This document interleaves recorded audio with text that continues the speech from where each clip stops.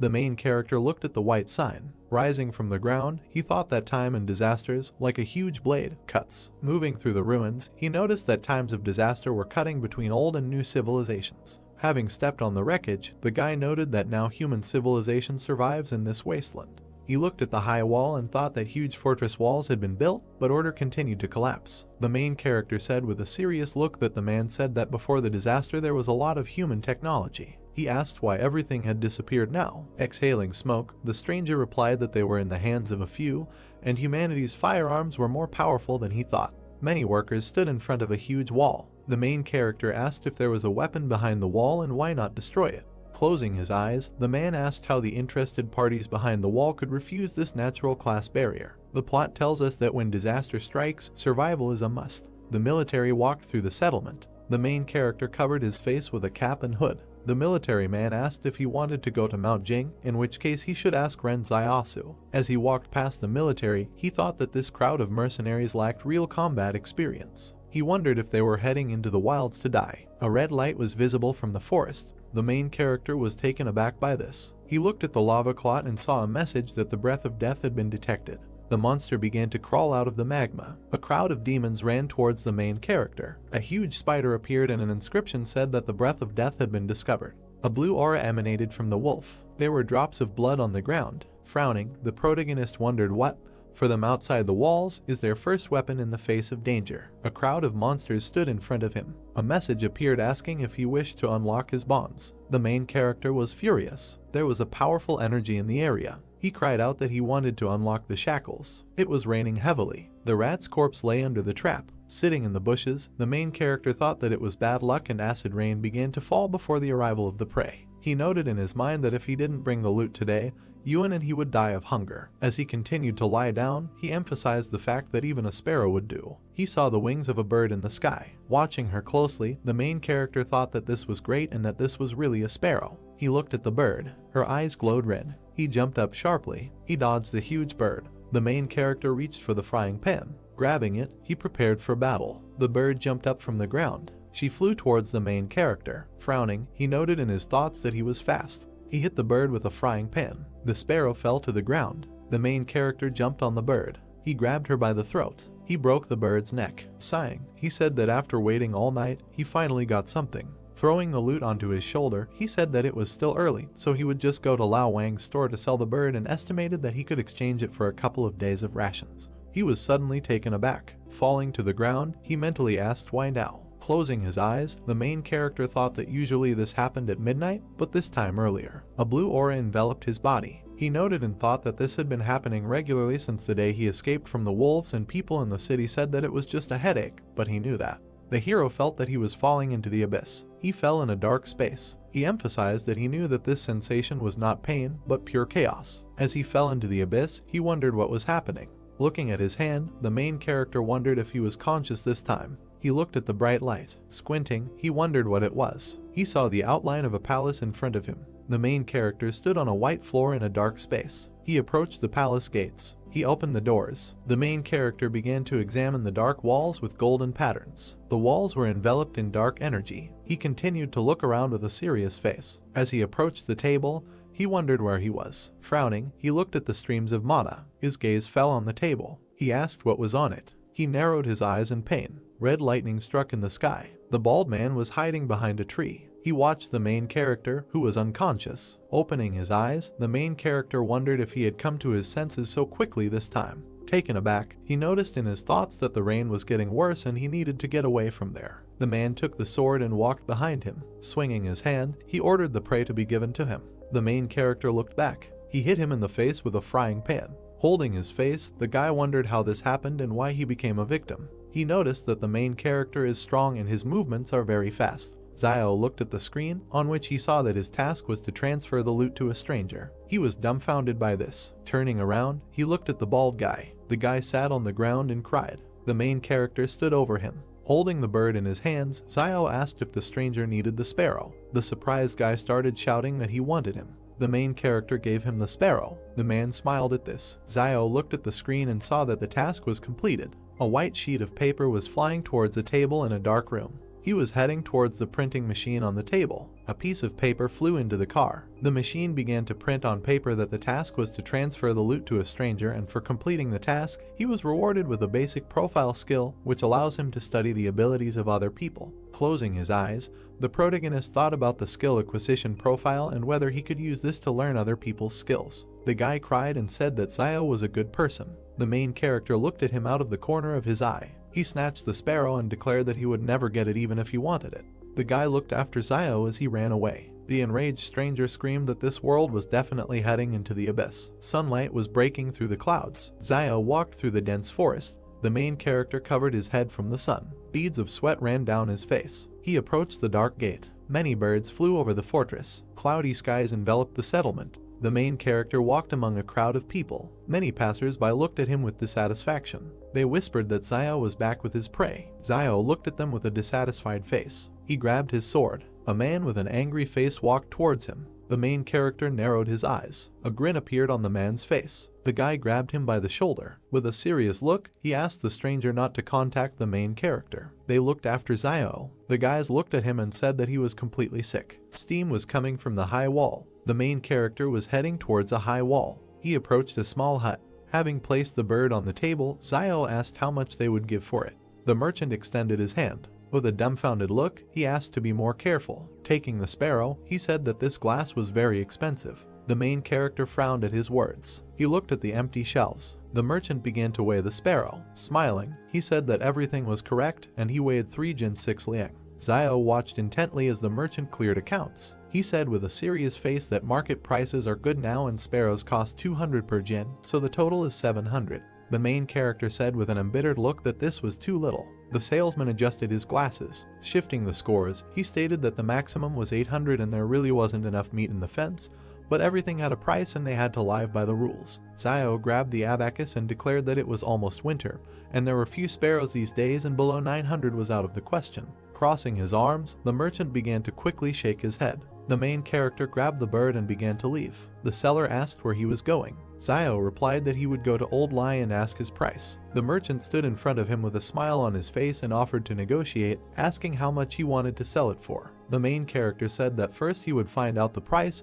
and then they would return to this issue. Smiling, the seller asked if Zio wanted 900 and then agreed, adding that he did not want to delay payment for Euan's tuition. He noted in his mind that today someone from the fence came to buy game and he couldn't let Old Lai take advantage of it. Zio, with a straight face, clarified what the merchant said at the end. He began to tremble and asked what the price of the main character was. Smiling, Zio replied that he wanted 1,200 for the sparrow. Veins appeared on the merchant's face. The main character asked whether he agreed or not, noting that if not, then he would go to Old Lee. The seller began counting out the bills. He continued to count them with a puzzled look. Having given the money, he said that this was all there was. Having taken the money, Zio said that there was nothing wrong with it and the merchant would return it tomorrow. The main character looked up. He pointed his finger at the jacket and asked him to take it out, noting that it would be just right for Euan. The merchant reached for his jacket with his cane. Putting it on the counter, he asked if Zio would like to buy it for himself, noting that he knew the price. For him it would cost 490. He noticed that he doesn't carry jackets very often, so if he takes one jacket now, he might end up dead in the winter. The main character replied that he was not cold. Zio's gaze fell on the medicines and he asked why anti-inflammatory medicines. The seller replied that one capsule is 210. This medicine is taken for 3 days in a row and he will give 3 capsules for him for 620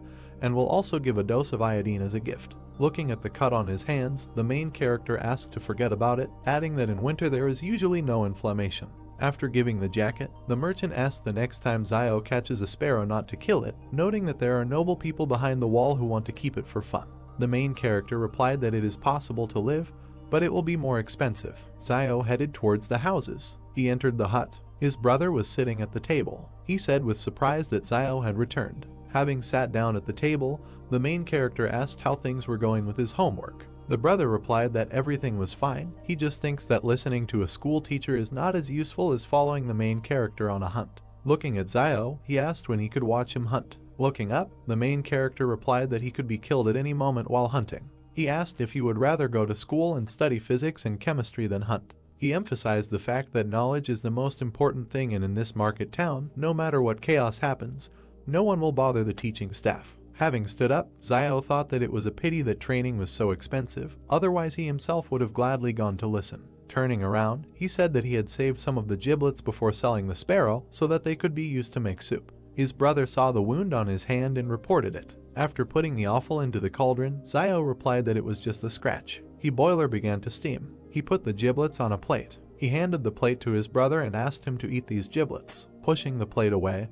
he replied that he would not and that the main character should eat, noting that he needed to recover. Zio replied that he was not hungry. Euan began to cry and said that he would not eat, adding that it was not some kind of scratch at all and he heard that 2 days ago someone died from an infection. Putting the plate on the table, the main character said that tears are useless and his brother understands that he cannot shed tears in this world, and this world has not believed in tears for a long time. He pointed his finger towards the street and asked Euan to look at the people around them. He asked what would happen if someone came at night and stabbed them to death because Euan didn't eat enough. Zio stated that he sent him to school because he had the ability for it, and if he studied well, he would not have to go into the wasteland early in the morning to earn a living like him. Euan sat down at the table. He started eating the offal. The main character patted him on the head and said that usually when they go out, Euan is damn smart and cunning, but as soon as they get home, he acts like a crybaby. Zio asked him to try on the new jacket when he finished eating. Looking at the main character, Euan asked where his jacket was. Smiling, Zio said that he wanted to rest.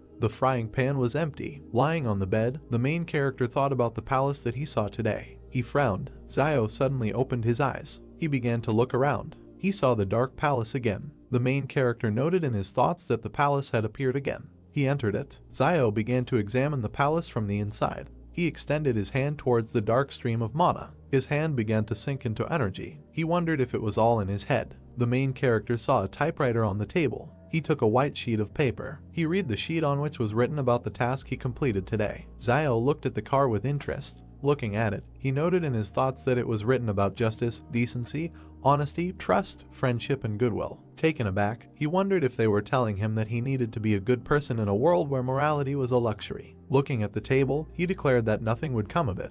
A lonely girl walked through the settlement. She pulled back the curtain. The stranger entered the protagonist's hut. Euan put the blade to her throat. Euan pointed his blade at the frightened girl. Looking at her, he paused, then asked that she was Zioayu's sister. Zioayu smiled, tilted her head and replied that Euan was still awake. He looked at her displeasantly and then stepped aside. Then the girl approached him and, smiling, asked where Zioasu was. She heard that he was wounded. Approaching the dim fire, Euan sheathed his blade and replied that the sparrow had wounded him in the arm. Hearing this, the girl nervously folded her hands and looked ahead. She saw the guy lying on the bed, and then she lowered her head. Euan walked over to the table, put his hands on it, and then raised his head and said that she was 8 years older than his brother, so she didn't need to get so attached to him. Zioayu, blushing, shouted that he was a little tomboy. She thought of them as brothers. After these words, she stepped aside with her head down. Euan looked at the walls of the room with displeasure, and then suddenly the girl said that okay, she will go home, let Euan tell his brother that she came by when he wakes up. She began to leave the house, and he watched this event.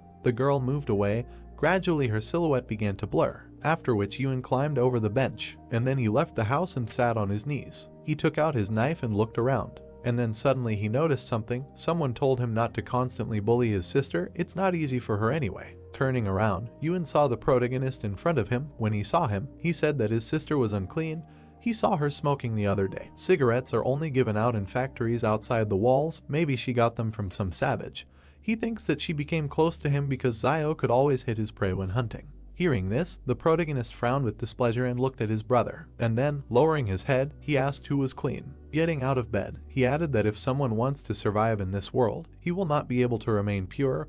All this is imposed by life, you just need to keep your distance from it and not bully. Euan, looking at his older brother, replied that everything was clear to him now. The protagonist sat down next to him, and he continued to say why he couldn't sleep, couldn't he? With his hands on the floor, Zio replied that he had something to think about. Looking around, he added that perhaps he also has some abilities. Hearing this, his brother said what he wanted to tell him. Zio did not listen to Euan and, interrupting him, replied that he was not quite sure yet, he needs to try it to be sure. After which he carefully examined the sky. He remembered how he was hiding with Euan in the forest in green capes. He thought that in the city they say that some people have special abilities, but before he did not believe in it, and only after meeting Liu Yuan did he believe a little in this. That day, Euan closed his eyes and crossed his arms and said that he hoped he could hit the prey. Seeing this, Zio thought that his ability was this. A second later, the bird began to fall from the sky and he thought it was luck. Looking at the dead crow, he continued to think that, however, making a wish would have the opposite effect, and there would always be some minor illnesses and disasters. Suddenly, Euan extended his hand upward and pointed his finger at the sky, saying that there were falling stars. Many stars were falling from the sky. Zio frighteningly grabbed Yuan's hands and shouted that he should not make a wish because suddenly it would come true again. Zio was sitting with his hands behind his head when suddenly his brother asked what he thought, why shooting stars fly so fast, that if someone is late to make a wish, to which the protagonist replied that what should he think? They fly quickly because he doesn't want to hear any of their wishes. We are transported the next day to a small building. A man with glasses appears in front of us, with children sitting next to him. He says that they will talk about technology in the era of civilization. Opening the book, he adds that they know what the term technology means. Euan, covering his mouth with his palm, yawns and replies that he doesn't know what the teacher is saying, so then he should be silent and listen carefully. Zio watches this process through the window, and the teacher continues to say that he will use this example to explain to them what technology is. After looking at the book, he turns to the board. Zio, standing on his toes, carefully looks out the window and listens to the teacher. How suddenly he closes the book. And, looking at the class, he says that they have had enough for today, they need to go home and eat. Afterwards, he narrows his eyes and looks to the side, his gaze is drawn to an empty small window. Suddenly the protagonist turned to the side, the teacher told him that from this day on he could. Zio entered the classroom and bowed, and the man in front of him added that he could stand and listen to the lesson at the door,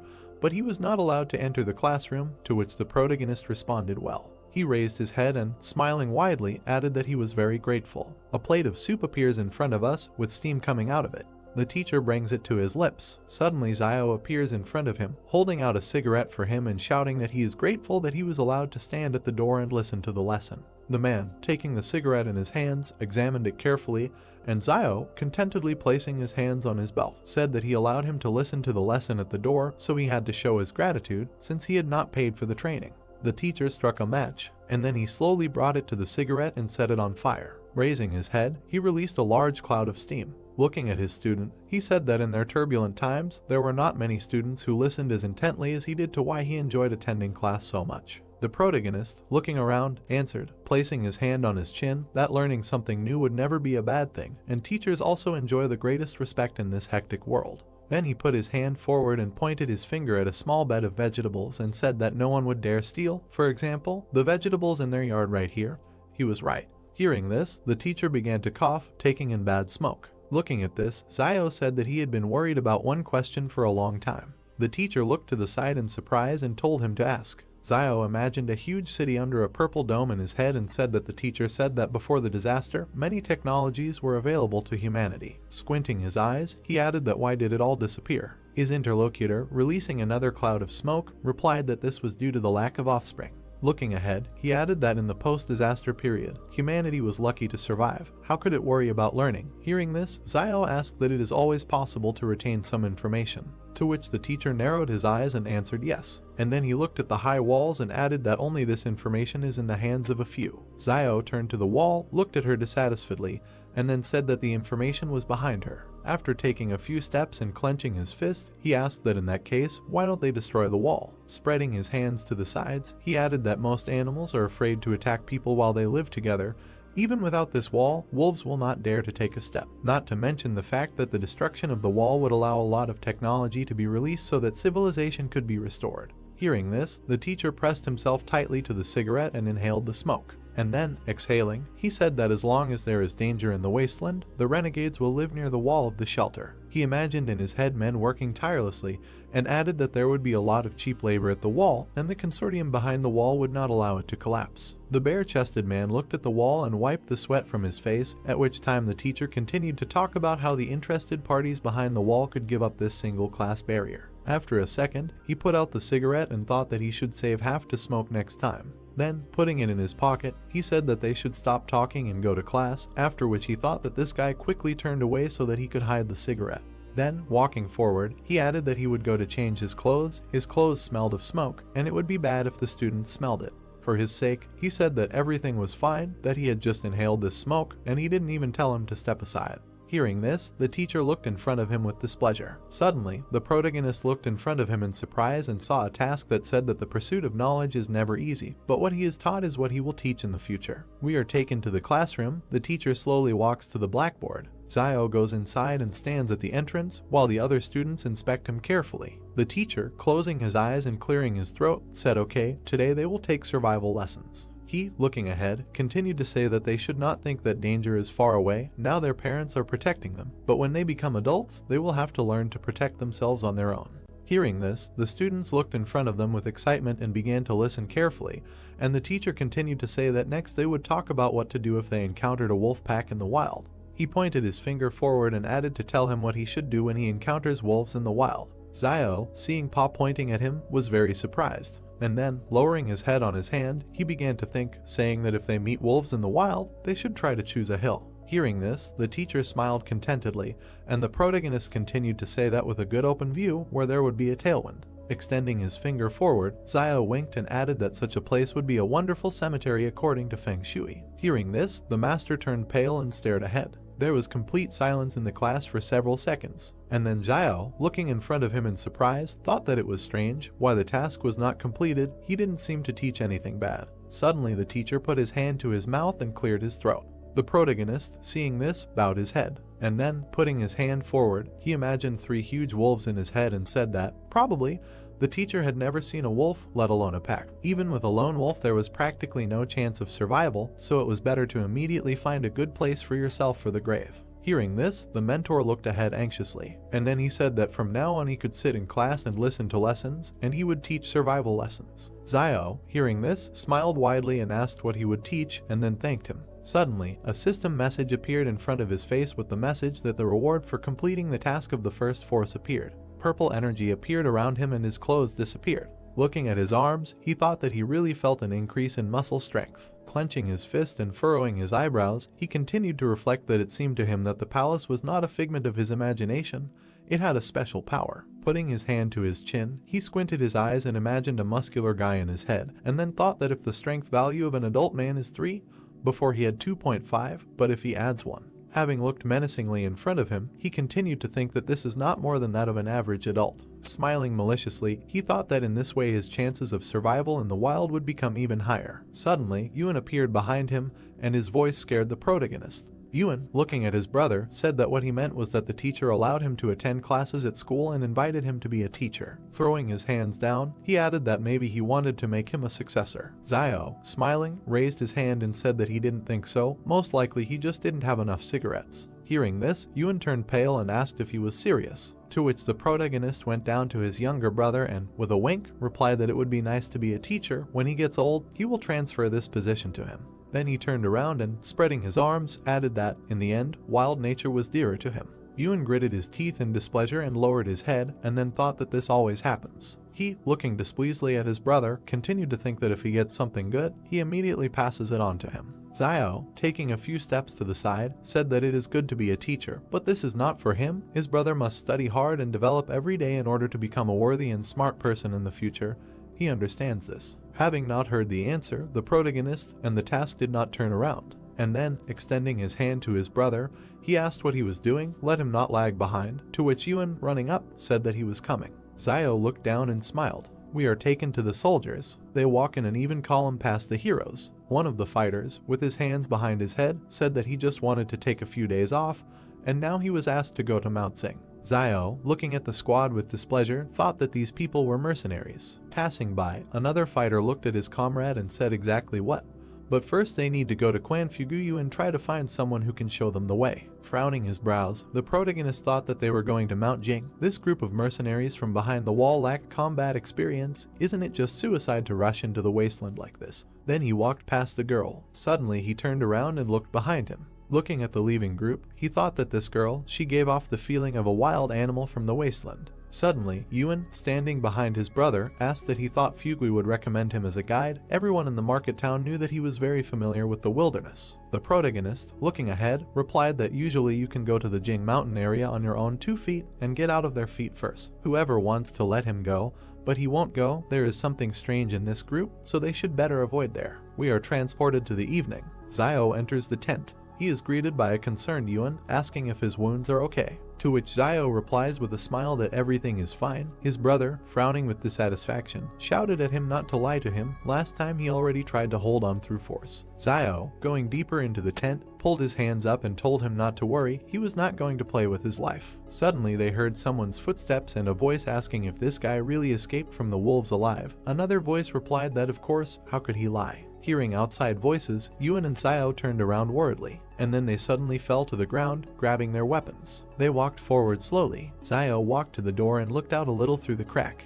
He saw the guy with the gun looking at Fugue, saying that he meant that he was sick in the head. The man in front of him, rubbing his hands with a smile, replied that everything was fine. He just said casually, "It won't hurt, he is not seriously ill, they are already in place." The protagonist, frowning with dissatisfaction, thought that this Fugue really decided to bring him together with these people. A man in a red vest walked out to class in different directions and loudly told Zio to go out because he had guests. Euan looked in front of him displeasedly and asked what he should do, to which the protagonist, turning around, replied that he would go out and let Euan stay in the house. Zio took a few steps forward and out of the tent, extending his hand forward. Then he jumped up to Fugue and, grabbing his hands, shouted with a smile that he congratulated him on the safety of his father and son. Everyone outside looked puzzled at the guy who appeared in front of them. A fighter with an orange bandage around his neck asked what kind of father and son. He meant capital and interest. A second later, he opened his mouth in displeasure and shouted that no, this schizo is definitely sick, what kind of nonsense is this? He grabbed Fugue by the collar and, pointing his finger at Zio, shouted that yes, he was definitely sick, and he told him that everything was fine, at least he knew what would happen to him because of his lies. Afterwards, the squad began to move away, and Fugue, stretching out his hands towards them, shouted that they would allow him to explain, because Zio may be sick, but this is not at all the case. Tears flowed from Fugue's eyes. He turned to the protagonist and asked him why he wanted him dead. And then he ran to the detachment, saying that they would allow him to explain. The detachment commander shouted that he was giving him time until dawn to find a suitable person for this job. Suddenly the girl with the sniper rifle stopped, and then, turning back, she looked at Zio for several seconds. After a while she turned around and continued on her way. The protagonist noticed this and frowned, and then a bundle of paper and a system message appeared in front of him, saying that the necessary skills would be learned in a random order. He, looking in front of him in surprise, thought what random study meant.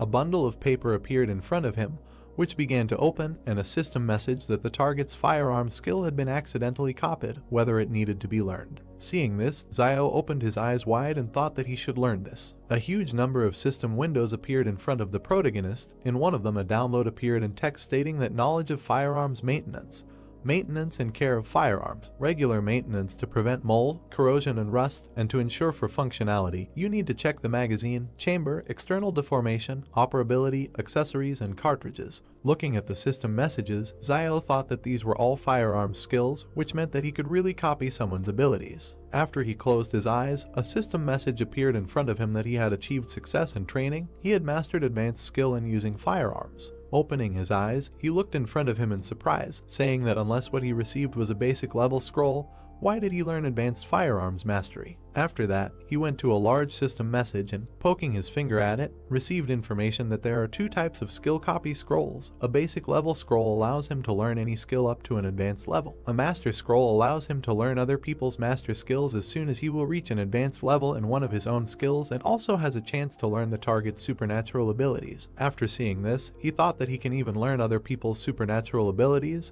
This is generally normal. An image of a girl appeared in front of him in the system message, and he asked that he could find out the firearms proficiency level of that girl. He looked in front of him in surprise and thought that she was fluent in firearms, but why was she serving in a private army? Something is really wrong with this group. He then narrowed his eyes and scratched the back of his head in puzzlement. Suddenly he turned around, hearing his brother's screams. Euan grabbed him by the cape and asked why he was looking at the back of this girl all this time. Suddenly someone came out of the tent and asked whose back it was. Turning around, they saw Zio coming towards them. Looking at her, Zio opened his mouth in shock and asked what she was doing here. The girl straightened her hair with a smile and said that she had swapped with a family of 3 who lived here before, and in the future she would move here and live next door to them. Hearing this, Euan clung to his brother and asked in a whisper that he was still a virgin. Because Zio spent a lot of money on this, she used to live in a stone brick house. Hearing this, Zio annoyedly grabbed his younger brother by the hair and shouted that he was already old enough. So it's time for him to talk about this aspect of your education.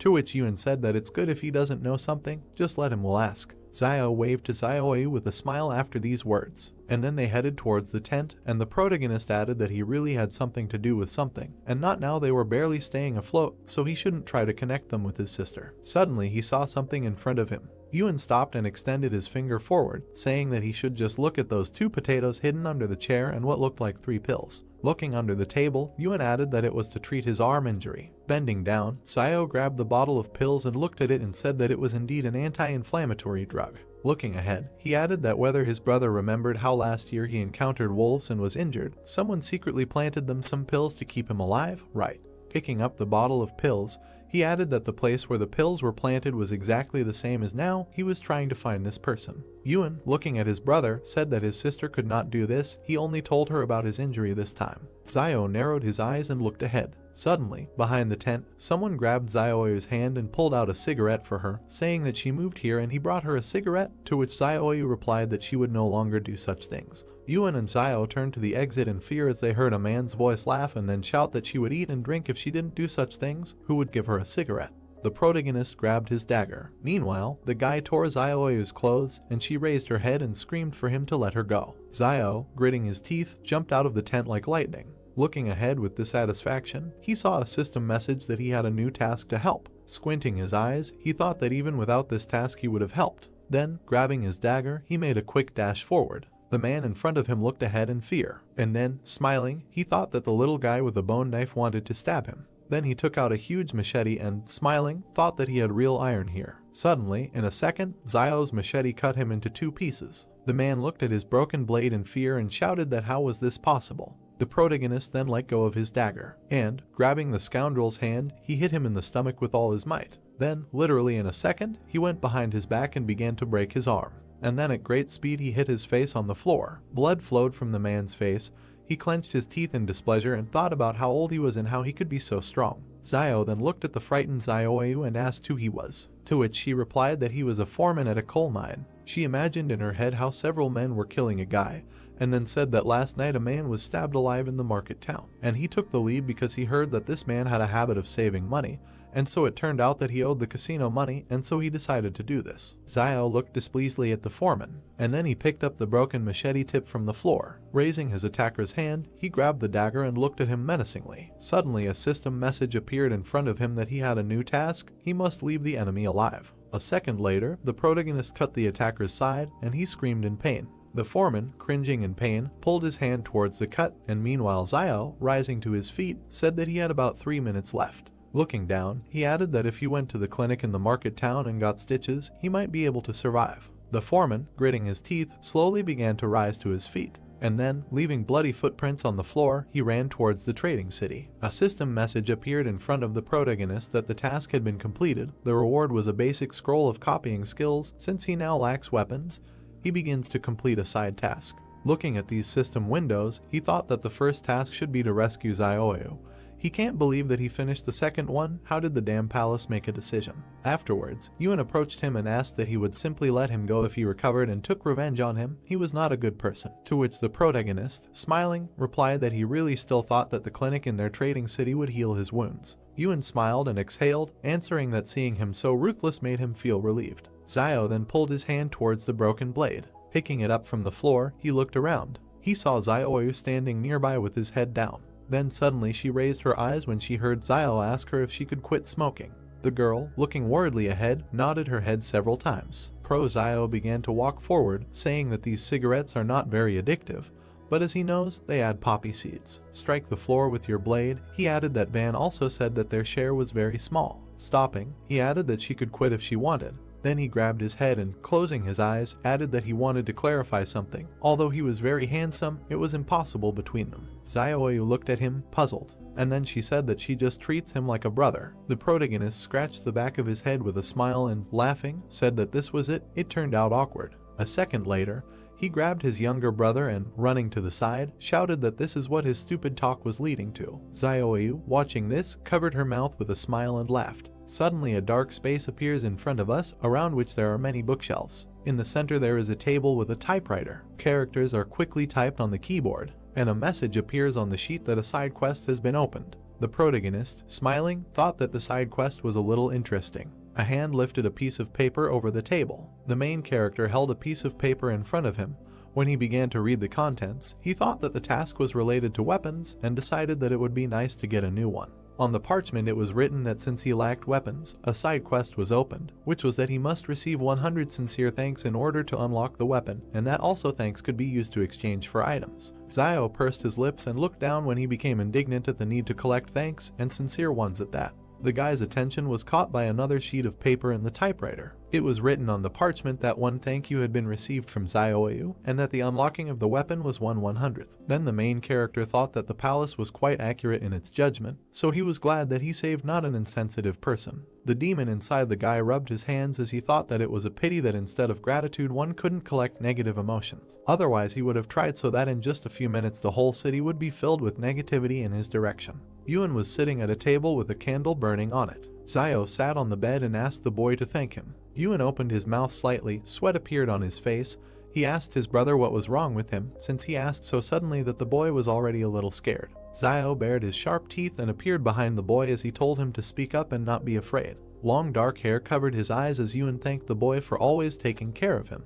The main character smiled, clenched his fist in front of him and thought that he did not expect it to be so easy when a system notification appeared that he had received gratitude from the boy. Zio put his elbow on the table, rested his chin on his hand, and asked his brother to say thank you again. Sweat appeared on the boy's face as he weakly thanked the main character. Zio raised his hands to the place where the system alert should have appeared and did not understand why he did not receive anything this time. He pointed his finger at the boy and told him that he had not thanked him sincerely, and asked him to be sincere next time, and then added that sincerely meant it was from the bottom of his heart, and asked his brother to do it again. Euan, sitting at the table, exclaimed words of gratitude, and Zio, standing next to him, told him that he was putting little feeling into it and ordered him to repeat it. The boy folded his palms in front of him and drawled out the word thank you. The main character crossed his arms over his chest, shook his head and replied that this was still wrong, and that first of all he should experience emotions. Suddenly Zio stretched his hand forward, smiled broadly and said that it worked this time and that he needed to do it again. Tears flowed down the boy's cheeks. He did not answer. A cartoon appeared with Zio and his brother with the caption that 2,000 years had passed. Euan put his head on the table and asked the main character sitting on the floor if this was his ability, and then said that his abilities had a bad effect on his voice, and Zio at that moment was thinking that after half a night of work, he only got one sincere thanks. The guy grabbed his head with both hands and said that he needed to come up with something else. 2 coins fell onto the wooden table. The main character put his hands on the table and looked up. He took the coin in his hand and looked at it. It turned out that there was a heart on it. On the back was an inscription that she was grateful to him for being with her all her life and for giving her the courage to be who she was, and that she was grateful for what he shared with her as her destiny, and for the flowers that bloom and fall, and the promise that she will cherish them all. Zio raised his hand with the coin to his face as the melody enveloped him. The guy looked back, where there was some movement. He turned around and saw a large metal device behind him. The main character came up and began to examine it while he was thinking about what it was for. Zio saw 2 narrow holes. He looked down and thought about trying to throw a coin there. The guy raised his hand to the slot and placed a coin there. At the bottom of the device there was a shelf into which a black jar fell. The main character took it in his hand, looked at it and thought that it was medicine. That's what it said on the jar, and Zio continued to look at it and wonder if it was possible to tell what the medicine was for. Suddenly the guy opened his mouth and eyes wide. He found himself at home in front of the table at which Euan was sitting. The boy opened his mouth wide and turned to his brother, asking what kind of magic he had done and why a small jar suddenly appeared in his hand.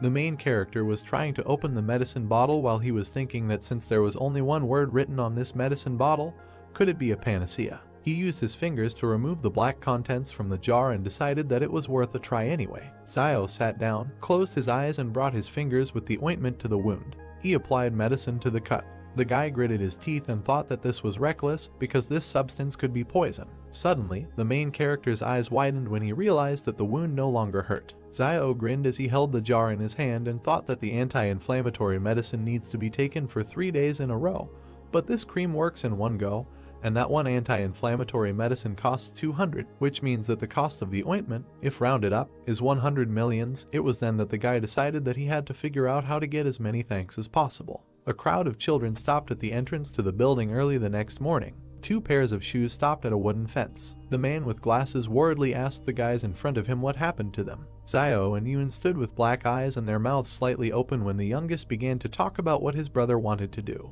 The main character smiled broadly, pinched his brother's cheek, and replied that they were fine, they just didn't sleep well. The man with glasses opened his mouth and asked him if he had thought about what he would say today, because today was his first day as a teacher, to which the guy replied not to worry. The man in the tattered cloak touched his hand to the wooden table while he thought about how they need to find a way to collect a whole bunch of thank you coins, but he doesn't know how to do it. Zio spread his arms out to his sides as the crowd of children sitting in front of him greeted their new teacher. The main character came up with an incredible idea. His hand, wrapped in black tape, reached forward when the guy asked them about how they think it is difficult for teachers to give lessons. The guy closed his eyes and said that everyone can sit in the classroom, but the teacher stands all day. The children began to chatter when they were asked if they should thank the teacher and responded positively. The gray-haired man adjusted his glasses and nodded. In his heart, Zio smiled broadly when in reality he seriously said that from now on, instead of greeting, the children would thank the teacher, but he thought that he had cleverly come up with the idea that the students would thank him.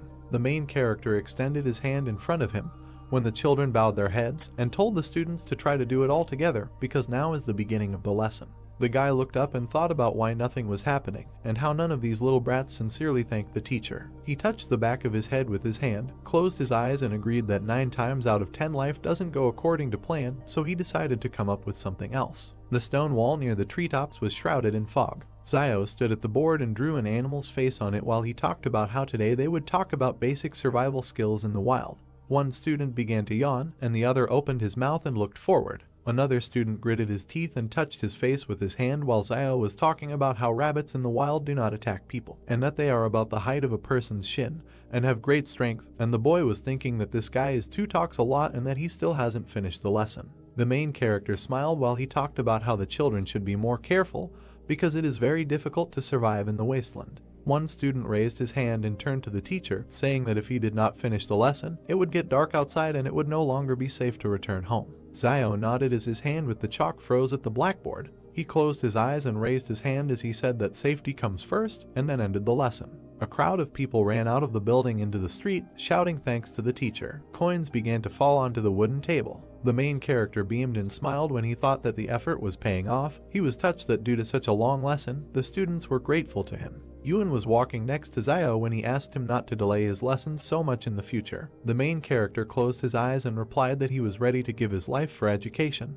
and asked what was wrong with being delayed a little. Euan clenched his teeth and said that he could not continue like this because he would destroy the youth of their country. Zio grabbed his younger brother by the head and asked him what he might know because the guy received the coins, which means that the student's gratitude was sincere. The boy opened his eyes wide, pointed his finger forward and told his brother to look there. There was a crowd of people ahead. One man smiled widely while the main character was thinking that isn't it old man Liu, and that he went to be a guide. A man with glasses approached the guys and addressed Zio. He adjusted his glasses, opened his mouth and told him that he was a heartless little wolf to whom he recommended such a good job, but he did not agree. The main character opened his mouth, looked away and asked how he knew it would be a good job. The man with glasses grinned and replied that there are poor and noble people behind the walls of the shelter, but the poor will not be able to get out of there, and that these people who have free access to the territory of the shelter must be noble people. There was a high stone wall behind the guy when Zio realized that it was blocking not only the people outside, but also the people inside. He opened his eyes wide and looked to the side as he thought about how those inside the walls have a hard time getting out, but those outside are desperately trying to get inside by any means necessary. The man with glasses smiled and touched Zio as he said that he had heard from the staff that they were looking for a good guide from the trading city to take him beyond the wall so that they could use his services, and asked the guy about when else would he have it was such a wonderful opportunity. The main character looked to the side and remained silent when Euan asked him why he didn't talk to those guys from the group again, because he was much better than that old man Liu. Zio turned his back to the bespectacled man and the boy and told him to get it over with and that it was time for them to go home. Near the door there was a wooden sign with hieroglyphs. Euan pointed his finger to the side and tugged at his brother's cloak as he turned to him and asked if Sister Zaioi was there. A girl with long hair spoke to a man through the window and said that her earrings were worth a lot of money, so could he give her more, and she was told that she didn't really need to sell things, because she could just become. At this point, he was interrupted by Zio, who put money in Zaioi's hand and said that she didn't need to sell anything, because it was money for 3 anti-inflammatory pills. The girl's hand clenched the money as the guy replied that he was going to buy the medicine anyway, so she could take it, and that he didn't reject her kindness, but they shouldn't be so polite to each other in the future. The main character hit himself on the chest with his fist and said that if it weren't for the medicine that she gave them, he probably would have died, and that she didn't need to worry, because now, as long as he had meat, he would make sure that she had soup. Euan touched his brother and told him in his ear that he had pronounced it wrong, because they usually eat meat together. But he said that while he eats meat, she will eat soup, and then the boy added that they don't have meat at home now. Standing behind him, Euan nodded as Zio looked determinedly and asked to be allowed to say differently. The protagonist pointed his finger at Zio and exclaimed that in the future, if he has a full bowl of soup, then she will always have a bowl to wash it. The girl smiled, closed her eyes and replied that from now on she would wash the dishes and laundry for him. The man knelt down and began to beg the doctor to help his family. A man in a white coat stood next to the wounded guy while the man at his feet talked about how their family could not survive without him. The man looked down and asked what was the point of visiting a doctor if they couldn't afford it. Zio and Euan stood and watched as the door slammed shut in front of the kneeling girl. The main character opened his mouth, turned to his brother and said that he should remember this, because in front of him is their reality. Drops of rain began to hit the roofs when a voice said that acid rain was coming and that they should go home quickly. The girl and two guys ran in different directions, trying to hide from the rain. Euan turned his head to Zio and said that it is very easy for doctors to receive gratitude, because they all thanked the old doctor when he was still here. The main character lowered his hand when his brother said that it was a pity that he didn't know anything about medicine. The guy asked what kind of nonsense he was talking about. Zio's eyes widened when he thought that even if he didn't know how to heal, he could learn. A piece of paper appeared above the typewriter when the main character added that if he became a doctor, he would be able to earn money and receive gratitude, and thus solve two problems at once. The door that led into the building was illuminated by the sun. Zio sat against the wall of the house with a sign and thought that he didn't know what time the clinic usually opened, but it wouldn't hurt to come early. The clock struck 2 o'clock in the afternoon when the guy wondered if it was time for him to show up. The door opened slightly. The man in the robe came out, stretching and yawning. Suddenly he opened his eyes wide and screamed. He stood on one leg next to the guy sitting on the ground and asked him what he was doing here, squatting, and Zio told him to mind his own business and not pay attention to him. The man in the robe touched the door and said that if he wanted to see a doctor, he had to bring money, and that without it he could sit here all day. A piece of paper appeared in front of the main character, and he laughed when a system notification appeared that the target's skill would be learned at random. The guy's hand squeezed the sheet. An alert popped up asking if he wanted to learn the target's skill called Deception, which was randomly selected. The paper disappeared from Zio's hand. He opened his eyes and mouth wide and thought that he was here to learn medicine, and that there was no point in learning Deception, and also that this random skill was too random. The main character turned his head and gritted his teeth as he thought about how this guy was so disgusting that he had a skill in Deception. The man in the robe was holding something in his hands when he turned his head and looked towards the guy. Sweat appeared on his face. He opened his eyes wide when he remembered that he knew Zio, and thought that it was not for nothing that he seemed familiar to him, and that he was a well-known cruel guy in the city. The man was scared when he did not understand what he wants from him, because he didn't contact him. The main character pointed his finger at the system window in front of him and wondered what level of medicine this doctor had. In response, a message came with the words that from the information about the target it is known that he does not have any medical skills. Zio clenched his fist and gritted his teeth as he protested that how could he be a doctor without medical skills. The guy threw a frying pan at the head of a man in a white coat and shouted at him that he had been making money from fraud all these years. The man began to cry and told the guy not to talk nonsense and that he was not deceiving anyone. Zio turned around and walked away from the man in the white coat, holding the frying pan and touching his face with his hand, thinking that he would have to think again about how he could become a doctor without studying medicine. He looked at his hand and realized that the wound was almost healed. The guy remembered the metal device and smiled when he realized that he could heal cuts. The main character entered the house and asked Sister Zio what she was doing here. The girl was sitting on the bed and holding a black thing in her hands when she said that she saw that the clothes he was wearing were torn, and therefore came to sew them up for him. Euan was carrying a plate in his hands as he passed by Zio when he asked what he had in his hands, and he replied that it was Sister Zio who had prepared the porridge for them. The main character pinched his younger brother's neck and asked him if he had said thank you to the girl, to which Euan replied that he had not said so yet. The boy bowed and thanked Zio, and the girl jumped up and told Zio not to hit his brother, to which the boy replied that he could be spoiled with him, but he couldn't be like that with others. The girl sat down by the fire and put food on a plate while she told the main character standing next to him that it was time to eat because they were still growing.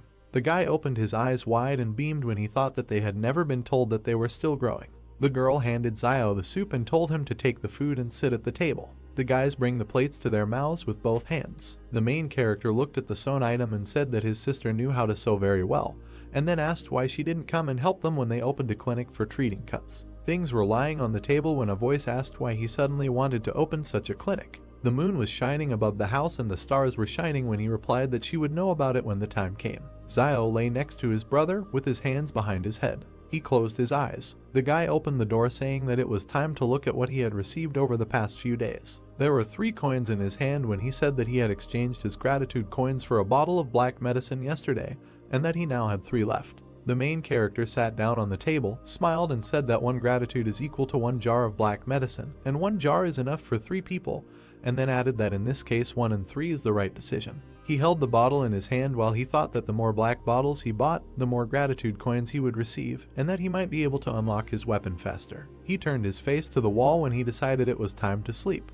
The boy stood next to the girl, waving to his brother and asking him to be careful. Zio smiled and thought that those who take risks will definitely get what they deserve. While the pick was breaking the ground, he thought that tall trees are always the first to be blown by a strong wind. The man who was dripping with sweat turned his head to the side when the main character was thinking about what needs to be done so that people don't think that he wants to deceive them. The man opened his mouth and asked Zio what he was doing here, and then assumed that he was cutting the grass here. The guy crouched down and tried to pull out the plant while he thought that since he already had the medicine, he should cut a few blades of grass. He turned his head and grinned as he explained that it was to give the appearance of being a herbalist and not to come under suspicion. Zio approached the man with the herb and said that it was not a weed, but a medicinal herb, and when he asked again, the guy replied that if you add the herbs in different proportions and boil them, they can be used to heal wounds, and then he asked the man what he thinks about how the main character recovered from his previous injuries. The man opened his eyes wide and assumed that the guy endured everything by willpower. Several people stood at the entrance to the house. Zio sat by the fire and looked at the crowd outside. He opened his mouth and smiled. Men on the street stood and discussed among themselves. Birds were flying over the roof of the house. The main character gritted his teeth and looked away irritably when he thought about why no one was asking anything. The guy went out into the street and pointed his finger at someone from the crowd. The man pointed to himself and asked again, to which he was told to come over. He turned to look at the crowd as Zio stood in front of him. The main character hugged the man and told him to ask him what he was doing. The man opened his mouth and asked him a question. Zio smiled sweetly. He pointed to the dishes on the fire and replied that he was making an herbal medicine that not only had anti-inflammatory and analgesic properties, but also quickly healed wounds, and that he had previously hidden this from everyone. There was grass in the water when the guy exclaimed that today he finally realized his mistake and decided to share it with them. The men began to discuss among themselves that everyone knew that he simply endured everything out of character, and that no one would believe that he could treat anyone. When Zio exclaimed that he was going to open a clinic for treating cuts and called them to his place if someone will get hurt. When people turned away and began to leave, the main character thought that this was not normal, that no one cared about him. A man suddenly approached the guy. Zio saw his bandaged hand. He grabbed it and asked the man if he had injured his hand while working, and if he wanted to get excellent medicine. He was told that he didn't need anything. The main character put the man against the wall, holding a can in his hand, told him to just think of it as an advertisement, and said that this time he would cure him for free. The guy waved to the man running away from him. When he entered the house, Euan asked him why he was giving out medicine for free. Zio gritted his teeth and replied that he should not ask, and that next time it would be better to die than to repeat this, but thought that the beginning is always difficult, and that he should control himself because those who achieve great things achievements do not pay attention to little things. Birds flew over the stone wall the next morning. When Zio left the house, someone was waiting for him on the street. The main character opened his eyes wide and asked the man what he was doing here so early, because he hasn't been going out to catch sparrows lately. Old man Wang with glasses smiled widely and asked the guy if he had cured Tedu from the eastern part of the city yesterday. The main character closed his eyes when he learned the man's name. The guy crossed his arms and replied that he worked without intermediaries when Wang asked him if he still had the medicine and suggested that Zio give it to him and he would sell it. The man with glasses beamed, smiled widely and replied that he could sell him some then, and the guy said that he didn't seem to be injured. Wang raised his hand in front of him and said that yesterday Tedu felt that something was wrong and wanted to know what kind of ointment the main character gave him, and decided to taste it. At that moment sweat appeared on Zio's face and he asked if this black medicine could be taken orally. The man's glasses flashed when he said that Tedu took this black ointment and tumbled with his wife all night, and then asked the main character how much of this medicine he had and where he got it. Zio closed his eyes and replied that he inherited it. The guy looked at the man with glasses, grinned and asked why he, a bachelor, needed this ointment. Van smiled and replied that the guy should not worry about it, and the main character put his hand in front of him and said that the price of introduction was 600. They put money in his hand and thanked him when a system notification appeared that he had received gratitude from a man with glasses. Zio looked after the smiling man indifferently. There was fog at the gate to the building. Van held a black jar in his hands and smiled. He handed the medicine to the man in the black suit, saying that he had brought this thing. An overhead view of the wooden shacks, Zio standing in front of the sign on his house. On the sign in front of the hero there is an inscription that this is a clinic for the treatment of cuts. The hero looks at it with pleasure and is glad that it is finally opening. 3 pairs of male legs, blood dripping on the ground, someone complaining that he can't do it anymore and that he's in damn pain and can't run anymore. 3 wounded villagers, one is bleeding from his arm, another is holding his shoulder, and the third is holding his leg. The man in the center, in a purple shirt, says that they need to hurry. The hero notices men passing by who are heading towards the charlatan's clinic. A man in a white jacket happily notes that they are already near the clinic. Zio's eyes begin to shine when he realizes that these are his first clients. A task window appears that says that the hero needs to save 3 patients. Zio thinks that he did not expect the first patient so soon. Zio puts his hand on his head, sighing and asking for an apology. He runs up with a sharp jerk towards the men, who have not even had time to notice him yet, grabs them from behind, jumping on them. The hero throws the wounded near his hut, tying them up. A man in a purple shirt, lying on the ground, asks the hero what he wants. MC stands with a serious face against the sky and says that the doctor at the clinic they were going to see is a charlatan, and he is trying to save their lives. Zioyu leaves the house, looking at what is happening. The hero shouts to her that they have patients to treat.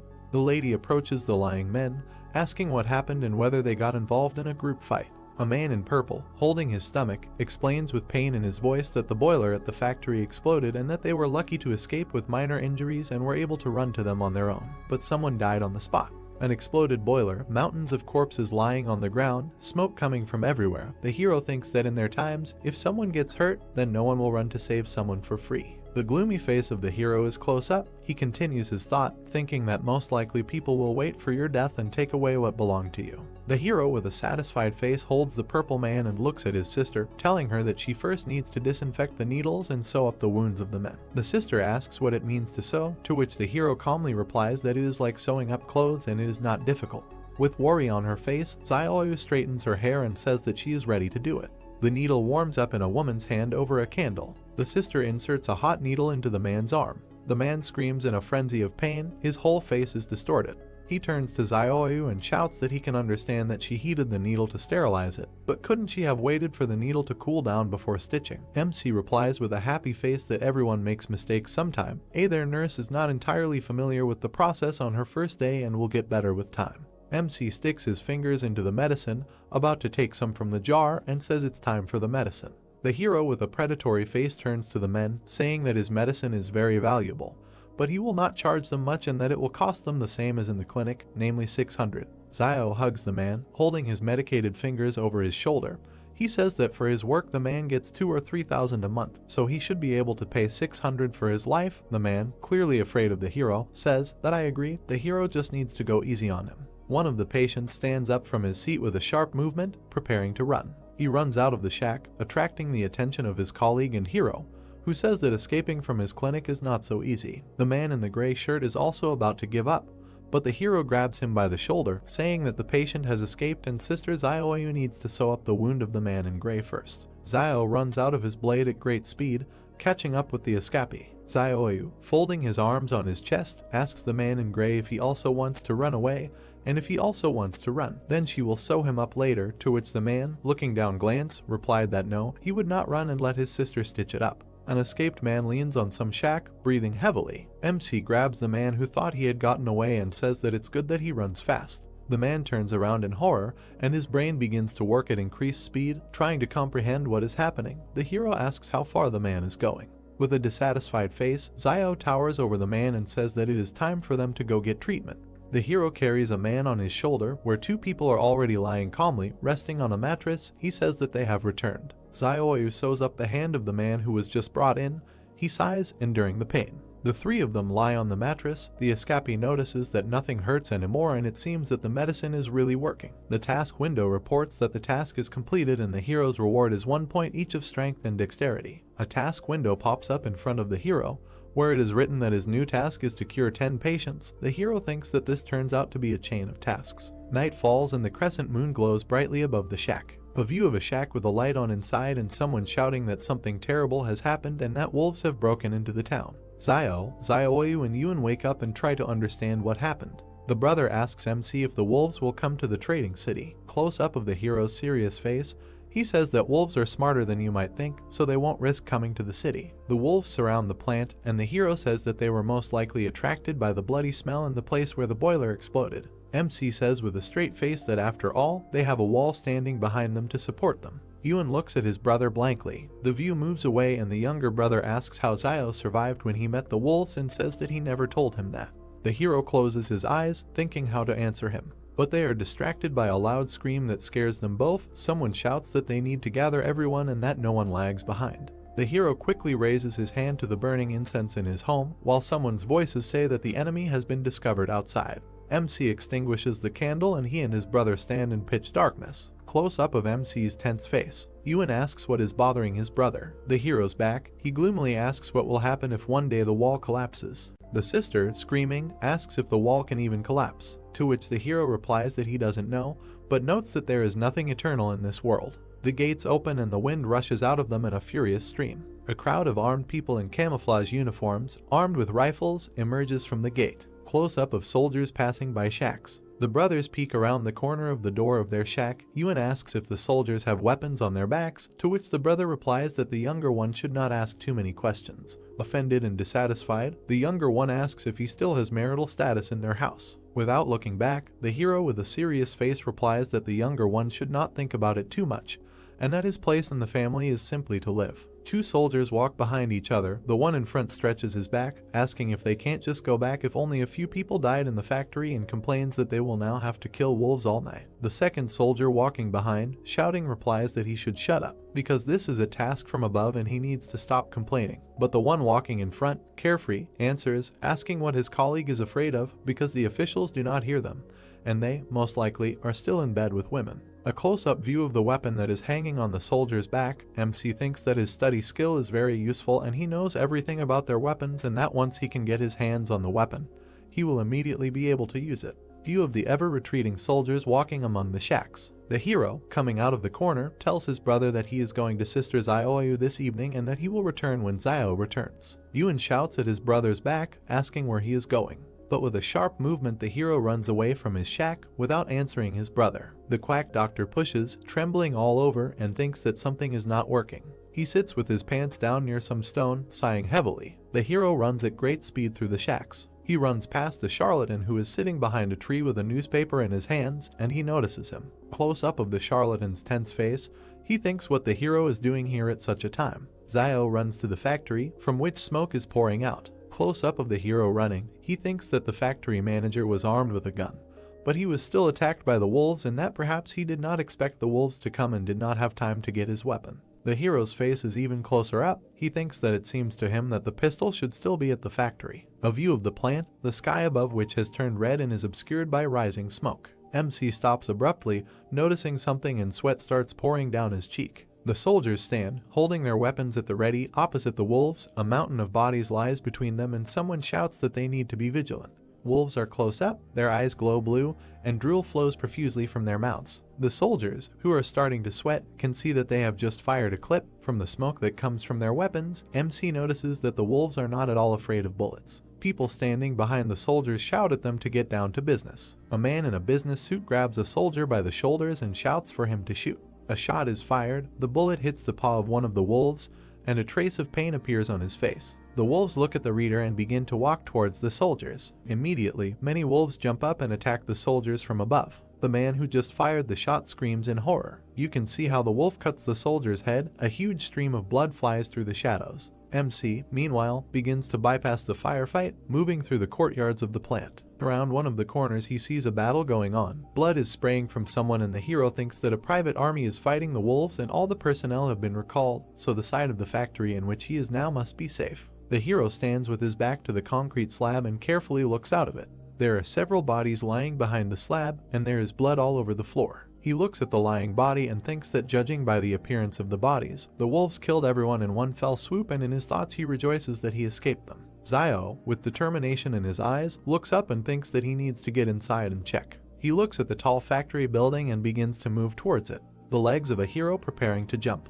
MC starts jumping on boxes to climb up to the fire escape and clings to it. He begins to climb up the fire escape. He jumps onto the roof and sits down, leaning his hands on it. Standing on the roof, Zio looks around, peering into the windows on the roof to see what is below. Close up of the hero, thoughtful face, he thinks that he needs to hurry. He looks back at what is happening below, where people are fighting, and then puts on his hood. Drawing out his bone dagger, he slashes downward with the blunt end. He breaks the window below him and falls among the shards of glass, lands down on his haunches, resting his hands on the floor. Looking around and shaking off the glass shards, Zio thinks that he is finally inside. He calmly removes the hood from his head, standing among the dead bodies. The hero's back, he looks at the bodies lying on the floor here and there, and thinks that it looks like there was a battle here. But for some reason all the bodies are directed in one direction, and notices that in a critical situation, people run either to safe places or to places where weapons are stored. Few of the stairs leading down, it is covered in blood. Zio goes down the stairs, walking around the corpses, and notices some red light from below.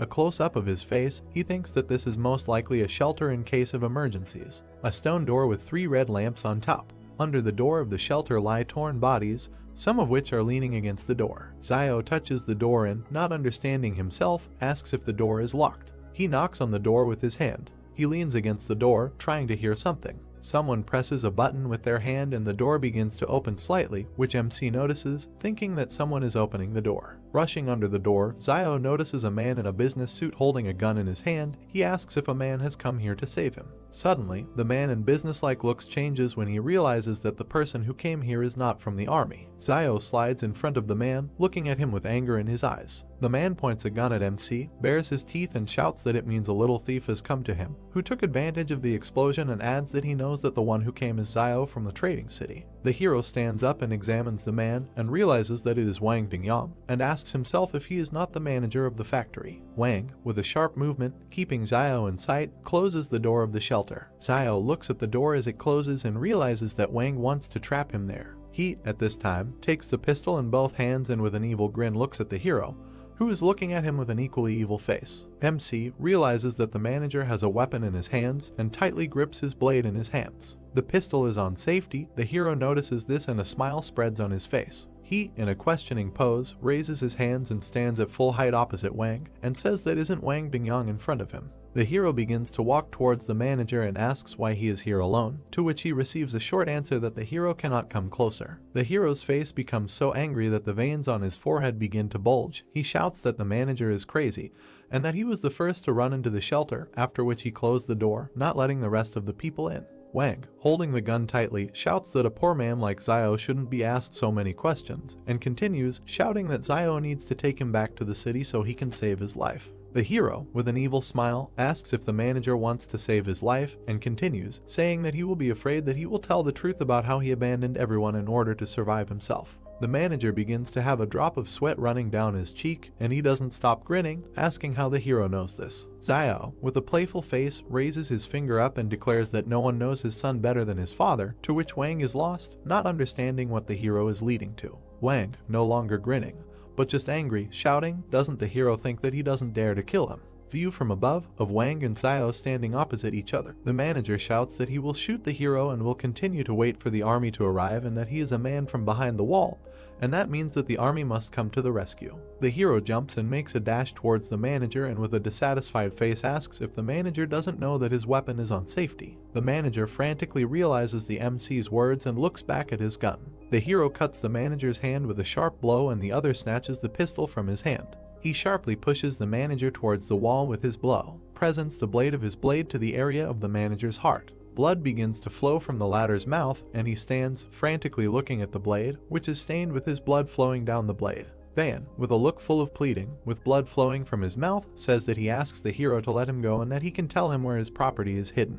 The hero, with a serious face, says that Van must speak first and then he will let him go. Van, with one eye on the blade that is moving away from him, thinks that MC is still young and that he can deceive him by simply stalling for time until the private army comes to his aid. The hero holds the blade in front of Vaughn, asking if he wants to stall for time, and continues by saying that his lungs have long been pierced by the bone knife, and even if he returns, how long does he think he will last, and states that there is no reason for the hero did not make his fate easier. With a sharp blow, MC pierces the manager's chest, causing him to scream. He sharply removes the knife from the manager's chest, shaking it off from the blood. He sits down opposite the manager's body, searching it. 2 clips in Zio's hand. He thinks that the fact that the manager had 2 extra clips was just right for him. The hero passes by the bodies, heading towards the exit, and thinks that he must get out of there as soon as possible, and that perhaps the army to rescue Wang Dingyang is already on the way. Exhaling from fatigue, Xiao enters his shack. Yuan stands opposite his brother with his arms extended towards him and joyfully says that he has finally returned and asks if he is injured, to which Xiao replies that everything is fine and asks if anything happened in the city while he was gone and whether the military returned.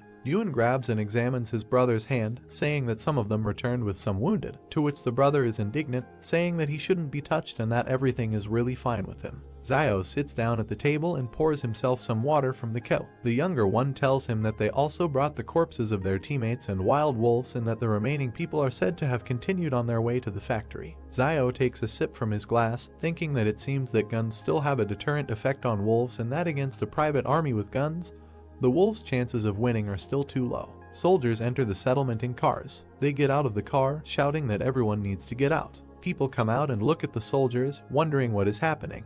The soldier shouts, holding a weapon in his hands, that everyone who says who left the city today will be given a big reward. Xiao and his brother look out of the shack, leaning on its door with their hand. Close up of Xiao's face, he thinks why the military came to them and that he disguised the wound before leaving as if the manager was injured by a wolf, and that an ordinary person would not be able to distinguish the wounds, and thinks that maybe the military found out that Wang's gun was missing, which means they suspected something. The hero's memories of how he leaves the factory, holding a pistol in his hand. The soldiers rudely question the people, and Xiao realizes that they are looking for a gun. Someone from the crowd raises his hand and shouts that he knows who came out in the middle of the night. The quack doctor shouts that it was Xiao and that he saw it with his own eyes. He turns and points his finger in the hero's direction, shouting that it is him. The hero's eyes are close up, sweat begins to flow down his cheeks. The soldier points in the hero's direction, instructing his subordinates to search Xiao. Old man Wang rushes out of his seat, waving his arms and shouting that Xiao is the same guy that Boss Luo asked to keep an eye on over the wall, and that they can't treat him like that. The head military man asks what Old Man Wang means, to which he replies that they can ask Boss Luo themselves why he is being looked after, but he has no right to speak. The military man remembers a man with a red shirt and rings on his fingers, realizing who Boss Luo is. He raises his head to look at Old Man Wang and shouts that even if Xiao is one of Boss Luo's men, then this is a serious matter and that the culprit must be found, after which he will personally go in the evening to make amends to Boss Luo and explain everything. The soldiers grab MC, they run their hands around, looking for something under his clothes, which displeases Xiao. The military tries to enter the brothers' shack and Euan, clutching a knife, shouts that they cannot enter. But the older brother looks around, shouting to him that he needs to let the military through. The younger one has a confused face and is trembling. The charlatan smiles, looking at what is happening and grins. The soldiers enter the shack and begin to search for something in it. The younger one, looking from behind the door, watches as the soldiers throw things around in search of something. He clenches his palms and prays that they won't find anything. One of the soldiers begins to lift MC's frying pan, but the chief military man, clearing his throat, asks if they found anything, to which the soldiers look back at their boss, unanimously saying that no. One of them lifts the frying pan, not noticing a pistol in its shadow, and they say that this house is so empty that even if a pistol was hidden there, they would found it a long time ago. The main military man says that it is time for them to leave and the soldiers head out. The view from under the frying pan, under which the pistol lies, of the departing soldiers. Euan sighs, the tension and anxiety disappearing. The soldiers stop searching the hero, and he stands with his hands raised, with a dissatisfied face. Xiao looks back at the quack doctor with a displeased face, causing him to jump up. Old Man Wang comes up to Xiao and tugs on his shoulder, saying that it seems to him that he shouldn't have interfered and it looks like everything is fine with them, to which MC responds with gratitude. The old man smiles, laughingly saying that if it weren't for Boss Luo's admiration for Xiao, he would not have dared to stand up for him. MC looks up at the old man, asking what Boss Luo is doing and asking how he knows him. The old man, leaning close to the hero, says that Boss Luo is a representative of the consortium beyond the 113th wall and that he is simply delighted with his medicine. Xiao suddenly realizes that Wang sent his black medicine right beyond the wall. Holding the hero's shoulder, the old man continues, saying that Boss Luo said that from now on, if he delivers the portion on time every month, then he will guarantee that there will be no problems in the future outside the walls. Xiao looks around, asking if Wang could talk to Boss Luo and get them behind the wall. The old man wrinkles his face with displeasure, saying that they are all polluted people and how can they get behind the wall, and asks, saying that who will collect herbs for Boss Luo in the field if MC gets behind the wall. Wang sighs, saying that he also wants to get inside, and Xiao understands that if this Boss Luo still wants to benefit from him, then he would not let him go beyond the wall. Euan, holding his head, approaches his brother, addressing him. He grabs him by the jacket with a trembling hand, sweat streaming down it. Zio looks back at his brother, who has already simply fallen down. He looks down in horror and screams his brother's name, realizing what happened. The hero sits on the bed, touching his hand to his brother lying next to him. Zio frowned and looked at him, telling him not to be so stupid. He might die from this fever. He thought that his brother had made a wish again to save him and would get hit back. Euan opened his eyes and said, "But what if something happened to him?" The girl squeezes water out of a towel. She placed it on the boy's head. He turned his head, looking at her, and asked for forgiveness for causing her problems. She touched the towel on the boy's head and said with a smile that the two of them were just big kids. But if they weren't more mature than other kids, they wouldn't be alive now. He added that basically his brother is amazing. The hero looks thoughtfully at his brother, whom the girl is caring for. Zioayu and the boy turned around as the boy got out of bed and told them not to worry. He would lead them all to a good life. A doorway, a faint light inside the hut, a basket hanging on the wall. Euan asked if it was really him. It was so cheesy. The sun illuminates the entrance to the house. The guy bent down, moved the fabric hanging over the doorway with his hand, and held a bucket in his other hand. He raised his head with a question. They called out to him and congratulated him. A man with glasses stands in front of him, holding a box in his hands, smiling, and asked if he hadn't heard that Tong was scared to death last night and ran away with the money, and now he is the only doctor in the city. The man extended his hand to him, said that the manager behind the wall had allocated Xiao Tong house, and he could move there today. He added that he had prepared a small gift for the brothers. The guy was surprised. The man put a box in his hands and said, "They are growing, so let them eat this to support their bodies." Xiao asked what it was. He opened the box. There was a nest on a white cloth. The man explained that this was a swallow's nest, which he had kept for many years. It was an excellent tonic. The guy took it with 2 fingers, looked to the side, said that he heard teacher Jang say that swallows' nests are held together by liquid, and that he thought that ordinary water should not be so viscous, so most likely the swallow uses for this your saliva. The man raised an eyebrow, sweat running down his face, looking puzzled. Zio, with a sly smile, hands the nest to the man. He put his hands forward, loudly said that he should not give it to him and not be so disgusting. He added that there is also a bloodbird's nest, and asked what her nest is made of. Then, as he thinks, the hero suggested that it was from sputum with blood, and admitted that he was just joking. Let him not pay attention. The man put his hand on the guy's shoulder, suggested without further ado that he get straight to the point, said that Zio had not gone to buy herbs for the last few days, so that black medicine should soon run out. He asked if this was so. The guy looked at him thoughtfully. The man shuddered. Zio said, "Didn't he buy it recently?" He pushed the hero away with his hand. The hero smiled. He said loudly that the guy knew that he bought it for the big man behind the wall. Zio turned away. Picking his nose, the man raised his fist, asked him not to pretend to be stupid, because without him sending the medicine, the hero would not have been able to get the clinic for almost nothing. The hero has a small black cylindrical box in his hand. He offered 12 for it. The man snatched the box from his hand, putting money in another, shouted that it was sold, in a notification of gratitude from Wank. Van leaves, waves his hand at the guy. The hero thought that he was quite interesting and sincerely thanks him. The man advised him to pack his things and move. Many have already had their eyes on that brick house. The hero with his younger brother and girl approach a brick house. They stand in front of the door. On the left there is a wooden table with an inscription. They entered and looked at the wall where the red tapestry hung. The boy pointed his finger up and asked his brother to look at the banner hanging in the center. There is an inscription embroidered on the banner with golden threads. Zio squinted and read, "Skillful hands bring it back to life." He frowned. A screen appeared with a quest chain and a question asking if he wanted to continue rescuing 10 patients. He agreed. He turned around. Behind him a man put his hand on the shoulder of a woman in a pink jacket. They need a doctor. The guy turned to them, folded his hands, smiling broadly, and asked what injuries they had. He allowed himself to tell them that it was the right decision to come to him. The man put his hand on the woman's stomach, said that this is wonderful. His wife is 4 months pregnant. This morning her stomach suddenly hurt a little. He was afraid that something had happened, so he came for advice. The guy, smiling, hesitantly asked for advice. He was petrified when he realized she was pregnant. He closed his eyes, hand on his chin, frowned, thought this was a little difficult. The couple became nervous when the guy asked who to save, the mother or the child. The man clarified, to save. They closed their eyes, knitting their eyebrows, misunderstanding and fear on their faces. They fell upside down. Zio scratched the back of his head, apologized with a smile, said that he knew nothing about gynecology, and it would be dishonest for him to continue to deceive them. He put his hands on the shoulders of the couple standing opposite him, said that they could borrow a few books from Mr. Jang at school, and should not take any pills. He remembered that pregnant women should not take medicine. If they still don't understand something, they can ask teacher Jang.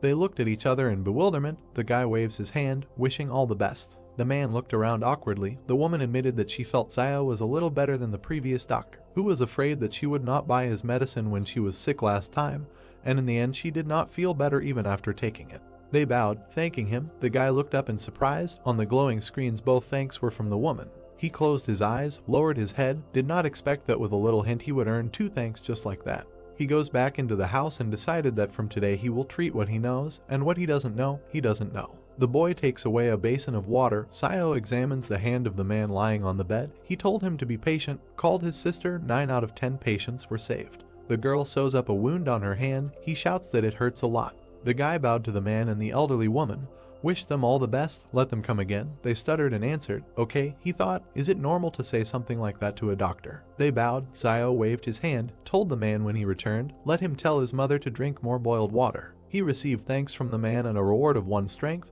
The task of the next stage to save 20 patients. Zio stands with his back against the dark blue background, thought that the difficulty had increased again, and asked the palace for his current strength and agility scores. A guy in a room with blue walls with gold ornaments, on the screen strength 5.5 and agility 4.1. He thought, not bad. Euan holds a box of surgical instruments and said to his brother, why don't he treat all these patients? It's also money. The guy raised his hands, put the bottle on the top shelf, asked what he would do if he didn't know how to treat them. Complicating their illness would be even worse. He held his hand on the shelf, looked back, added that the previous doctor also did not know how to treat, but still treated patients. Palm on the cabinet, looking at his brother standing opposite.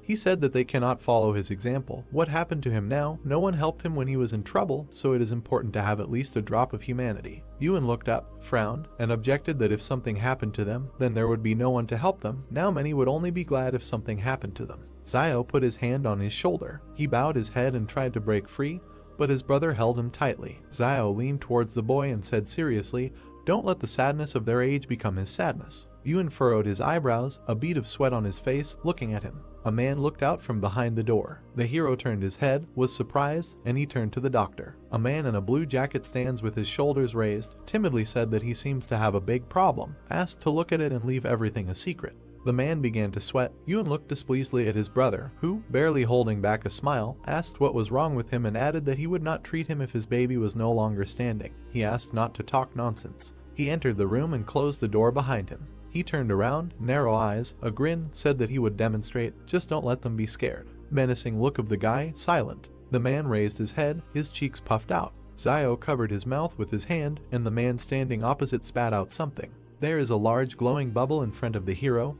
He was surprised, that's all. The bubble burst. A whirlwind of light. The guy covered his head with his hand. Euan was scared. The flow of air knocked Euan off her feet. Zio covered himself with his hands and resisted. The boy is sitting on the floor and calls out to his brother standing in front. The clouds of smoke dissipate. The man leaned over and put his hands forward to protect himself. Zio thought the power was not very strong, but it is definitely not something that can be done with an ordinary saliva bubble. He looked at him and said that he thought that he was not sick, but simply had some kind of supernatural powers. A drop of sweat on the man's cheek, leaned forward slightly, asked in surprise, is it the same as turning into a train out of thin air or something like that? Has unusual abilities awakened in him? Zio answered in the affirmative. He bowed low, thanked the doctor and said that he would return to his parents and tell them. The guy received thanks from him. Night, home of the hero. The brothers are lying on the bed. Zio is on his back. He puts his hands behind his head. He thinks that people with abilities are starting to appear in small trading cities. Will these times really change dramatically soon? He closed his eyes, smiled, thought, the world is becoming more and more dangerous. It's good that he has a palace. Today he has collected a lot more thanks. He hopes to unlock the weapon as soon as possible. Someone grabbed the stone fence with his hand.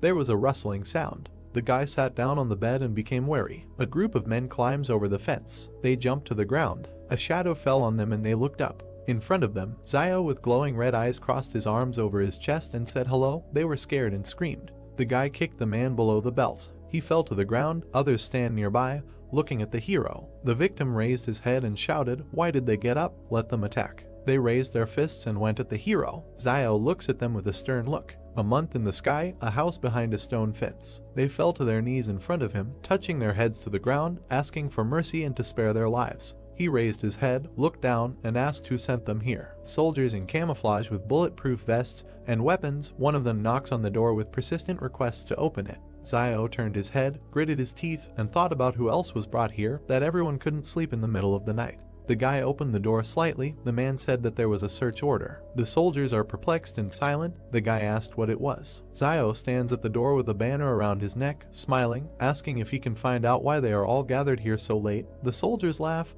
They say he uses the banner for protection. He is crazy. The hero in profile, eyes closed, smiling. He thought that they would not continue the search after seeing the banner. The man pointed his finger forward and ordered a search. He pushed the hero aside. Soldiers entered the house. Zio asked if they didn't conduct a search last time. He shouted back that the last time was the last time, and this time was this time. The hero looks at his back with irritation. Men are sitting against the wall, trying to get into the house. The soldier unties their hands. The main one shouts, "What a bunch of losers. They were sent here to look for weapons, and not only did they not find it, they were also captured." He looked back at Zio, who turned his head to the side, humming a song. The man said with a serious face that his name was Wang Qinjiang, and if Zio wanted to express his dissatisfaction through Boss Luo, let him say his name. The guy smiled nervously and said, "Oh well, did they do anything?" He wondered if this person might have something to do with Wang Dingyang.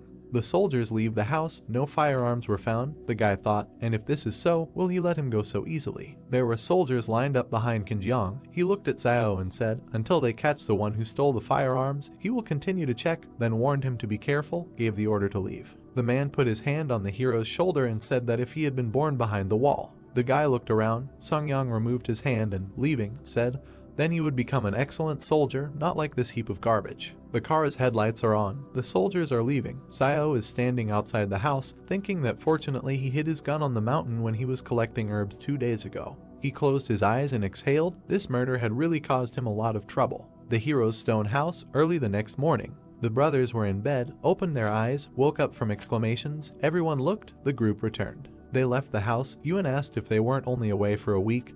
Why did they come back so soon? Zio guessed a week or so. People are getting out of a military SUV. In front is a soldier with a bandaged hand. The boy said they were all clean and healthy before leaving. Now, one is dirtier than the other. Zio thought that in such a time they would not have reached the foot of Jing Mountain. The danger that could stand in their way was wolves. The wounded are passing by the hero. He thought that the wolves came here just at the time of their departure. What did they encounter then? He looked to the side and noticed that, judging by the extent of the damage, only his clothes. Among the soldiers, there was a girl with long dark hair and a cap and hood, her hands in the pockets of her jacket. He thought she was completely comfortable with weapons and seemed to really be much better than the rest. Euan, standing next to the guy, looked to the side and asked if they were going to Old Man Wang. "The jeep is at the fruit stand," he replied. Most likely, after all, his recommended guide seemed to have returned back. Something must have happened to him along the way. A girl with long white hair with braids and dark glasses, a short top and a skirt and a robe, took off her hood, indignantly said what kind of guide he found for them. They drove around for 3 days and didn't even find the right direction. Van asked in fear, "And then what? Where is he now?" The guy watches their conversation from afar. She replied that she doesn't know. Something bit him in the river. When they found him, he was already cold. Zio thought the river is outside the city. He had never heard of anything like that. The girl pursed her lips and looked at Wang, who said that he told her right away that if she wanted to get to the mountain, she had to find Zio. And she didn't believe him then. But now the guy doesn't have time to work as her guide. He still has to work for Boss Luo. She asked if he had a relationship with Boss Luo. She frowned. There were wavy lines from her head, and asked if he was talking about that boy who was not okay with his head. The man replied that yes, it was him. The heroes are standing opposite each other. She asked, "Only he can transport people across the mountain?" Van answered, "Right." The man waves his hand at her. The girl and the soldier get into the car. She shouted, "We need to go back behind the wall." Van thought with relief, finally leaves. He turned his head and noticed Zio. The guy goes into the house. The man puts his hand forward, runs after him, saying that this time he helped him get rid of the group, and they should thank him for that. The guy looked at him angrily. The man asked with a smile if he still held a grudge, and added that it was very kind of him to recommend Zio in the first place. Wang spread his hands. Zio, standing opposite, asked what about him going himself. He would draw him a map of the route, and he would take them there. Most likely, this would allow the man to get behind the wall. He objected that he did not have such skills, and then what will happen to his son if he goes there? Wang arched his eyebrow. The guy angrily said that the man has a son, and he has a brother and sister, and if he dares to recommend him to them again, he will send Euan and Zio to eat and drink at his expense. The man assured that he does it for his own good, and if he were 20 years younger, he would do it. Euan stands between them, confused. The hero asked for his own good, and answered that he thanks his entire family. Wang said that then he thanks all 8 generations of Zio's ancestors. The man stands with his teeth clenched. The guy turned away, looked up with a grin, and saw that he had received thanks from Van. They turned their heads when they heard the man screaming loudly, for which he was being arrested. The soldiers lead a man in a blue jacket by the arms. He asks to leave him alone. His mouth was slightly open. The hero looked to the side, asked what they wanted. Van replied that he didn't know.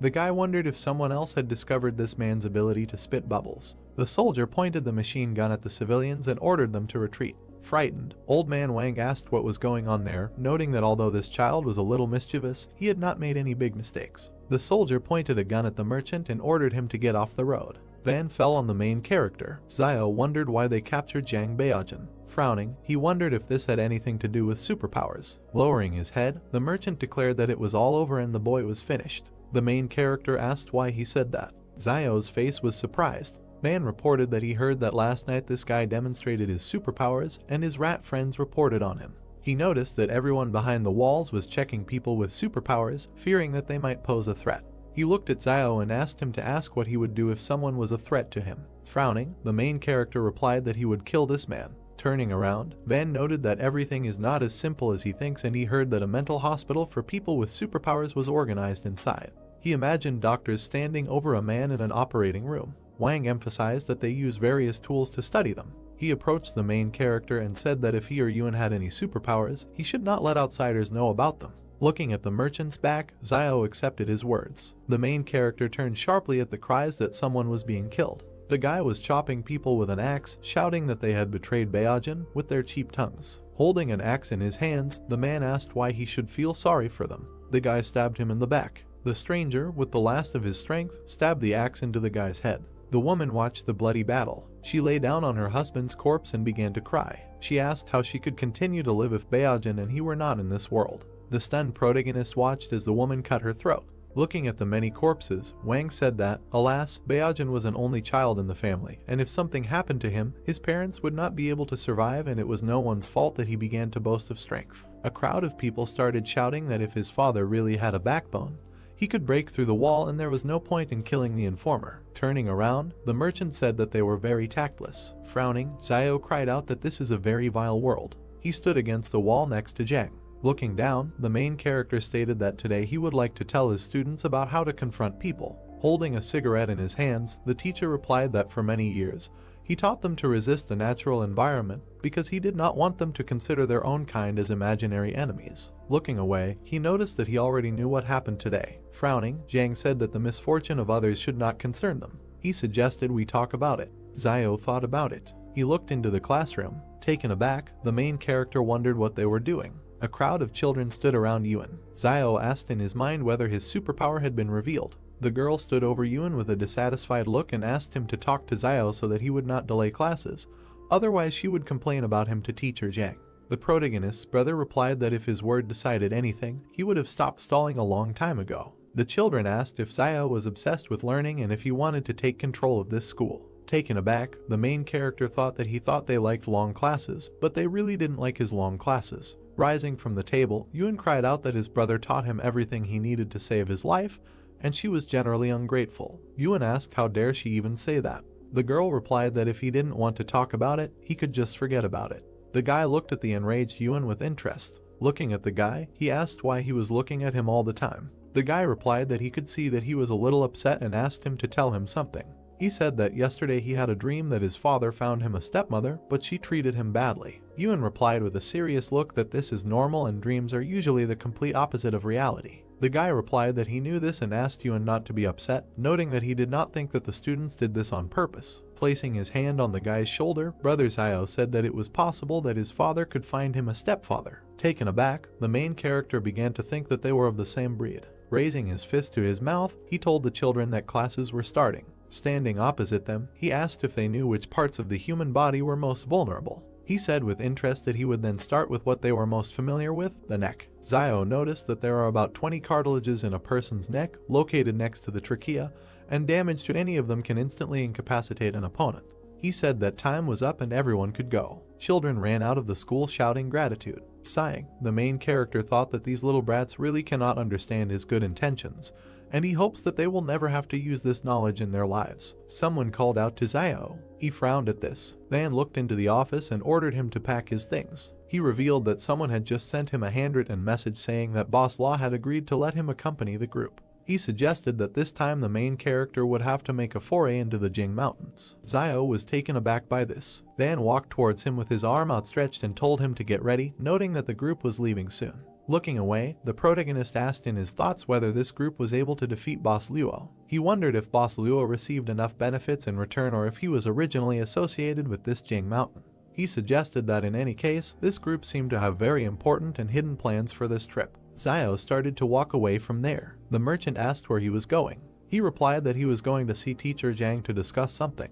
He reflected that it seemed like he had no choice but to go with them. The main character came up behind the school and said that he needed to go to Mount Jing. Sitting at the table, the teacher asked if he had to leave. Xiao replied that it was so. Frowning, he said that Zhang had seen the end of Beijing, adding that his life and the teacher's life were in the hands of this group of people from behind the walls. The main character emphasized the fact that if he refuses now, he is afraid that in the future it will be difficult for him to live in a trading city. Looking at Xiao, the teacher said that during his absence, Euan would live at the school. The main character bowed and thanked Teacher Zhang. Looking after Xiao, he asked to take care of himself. The bright sky enveloped his hut. Euan asked if the protagonist could not go to Mount Jing. While packing his things, he asked him not to worry, noting that he would return.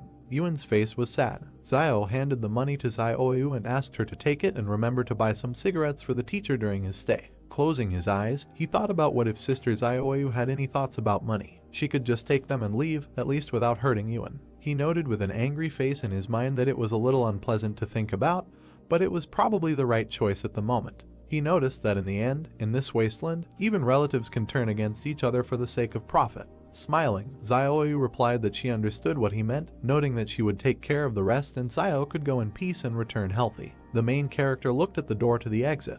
A blue projection appeared in front of him with the task of refusing to go with his peers to Jing Mountain. Taken aback, he asked in his thoughts what was the matter and whether the palace wanted him to go there. He wondered if it would really be that dangerous. He left the hut. Crossing her arms, Xinyu stated that he should already know who they are, so he should get ready, after which they will leave. Xiao began to pretend to be sick and said that Dad's father's name was grandfather and Dad's mother's name was grandmother. Taken aback, Xinyu asked if this man was really that sick in the head. Smirking, the soldier asked to stop pretending, noting that they had already dealt with each other. Frowning, Xiao asked in his mind if it was Wang Qinjiang. He guessed that this time pretending wouldn't work, and as long as this guy was around, he was afraid that he would have to go even if he didn't want to. Crossing his arms and turning his head away, the protagonist declared that he would not go. A white stream of energy flew through the palace. A message appeared that the task was completed, and the reward was a basic skill copy scroll that learns the abilities of others. The joyful protagonist asked in his thoughts whether the task was completed. Embittered, Qinjiang asked why he decided that. Xiao walked past him, saying that he was coming. Approaching Xinyu, he stated that he could go, but he had several conditions. He noted that he wanted 30,000 as a reward. Xinyu replied that this was impossible and offered 10,000. Fingering his fingers, the main character agreed and asked to add 10 bags of salt, 10 packs of cigarettes, 100 kilograms of rice, etc. After interrupting him, Xinyu agreed to 30,000. Pointing his finger at Qinjiang, Xiao noticed that he had one more condition, that if he went, Qinjiang would not be able to go. He grinned and said that the main character was funny. Xiao thought that this guy had searched him twice because of Wang Dingyang's matter, and if he went to the mountain with them, he might get into trouble. Xinyu looked at Yang, who nodded. Standing in front of them, Xinyu agreed. Bet Songyang is not going with them. She asked if they could go now. Smiling, he asked to wait, noting that now they were all members of the team, and he still didn't know everyone's names. Xinyu replied that they were not teammates with the refugees, and he was just a guide and should not be too overconfident.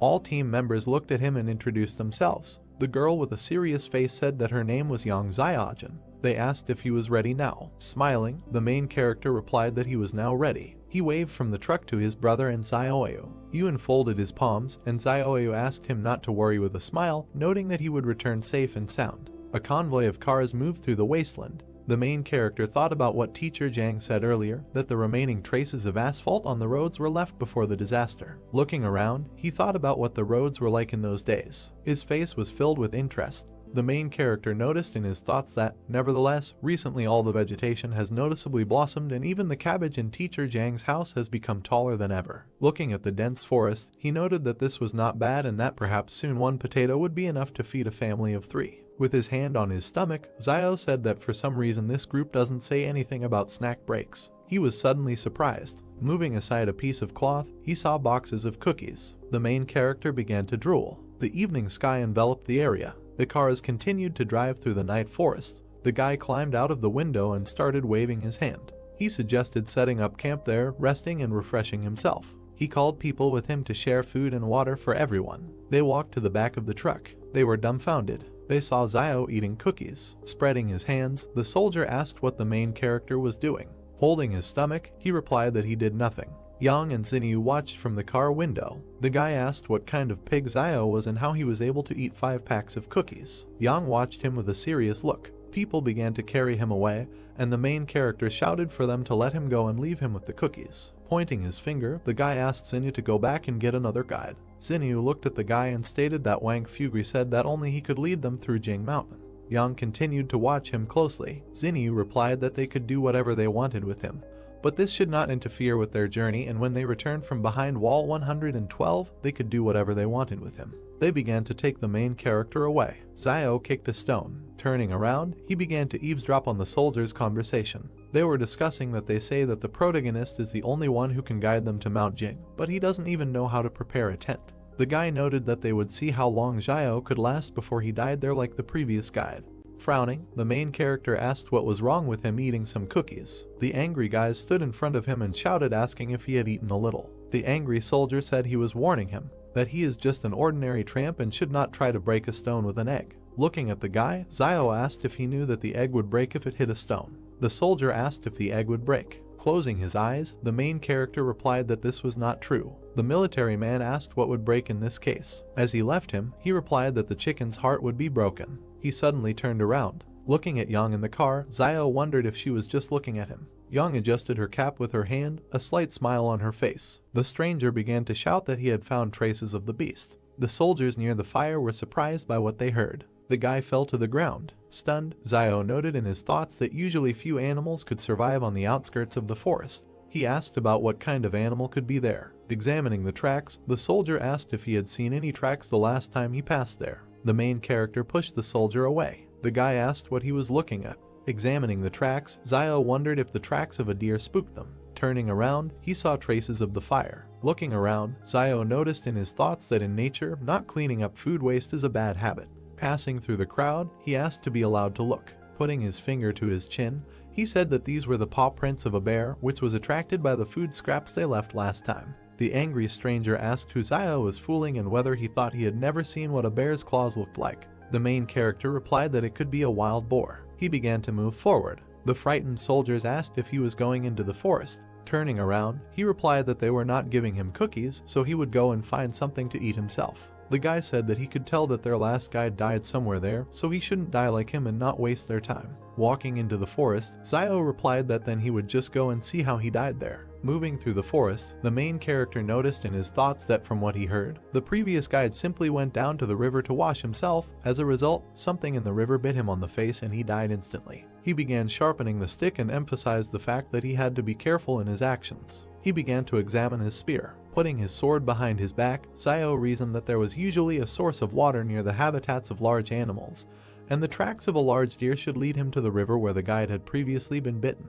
He approached the river bank. He began to scan the shore. The main character with a calm face thought that if you only look at the water, there is nothing special in it, and the guide must have been attacked by some fish hiding under the water. He noted that he fears that he, like most city residents, does not know that there are many freshwater fish that are carnivores. Turning around, he saw an anthill. He assumed he could catch a fish. He started walking towards him. Xiao stabbed the pile of dirt multiple times with his knife. He picked up a piece of earth with a stick. The main character grabbed a big ant. Approaching the river, he noticed in his thoughts that the queen of white ants was an excellent bait that should be used to advantage. He threw an ant with a piece of dirt into the water. Xiao prepared to strike with his spear. A huge fish began to swim around the bait.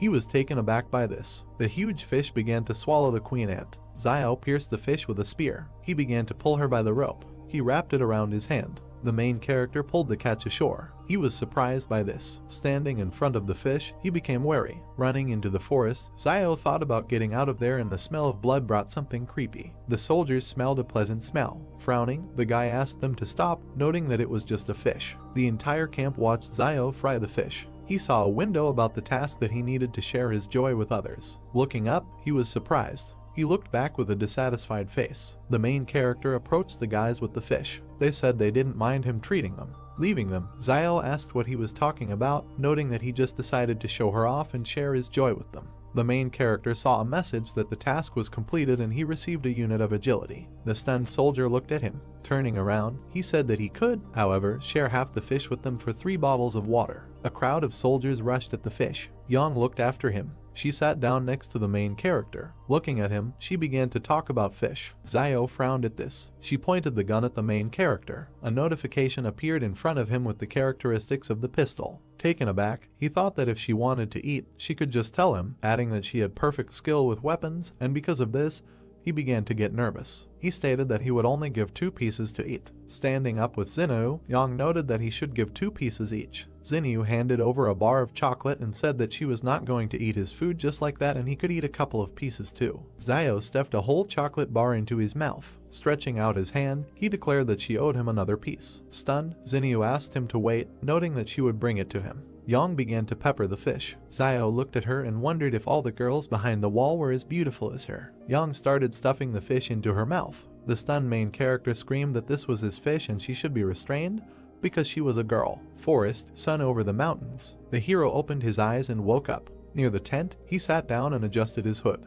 He looked to the side. A man is sleeping in a tent. The soldier sitting on the bench with a weapon yawned. The guy frowned and looked thoughtfully towards the forest. I approached a certain place, there was nothing on the ground. I was very surprised. In the background the hero is standing in front of the fish bones. He crouched down and pulled out a bone from behind his back. The guy thought that last night he had thrown the remains of fish bones here, and now they had all disappeared. He looked up and thought maybe they were dragged away by ants. After all, mutant ants are the size of a finger. If there is a nest nearby, they can easily drag all these bones. The guy returns from the forest. The soldier puts the box down. The rest collect their things. The man with the beard turned around and noticed the guy. He pointed his finger to the side and told Zio that he would go in the first car and show the right road. The guy looks at him and asked him to tell everyone to stay as far away from the river as possible. Zio turned away from the man. He gritted his teeth and asked gloomily, "They are far from this river and there are only a few fish in it. Why should they be afraid?" The man at the truck waves to the hero walking forward. Everyone back to their cars, you can go. Wheels of a military vehicle. The guy looks out of the car window. The driver shouted in fear, ahead. The car convoy stopped. Zio frowned, surprised. There was a deer in front of the jeep. He wondered where this huge deer came from here. Malxian takes aim. Jun jumped out of the car. The soldiers pointed their weapons at the deer standing in front of them. Zhu shouted into the radio not to shoot, no sudden movements, no need to provoke him. Cheng lowered the gun and told the guy in the black glasses not to worry so much. He was a herbivore and not to be scared, there were no large predators here. The deer lowered its antlers. He rushed forward furiously. The driver screamed in fright and turned the steering wheel. I pressed the gas pedal. One of the cars drove off to the side. The soldiers were lying on the ground and a deer hit another car. The guy opened his mouth, looks at the deer striking the jeep. The animal threw the car up. The jeep flies to the ground, the deer runs away, and the soldiers shoot at it. They run to the man by the truck. The hero gets out of the jeep. The guy looks to the side thoughtfully. It's strange to him that Jan didn't shoot. She always looks like she's staying away. The girl looks ahead thoughtfully, her hands in her sweater pockets, behind Jun with a gun by the car. The soldiers help the guy at the overturned car. The man in the robe calls Zio. Isn't he a doctor from the trading city? Let him help. The hero goes to the victim. A man with a bruise on his forehead raised his hand to his ear and clenched his teeth. The guy looks down and thought, it's just a scratch, no big deal. He closed his eyes, put one palm on top of the other, raising one finger, and said that the pain would go away, get better faster, get better sooner. The man with the beard raised his fist and was indignant. Who even treats like that? What kind of doctor is he? Confusion on the faces of the men. The guy folded his palms and answered, a healer. The man in the robe pushed Zio away and shouted at him to leave. He was only in the way. The guy turned his head and heard the man ask if the car could still be repaired. A guy with a black bandage on his head is following Zhu. The junior lieutenant replied that it is broken to such an extent that it can hardly be repaired, but there may still be people sitting in the back of the remaining cars. He added that this guy, Zia and Cheng will sit in the back of the car. They will have to be patient a little. Zia and the guy with the headband nervously replied, okay. Smoke from a damaged jeep. People are walking towards the truck. Everyone is in their car, moving on. Zia jumps into the back of the truck. The guy standing next to him complained why they didn't tell this tramp to ride around in the back of the car, all because he's a conductor. Zia screamed, clutching his throat and rolling his eyes. He fell next to the car. The soldiers ran towards them, asking what was the matter. Zhu inspects the body with a pistol and said loudly that there is nothing unusual there. He sat up and checked the guy's neck for a pulse. He froze in surprise and said that he was no longer breathing. Zio frowned, a drop of sweat on his cheek, looking ahead. A man in a black robe runs towards the truck and asks what happened and how he died. The guy with the black bandage on his head said in fear that he didn't know. He had just climbed into the car when he screamed behind him and fell dead. He didn't see anything. Trees with a green crown. Someone paid attention to the trees, shouted, "It seems that there is someone in the forest." They look around tensely. Zhu looked back. The man with the beard was begging him to come back. It was too strange. Zhu looks to the side, gritted his teeth, said sternly, "No way."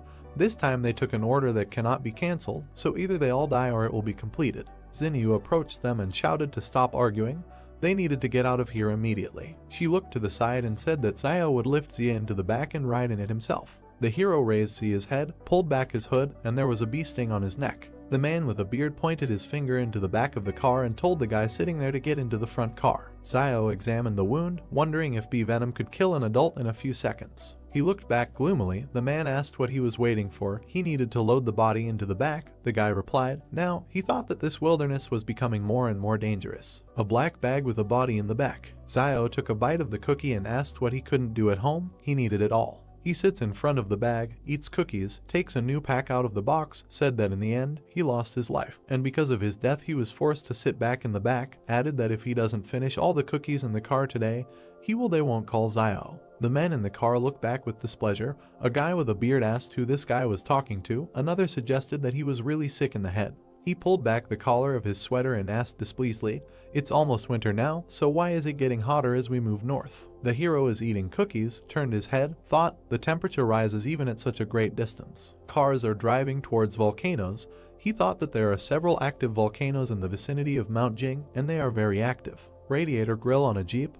The evening of the next day. The car stopped. The soldiers got out, looking at the volcanoes in the distance. They raised their heads. A man in a robe pointed his finger up, noticed that something was written there. It is written on the stone that it is better not to enter alive. They can't understand what this means. Zhu looked back at Zio, frowned, and asked who carved it. The hero in profile, looking up, replied that he didn't know. These words weren't there when he was here last year. The man in the robe pointed his finger at Zio, shouted why he came here. He should not come to such a place. Even if he was hunting here, he was indignant about who he even was, and was clearly hiding his identity. Zio grinned evilly and replied that yes, there was something he couldn't tell them, actually. There is a dragon next to him. He winked, extended his hand forward with a thumbs-up gesture, and said that he is a descendant of dragons. The man and the singer were perplexed. There was a pause. Zhu pointed a gun at him, said that there was too much suspicion in his direction, so you need to tell it like it is. He asked if it was he who came here and cut out these words. The hero closed his eyes, raised his hands, and replied that the inscription was so high that with his height he would not be able to reach it, of course, if he could not put the stone on the ground. The man with the beard shouted angrily that he never answered what he did here in the past. Zhu scratched his head and said that last year he encountered a pack of wolves, and the wolves drove him here. The man was indignant, shouted what nonsense, how could a child survive an attack by wolves, asked, well, what made the wolves leave him alive? Zio frowned, looked to the side, and replied that at that time he was not the target of the wolves, he just happened to be there. The hero runs away, saying that he was in a hurry to hide in the forest. A pack of white wolves with glowing eyes, he didn't expect them to catch up with him. As for how he survived. The guy looked back at the wolves. They stopped chasing him as soon as he entered the Howling Wind Canyon. Zhu and the group members opened their mouths in surprise. Sunset, a whirlwind of wind among the rocks, the man asked. Even the wolves stopped chasing him when he came to this place. In this place there is something worse than a pack of wolves. The guy raised his hand, eyes closed, replied that he was hiding inside for 2 days, and when they left, he just came out, so he doesn't know what's next. He opened his eyes. One of the soldiers remarked, they know about people with superpowers. The guy in the blue sweater spread his arms and said, maybe this inscription was left by one of them. A swollen vein on his temple. Zhu ordered him to remain silent. This is a military secret. The bald guy in the blue jacket frowned, objected. Who is he pretending to be? How long can he be an officer? He thinks they will be left behind. Even if this mission is not completed, does he really think Ma Xin will let them go when they return? Zio looks to the side, wondering how this private army can be so disorganized that the soldiers dare to contradict their officers of their own accord. Now he is even more sure that they have a different purpose for the trip. Truck with boxes. The heroes looked around and asked what the sound was. Apparently, it seemed like someone in the back of the car. Bending down, they walk along the truck with weapons. Zhu stepped to the side, pointing his gun at the black-furred creature sitting in the back. Zhu and the soldiers shoot at him. They froze in surprise. There was blood. There was a shot mouse among the boxes. He said, everything is fine. It's just a mouse that came to steal food. Zhu shouted Zio's name with rage. The guy approached him and asked what it was. Standing in a stupor, Zhu asked where Zia's body was. There is nothing in the back except boxes and a mouse. The man with the beard pointed his finger at Zio and asked if he hadn't been sitting in the back all this time, where was the body? The guy looked at him gloomily and replied that he did not know when the body disappeared. He thought, how could a normal adult man weighing about 90 kilograms disappear without a single sound? A man with a beard turned to the junior lieutenant and said that they should return. It's too dangerous here. With a stern look, Zhu looks up and remains silent. They are standing by the car. He asked everyone to come here. He said that they need to discuss everything before deciding what to do next. Everyone gathered around Zhu. He said that words were left at the entrance to this gorge. It is better not to enter alive. He suggested that in the depths of the gorge there could be dangers that even a person with superpowers would find difficult to cope with. Looking ahead, serious face, on the other hand, there are also hidden dangers lurking in the forest. Zia's mysterious death, the inexplicable disappearance of his body, and all these incidents remain unanswered. Glasses on her head, Xinyu looked at him and said, in fact, although the forest is dangerous, it doesn't seem like their entire army will die in it, but it's hard to say what dangers await them in the gorge. Zhu lowered his eyes and thought. The girl pursed her lips and looked at him silently. He was surprised when she asked if he was worried about the situation after returning behind the wall, and told him not to be afraid. She would find a way to help him transfer from the private army when they returned. He looked away, clenched his teeth, and said that this was not what he was thinking, but he agreed with her opinion. Zio stands behind them, looked back. Zhu noticed that it was too dangerous ahead. The guy jumped on the hood of the car, looking at the animal sitting on the top of the rock. Zhu summed up, today they will all rest here, and tomorrow they will return behind the wall. The man in the robe sighed with relief.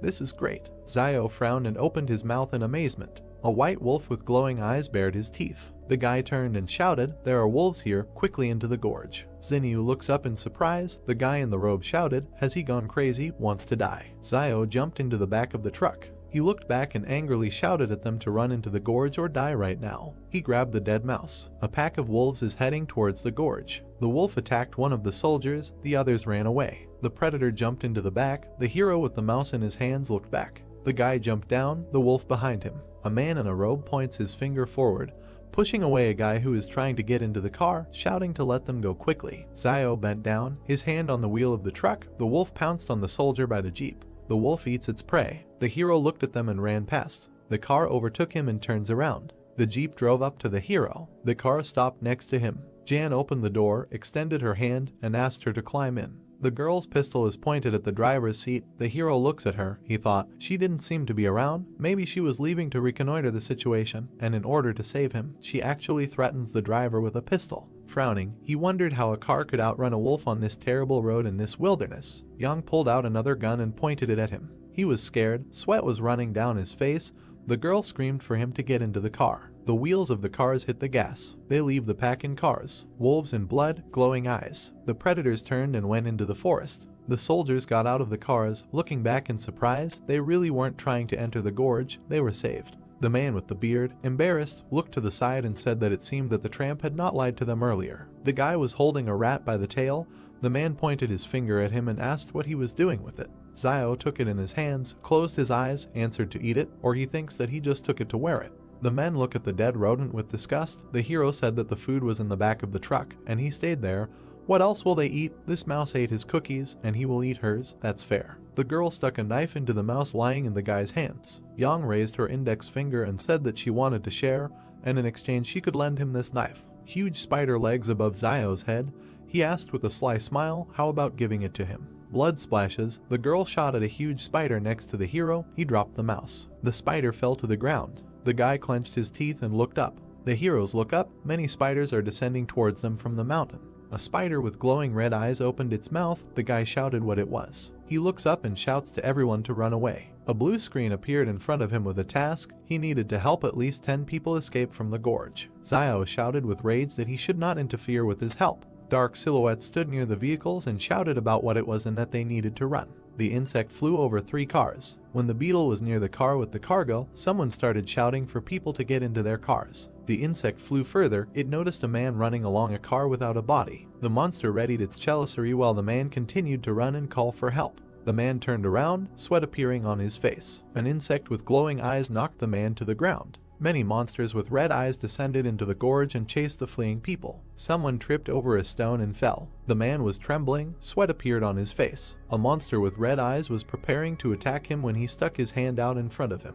Red liquid splashed to the side. Zio cut off the monster's head with a knife. The main character opened his mouth and looked away. A man lay on the ground with empty eyes and foam at the mouth. Zio grabbed his clothes. The guy threw the man on his back and ran away from the horde of monsters while he asked him to wake up because he needed him to drive the car. The main character ran to the car. When Zio threw the man into the car, he hit his head on the steering wheel. The man grabbed his head with his hands and clenched his teeth, and the guy asked him if he had woken up and said that if he had woken up, he should get behind the wheel as soon as possible. Zio turned his head to the side, sweat appearing on his face. A girl in a white cap pointed a gun in his direction. She shot at the monster who was trying to attack the main character. Smoke came from the gun as the guy looked disdainfully in Yang's direction. The girl opened the car doors and told Zio to get in.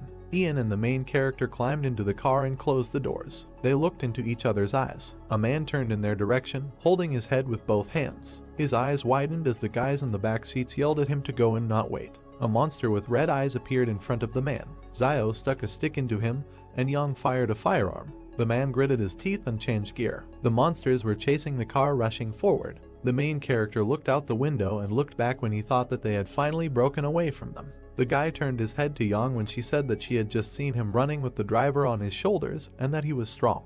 The man with the earring in his ear turned his head, opened his mouth wide and asked the guy if he saved him, and then thanked him and said that if it weren't for Zio, he most likely would not have survived. The main character looked up, where a system notification appeared stating that he had received the 74th gratitude coin from the driver. The car was driving along the gorge when the guy replied that he didn't have to thank him, and that he only saved him because he needed a driver. And the man replied that everything was fine, because in any case he was grateful to him, and that he regrets what happened before and promised that he will repay him for everything. A system alert appeared about another gratitude coin received from the driver, and Zio smiled widely and was surprised that he sincerely thanked him twice. The main character looked at the man and asked him to thank him again, and sweat appeared on the driver's face. Yang looked away and exclaimed that there was clearly something wrong with the guy. Zio looked back carefully. He sat down next to the girl, who crossed her arms over her chest, coughed, replied that he was just joking to diffuse the atmosphere, and suggested getting out of the gorge before these insects caught up with them, and also reminded them that they needed to meet the cars that had gone ahead.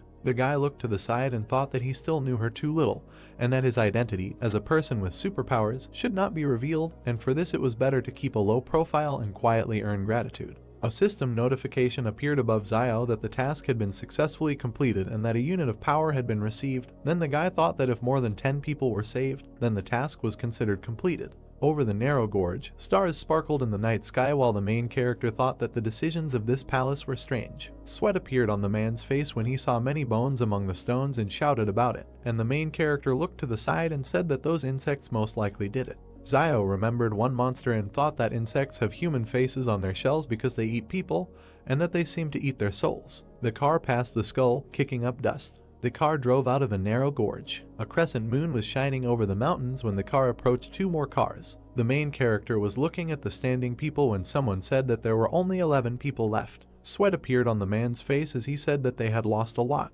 The man opened his mouth wide and began to shout that he said that they needed to turn back, but they still went into the gorge, and that it was not for nothing that it was written on that stone that it was better not to enter alive. The man wondered why they didn't listen right away. People stood opposite each other and did not understand what was the point of talking about this now, and that if someone wanted to return, then let them leave, because the wolves were probably already waiting for them. Someone said that they had no choice but to go into the gorge and that they were lucky to survive. The man covered his face with his gloved hand, clenched his teeth and muttered that they were taking a break, and that it was useless to argue, because now the most important thing was to work together and get out alive. The girl with glasses on her head opened her mouth and asked him what kind of mission he came to these mountains with. The main character stood and looked decisively forward. Zhu opened his eyes and sweat appeared on his face. The man clenched his fist in front of him, looked at the lieutenant and asked him what the purpose of his visit to the mountain was. Behind the lieutenant stood Zio as he asked the man who asked the question who they were so that he could tell them his purpose and reminded them not to forget that they were just strangers in the company.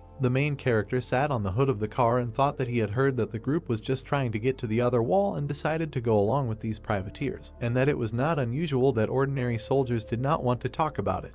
The man in the cap looked to the side and asked how to be one. People turned towards the lieutenant and began to tell him to tell them what their mission was, because so many of their brothers had already died along this path. Zio looked at Zinnia and decided that she was also not simple, since one word of hers provoked a conflict between ordinary soldiers. A girl in a black jacket approached the guy. Yang stood in front of Zio and said that she was hungry, and the main character gritted his teeth and asked her why she was telling him this, because she was not his girlfriend. She extended her hand to the guy and asked that in this case he would return her knife to her. Yang pointed a gun at the guy, and he sat her on a stone and said with a smile that he would bring her something to eat, and then asked if there was something she didn't eat, to which the girl answered in the negative. She remembered opening the car doors, said that she had thrown the previous mouse into the trunk, and told Zio to use it for cooking. Sweat appeared on the protagonist's face, and he, smiling, thought that the mouse that he threw away to escape the swarm was actually picked up by Yang. That is, she stole food from the swarm of insects, and out loud he agreed with the girl's proposal. Over the fire, a hand held a stick with an animal leg. Cheng opened his mouth wide and told the man opposite that now they were all in the same boat, and that if he did not tell them, then perhaps they would all die because of this, to which Zhu replied that he had told them everything that knows. The man's nose smelled some kind of aroma. People stood in a semicircle near a piece of meat that was being cooked over a fire. Zio stood holding a rat in his hand, from which a piece had been cut off, and thought that everything else was useless. The main character swung his hand and threw the remains into the sky when a man shouted at him asking why he threw it away. Zio turned to him and asked if he was going to eat it, and then said that if he wanted, he should go and get it, to which the man bared his sharp teeth and shouted that he was not going to eat something so disgusting. Zio was shown in profile as he added that it was because he had not eaten anything even more disgusting, and that he had heard it said before that many rich people behind the wall like to eat birds' nests, and also that he did not know where does the swallow have so much saliva. Perhaps it has tuberculosis. Sweat appeared on the man's face because he did not understand anything. Zio added that it is not surprising that there is an idiom about a sick swallow circling in circles, which described swallows that spit. The men covered their mouths and opened their eyes wide as they listened intently to Zio. There were many sticks lying in the burning fire. The main character looked at Yang and thought that he still had a basic skill copy scroll that he did not use when he completed the quest to refuse a trip to the mountains. He closed his eyes and decided that the girl must have other excellent skills besides firearms. The guy found himself in the palace and asked him to give him a list of all Yang's skills when a system notification popped up saying that there was no display permission. Zio looked up, opened his mouth slightly, and said that he had studied her skill before and that he should have permission to view others. Once again, the notification that there was no display permission appeared, and the guy thought that this palace had become more legible, and that he could not believe that there was no loophole left. The main character, standing with his back, put his hand on his belt and asked about the level of her combat skills, to which he was told that it was advanced. When Zio asked about his fighting skills and whether they were stronger, a system notification popped up stating that he was at a medium or normal level. This realization knocked the guy face down to the ground. He grabbed his head with his hand, clenched his teeth and cursed that he was not as good as Yang. Zio turned his head to the side, looked at the girl and decided that it was because his fighting skills were a reflection of his accumulated life experience gained from fighting people, rather than the result of professional training, and that based on his intuition, she should have powerful fighting skills. The protagonist clenched his fist as he thought about the fact that she couldn't defeat him in a real fight, and that advanced fighting skills were useful anyway, so it was worth learning them first. The guy pursed his lips and looked to the side as he decided to use the skill copy scroll. A system notification appeared congratulating the target for randomly selecting the advanced skill of jumping rope and asking if he would like to learn the skill. Zio raised his hands to the notification window, showed his sharp teeth and shouted about why this particular skill was chosen, and why this skill was even considered an advanced skill, and how it worked. For example, would he be able to do a backflip while he was jump rope? Yang opened her mouth slightly and looked to the side when she asked when the meat would be ready, and then added that if the meat was overcooked, it would not taste good. The main character handed the girl the meat on a stick, laughed and said that it was already ready, and that in the wasteland food needs to be fried longer and water needs to be boiled for more than 10 minutes before drinking. The men's stomachs began to growl. Zhu spread his arms out to his sides and opened his palms, asking the people around him if anyone on their team had any food left, to which he was answered in the negative. The guy took a bite of the piece of meat he was holding in his hand and thought that now they were all silent, and none of them admitted that they were hiding food, and then added that he did not understand how you could share something that saves a person's life with just anyone, and decided that there was nothing wrong with it. Lieutenant Zhu, with Cheng and Jun standing behind him, pointed his finger at the main character and said that no one knew more about survival in the wild than him, so he could help everyone find food and cook it. Zio looked ahead seriously as a system alert popped up telling him that he had a new task, which was to help his team find food. The guy stood up with a piece of meat in his hand. He pointed his finger at the man in the cap and said that he saw him steal food from the truck before entering the gorge, and that it should be in his bag. At that moment, a system notification appeared saying that the task was completed and that the reward is a basic skill copy scroll. Zio smiled and looked away as he thought about how it was said to find food anyway, but there was no mention of where to look, so everything was fair, and then he added that he liked the way the palace graded tasks more and more. Zhu extended his hand in front of him with his palm open and ordered the man in the cap to take out the food. Cheng opened his eyes and mouth wide and screamed, asking what they were doing when he went for food, and then he himself answered that they went for clothes, a tent, and the star went for his cosmetic bag, after which the man asked again about that. Why should he share food with them now? Zhu frowned and exclaimed that he was doing this for the benefit of the entire team. Cheng pulled out a weapon and pointed it in front of him as he asked the lieutenant if he still thought he had any power now. Zhu opened his eyes wide and became angry when the barrel of a gun was pointed in his direction, and Cheng suggested that he try to touch him. There were other people standing near the two when the guy in the cap shouted that he should not try to take the food from him. Zhu looked at the gun, gritted his teeth and asked him to share with them now, and as soon as it becomes light, they can find food for everyone. Cheng, with a bandage on his face, opened his mouth and said that it was still unknown whether they would get out of here alive or not. A man in uniform rushed past a man in a cap. Zhu kicked the attacker in the stomach. The man with a pistol in his hand flew away from the lieutenant. Cheng fell to the ground and pointed the gun forward. Zhu stood not far from the man lying on the ground with a firearm and looked at him. The shadow of his cap fell on his eyes and sweat appeared on his face. A man in a bandana appeared behind the lieutenant and clenched his fist. He had a knife in his other hand when the guy attacked the man, who had his back to him. Zhu looked back with wide eyes. Zio and Yang looked carefully in the same direction. A dark silhouette, similar to a lieutenant, grabbed the hand in which the guy was holding a knife. The main character opened his mouth and was surprised, thinking that this was a superpower. A dark silhouette stuck a knife in the stomach of a guy in a bandana. Cheng put his weapon in front of him and fired. A black shadow with white eyes appeared in front of the lieutenant. Bullets were flying into the dark silhouette. They stopped in front of him and fell. The bullets landed on the ground and bounced off. Xinyu, Jun and the other people gaped in surprise while Zio thought about the fact that he suspected that there were people with superpowers in the group, but before that he only thought about Yang. The main character opened his eyes and mouth wide when he thought that no one would have thought that Zhu would hide it so well, and that it was a pity that there was no skill copy scroll yet, because he had to copy his skill when there will be an opportunity for him. Zio closed his mouth and looked to the side. A girl in a hood with ears was sitting next to him. The guy asked her if she was interested, and Yang continued eating meat and replied that she was interested.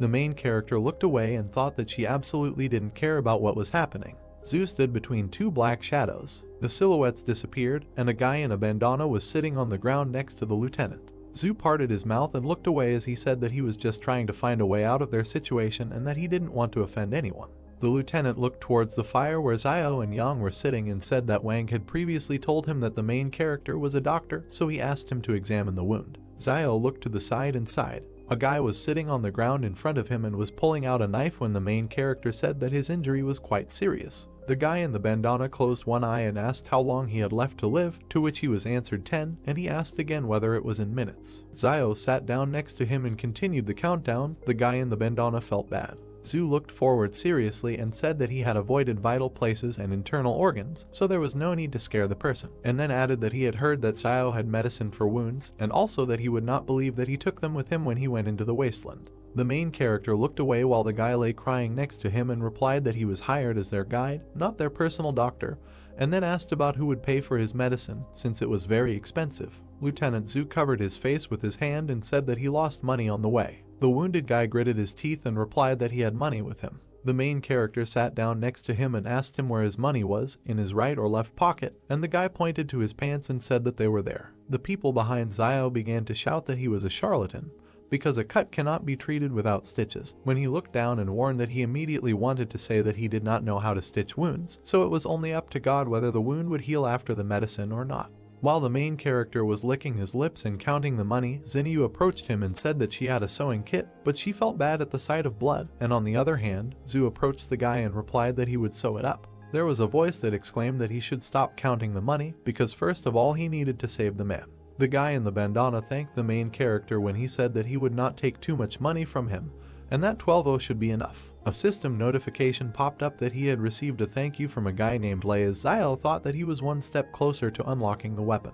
Gloved hands stitched the wound using a needle and thread. Lieutenant Zhu frowned. He said that now he was not going to hide this from them, and said that in fact, in this mountainous region there were remnants of a civilization that existed before the disaster. While he was stitching up the wound of the guy who was being held by the hands, the man added that they were sent by the higher authorities to map out a route to the ruins in these mountains so that the main group could come and explore later. Then the lieutenant discovered that this mountainous region contained mysterious powers that could develop animals and, possibly, help them, superhumans, so he decided to move on. Lei clenched the rag between his teeth, sweat running down his face as Zhu concluded that he had changed his mind about going back behind the wall because he realized it was too dangerous. The lieutenant opened his mouth and said that he did not know what was waiting for him there, so he did not want to take risks. He stood next to the guy in the bandana, looked at him and said that after his superpowers were revealed, there was no way for him to go back beyond the wall, and then added that he was going to go deeper into this mountainous region to continue his research. Zhu turned his head and looked behind him as he concluded that they now knew the dangers of this place, so they themselves had to decide whether they wanted to leave or stay. Xiao and Yang stood next to each other and looked in the same direction. Xinyu stood next to the man who gritted his teeth. The girl in the hood with red ears told the lieutenant that she would go with him because it was too dangerous here, and Xiao was surprised at how many words she said at once. The guy with the glasses exchanged glances with the other man as the voice said that the best way to get out alive was to follow the Superman. The men in gray t-shirts raised their hands and said they would go too. Xinyu looked at the main character and asked him if he was coming, and then said that he would go if he joined. Xiao raised his hand, pushed the girl away and replied that he was going with the lieutenant. Zhu looked to the side, opened his mouth and said that in that case they should follow him, and that they would leave at dawn. The lieutenant turned to the people behind him and said that they had all agreed in advance that the entire team would obey him, and that if anyone disobeyed him, they should not expect politeness from him, and then added that there was a dense forest ahead and that they would have to abandon the car and walk. Zhu turned and addressed the man in dark glasses named Malxian. He told him that he would go first and carry the wounded guy with him. The protagonist's ear grew larger when he listened to the fact that someone persistently began to thank the lieutenant. Xiao pushed the man with glasses and stopped in front of the guy wearing a bandana lying on the ground. He opened his mouth wide, clenched his fist in front of him and exclaimed that he would carry the wounded man, and that he would kill anyone who tried to steal him today. Zhu and Lei opened their mouths and stared ahead with empty eyes, and the wounded guy asked if Xiao had taken the right medicine and why he suddenly became so kind. The midday sun illuminated the forest and mountains. Two people were dragging a guy on a stretcher when the main character asked him if he still needed medicine, and Lei said that he didn't need it and thanked him. A system notification appeared indicating that he had received a coin for thank you. The lieutenant looked carefully at the smiling guy in front and thought that he was clearly one of those people who didn't care about anyone, but why was he suddenly so worried about others? Sweat appeared on the face of the guy in the bandana when he was asked if he was hungry and thirsty, and Lei replied that he was not hungry yet and thanked the guy when an alert appeared that Xiao received another coin for thanking him. Zhu thought about what he was really after. The main character smiled widely and looked at the wounded guy while he thought that Lei was very useful in collecting gratitude coins. A crowd of people moved through the dense forest. Xiao looked to the side and opened his mouth slightly when he thought that the last time he was here was a year ago,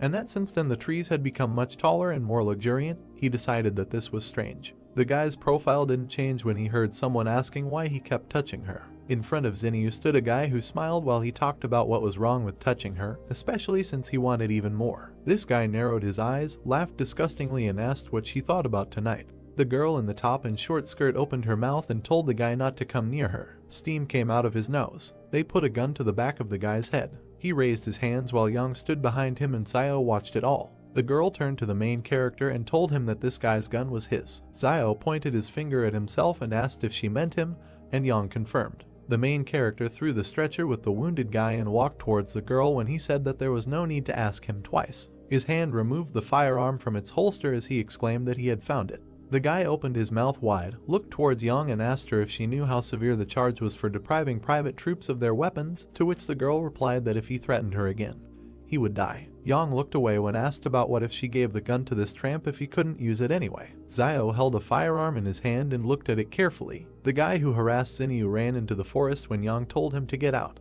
The girl carefully looked to the side and thought that the main character was quite skilled with weapons. Lieutenant Zhu looked away and remained silent. He approached Xiao and asked him if he could find food for everyone. The guy closed his eyes, raised his hand and replied that he was not God or their father, so he could not say that he would find food for all of them, and then asked if Zhu thought that if he now wanted a wild boar to crash into a tree, then it will take it and crash. At that moment, someone crashed into the tree trunk. Xiao, Zhu and Cheng opened their mouths and stared in one direction when the main character thought that this could not be true. A large boar was lying near a trunk under the treetops when people began to come up to it and say that it was really a wild boar, and that Zio was just a magician, and also that he had a magic mouth because everything he said would appear. Zio turned away from them and thought that the stupid child Euan made another wish. The main character remembered the little boy who folded his palms in front of him and closed his eyes.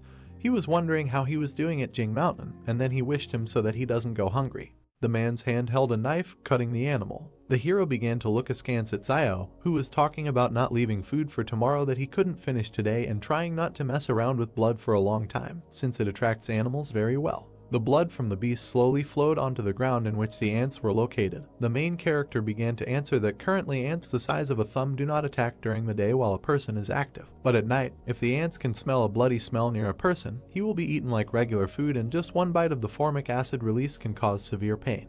The guy looked at Zio, saying that he understood everything, calling the main character good. The girl with heavenly hair watched the guys, saying that Zio was quite sincere. Out of the corner of her eye, the girl began to notice something. The beast was roasted on a fire, and many people were sitting around it. Zio sat with the meat in his hands and, closing his eyes, began to eat it, and a girl began to sit down next to the guy, looking at him carefully. She began to look at Zio, who was not at all happy with her, with a smile on her face, and said that it seemed to her that she could have a very good time in the wasteland. Since it looked romantic, the main character began to tell the girl that this was survival and there is nothing romantic about it. The girl began to make eyes at the main character, saying that he was very handsome and charming. The guy did not understand what the girl wanted from him. Zio began to look carefully at the girl, thinking that she could not get anything from Zhu Xianchu, so she came to him. Zhu waved away the girl who was running after him. Before, Zio had often seen the girl go to Zhu Xianchu to talk to him, but every time she was met with rebuff, since Zhu was an adult with a strong character who knows what he wants. Zio looked at the girl out of the corner of his eye, realizing that for her he was just a brainless teenager. So perhaps she decided that the main character would go through fire and water for her if he showed sympathy. Zio understood that in the end he had a weapon and he could well protect the girl. The main character began to look at his frightened sister with anger and tell her not to come closer. The girl began to look at Zio with a playful smile and say that perhaps they had some kind of misunderstanding earlier, but in reality she is not like that.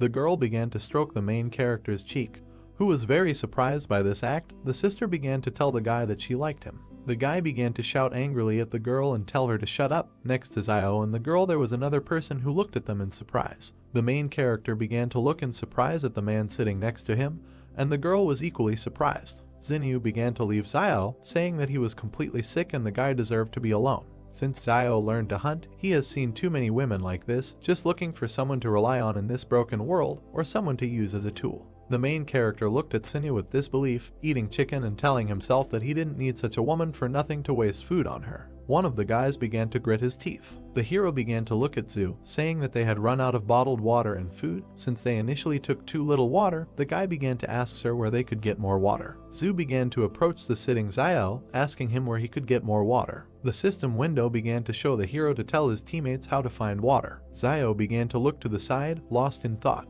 The main character stood in the middle of the crowd, confidently telling all the people that to find water in the wild, you can rely on rivers or collect resources from leaves. The main character began to look away, telling people that they were lucky because there were several pine trees nearby that had pine juice that could quench their thirst. The system window began to tell the guy that he had completed the task and received part of the power. Zio clenched his fist, looking at him angrily. The main character's foot began to move on the ground. Zio climbed the tree from different sides with quick and deft movements. The guy's hand began to reach for one leaf that was on the tree. People looked at Zio in surprise, not understanding what he was doing. The guy began to look down on the crowd, holding the grass and telling them all that if they did not want to die, they should do as he did. Zio began to close his eyes and open his mouth to squeeze the grass from which the juice came. People asked the guy if it's really drinkable. Zio looked at everyone, wiping his mouth and talking about drinking this, whether they like it or not. The main character began to look away with dissatisfaction. Yang and Zhu began to approach Zio and began to look at the grass. Yang began to bring the pine needles to her mouth. Zio began to look at the girl with a smile on his face, happy that she was doing this. The main character began to look in surprise at the system window, which showed that the target's advanced skill was randomly selected, which was bomb making. Zio was offered to study all this. The guy began to look at Yang, who was taking the pine needles. The main character could not understand what kind of training the girl had gone through and why her skills were so severe. Zio was wondering if the target had the skills of covert killing. The system window began to show the guy that she had analyzed the target and an advanced stealth killing skill had been found. Zio began to look at the girl with a smile, thinking about whether she had the skill of singing children's songs. The system window immediately began to show the advanced skill and say that it had been found. The main character looked at the girl with incomprehension, not understanding what kind of disorder was in her skills. Zio quickly jumped from the tree to the ground. Two guys stood near a tree, telling each other that now they need to climb the tree. Although people have not been monkeys for a long time, the guy replied that it would be great to become a giraffe in the next life. Zio began to look at the guys, telling them that animals also do not live as they seem, and the main character heard that giraffes, although tall enough to protect themselves from external enemies, but they have difficulties in mating, so before courtship male giraffes must drink urine to determine if a female giraffe is on point.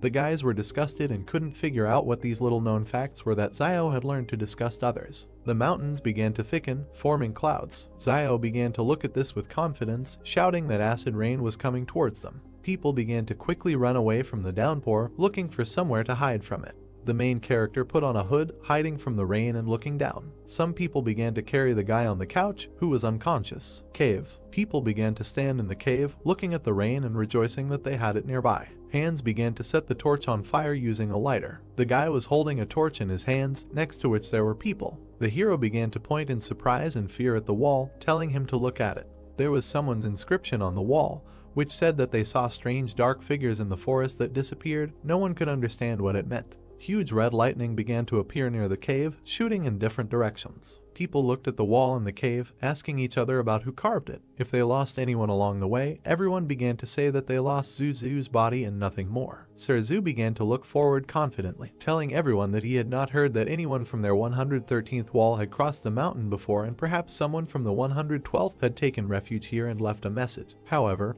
everyone understood that if they had a satellite phone with them at that time, they would have transmitted the signal. Zio began to look askance at Yang, telling the guys that he had heard Teacher Jang say that there were telephones behind the walls, but no one knew what satellite telephones were. Yang began to look at the main character, calmly saying that people had captured several satellites created before the disaster, and these satellites make it possible to maintain communication between different walls. One of the guys began to open his mouth wide, waving his arms, saying that this time the senior management did not provide them with satellite phones and they must be trying to explore the area with the help of human lives. And if everyone died, it would mean that in the depths of the mountains there is a danger. Su began to tell the guy not to speculate without the slightest information. Sir began to look at all the people, saying that it was already late and someone should take turns on duty today, and he would be on the first shift, and the rest, not counting the girls, would take turns. Zio looked carefully at the guy, believing that this was the decision really protects from dangers outside, but also for the main character. Internal security was no less important, and in the end he only took a gun today. Yang began to look at the surprised Zio, saying that the first half of the night would be his and the second her. The main character looks at the girl, noticing that he and Yang have no need to quarrel and they still trust each other, and the girl is not weaker than the guy, and if we think that the current situation is dangerous, they can protect each other. Zio smiled, telling Yang that he agreed with her. The girl began to move away from the guy, saying that she had gone. The guy began to ask Yang if he should go with her, but the girl refused. The guy looked at Yang confidently, not understanding why she was so brave and what supported her confidence. Xinyu began to look at the guy with a smile, telling him that he would go with her, since Zio really doesn't understand girls. The main character began to look in surprise, not understanding what was wrong. Crowds of people stood in the cave, still watching the rain. The two men began to smile and grin, saying to each other that it would be a pity if these two girls went missing. The rain didn't stop pouring. Xinyu began to approach the guys, who asked him if there was anything unusual. The girl said that everything was fine and there was nothing there. The three guys began to look at Xinyu and say that this was good and they would also go out to relieve themselves. Zhu began to look at the guys, telling them to go and come back quickly. Without stopping for a smoke break, the heroes said that they would do everything. Zio sat on the top of the cave, looking at all the people. The main character began to look at something. Xinyu looked at Yang with a smile. Zio understood that Xinyu was behaving like a star who was trying to go to the next wall to expand her fame. The guy could not understand why Yang took such a risk. Zio heard that the girl had previously given Xinyu some money because she wanted to follow the team to wall 112 to find relatives. The guy couldn't believe it was so simple. The main character looked at the girls with disbelief. He understood that Xinyu and Yang demonstrated a particularly close relationship throughout the journey, and the previous joint eating of fish and helping Yang and Xin created the impression that their relationship was much more than just a worker and an employer. Zio looked at the two heroines, wondering what they were talking about. Xinyu looked at Yang with a smile, telling the girl that they could leave Jing Mountain together in a couple of days. Zio began to understand that the girl understood that he had an alliance with Yang, and after the girl could not come to an agreement with the guy, she went to recruit Yang. Xinyu's hand began to offer Yang a wad of money, saying that it was gratitude for the fact that the girl had helped her earlier. Yang began to take the money, and Xinyu asked her if she would continue to help. Yang began to tell the girl that she did not want to help leave the mountain, but she could make sure that Xinyu died with dignity. Xiao began to look slyly at the girls, realizing that these manipulations were causing deja vu in the guy. A fire began to be lit in the cave. The guys looked at the exit, not understanding why they left and never returned. Yang began to look at the time, saying that almost 10 minutes had passed. One of the guys started opening his mouth wide and screaming that there was something wet in the place. The guys ran away from the exit, afraid to find something there. Xiao began to look at the people in surprise, standing next to the exit from the cave. Rain began to drip on the ceiling of the cave. The guys looked with fear at the drops that fell on the floor and realized that this was a false alarm. Xiao began to point his finger at the drops, saying that they could get water directly from here, since the rock formations filter the water even purer than water from a well, and it is probably one of the cleanest sources of water in the wasteland. Zhu began to point his finger at the water and, looking at the people, asked if everyone had heard Xiao. Sir began to tell people to collect some water, since although the pine needles were able to provide some moisture, there was too little of it. The meat was surprised that he did not receive thanks. Hands began to hold the flask, pouring water into it. Zhu began to look at the guys who were pouring water and told them that if he finished, he could take over half the night. The guys began to tell Sir to do just that, but first they had to smoke a couple of cigarettes. Everyone was asleep except Zhu, who was watching everyone. Two guys were sitting on the rocks with their backs to Zhu. The heroes held a cigarette in their mouths and glanced slyly at Sir. The guy's feet began to remove the cigarette. One of the guys began to stand near Xiao and the second near Yang, waving a knife and trying to kill them. The guy's face was confident and crazy. The guy screamed for them all to go to hell. A man wearing gloves with both hands swings a knife at someone. The girl Yang shoots the man in silence. The main character grabs with one hand both hands of a man holding a knife. He instantly turns him onto his back. The junior lieutenant and his comrade pay attention to the noise, asking what is happening and what is the matter. They see Yang and Xiao attacking unknown men. A man in a black cloak and bandage, holding his wound, clenches his teeth in pain. He, closing one eye, begins to shout to his colleague, saying his name Sun Jinjeng, so that he acts. A man among the squad raises his hands, opening his eyes, and says that he has nothing to do with it. Standing in front of the camp, he raises his hands in fear. The girl and the main character look suspiciously at the military man. Xinyu, also continuing to look suspiciously, asks himself what is happening again, and can't these people just calm down for a while? Holding the man's throat with two fingers, Xiao asks himself what they are trying to achieve with this desperate, sneaky attack: water, weapons, or was it all because of Luo Xinyu? Looking down with dissatisfaction, he thinks that this doesn't matter anymore. The notice says about the task that you need to give the enemy a painful death. Grabbing him by the throat, at the moment the man begins to cough up blood, he thinks that in this wilderness one must always get rid of all potential dangers.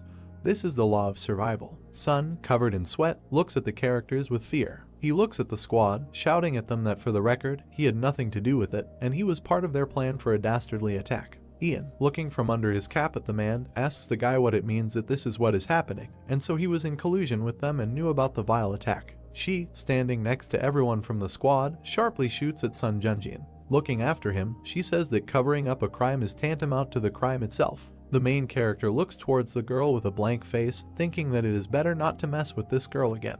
The notification states that the task has been completed and the reward is a master level skill copy scroll. Xiao, with an excited look, looks at the fallen scroll in the cave, asking himself again about the master level skill copy scroll. The main character looks at the sinister lieutenant. The notice again states that the shadow supernatural ability has been learned, asking the guy if he wants to learn it. Xiao thinks that he cannot believe it, and this is exactly what he needed, responding to the notification that he wants to study. The main character stands against the background of a purple magical wall. The notification states that the target has been studied. Being in a dark room, releasing burgundy magic from her hands, similar to blood, she asks herself that this haze is a shadow. The hero turns his gaze back. He sees a dark bloody ghost with red eyes in front of him, thinking that this black shadow looks darker and more massive than Zhu Xianchu's, and this is because his appearance is darker and more massive. Seriously looking straight into his eyes, Xiao thinks that he wonders how well this shadow fights. He closes his eyes. The ghost opens from his seat, leaving his remnants of magic on the floor. He begins to circle around the main character. Suddenly, the ghost changes its direction with all speed towards Xiao, who has closed his eyes. He immediately grabs it with his hand, shattering its magic piece by piece. Holding his fist up, smashing the magic, he notes in his head that this is not bad, and this shadow is at least twice as strong and faster than his own body. He looks forward with interest, continuing to think that the density is also very high, so it is not surprising that Zhu Xianchu was able to use his shadow to deflect the shots.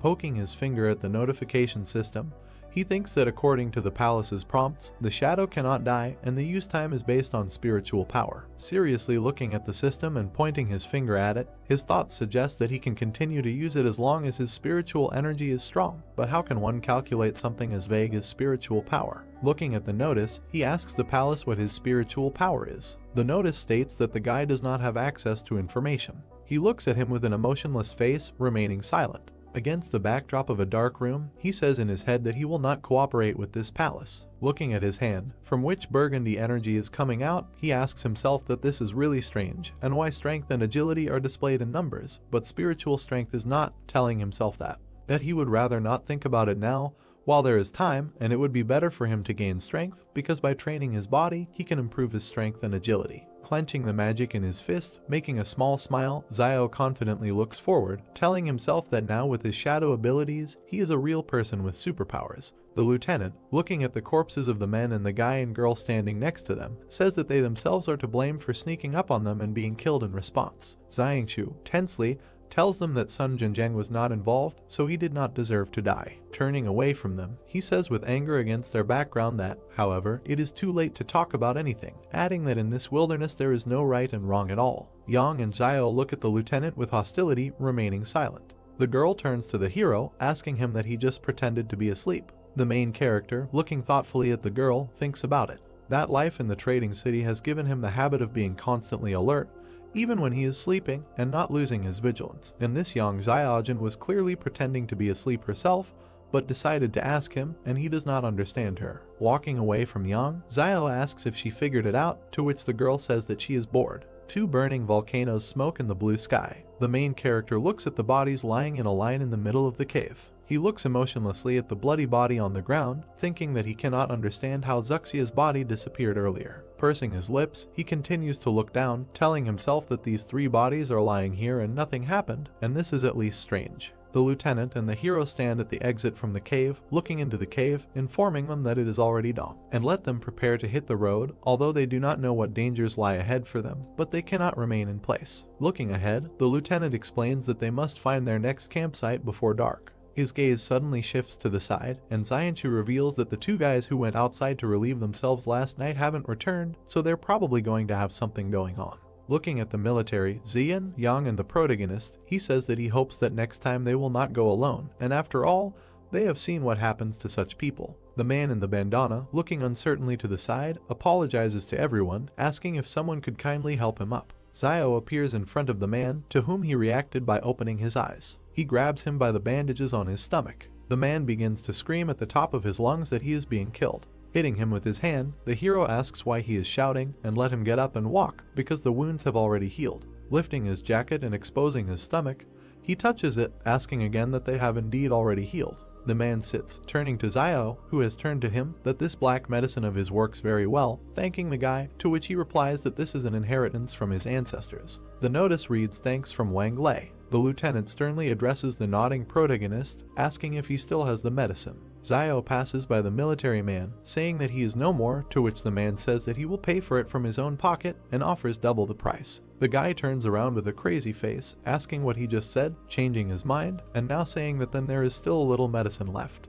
The main character looks suspiciously at the lieutenant, holding his hand on his chin, asking him what he didn't say earlier, that he had no money, to which the man replies that the three they killed had it, so he borrowed from them. In a funny way, clutching his heart, the main character thinks that he seems to be too inexperienced and did not search the corpses.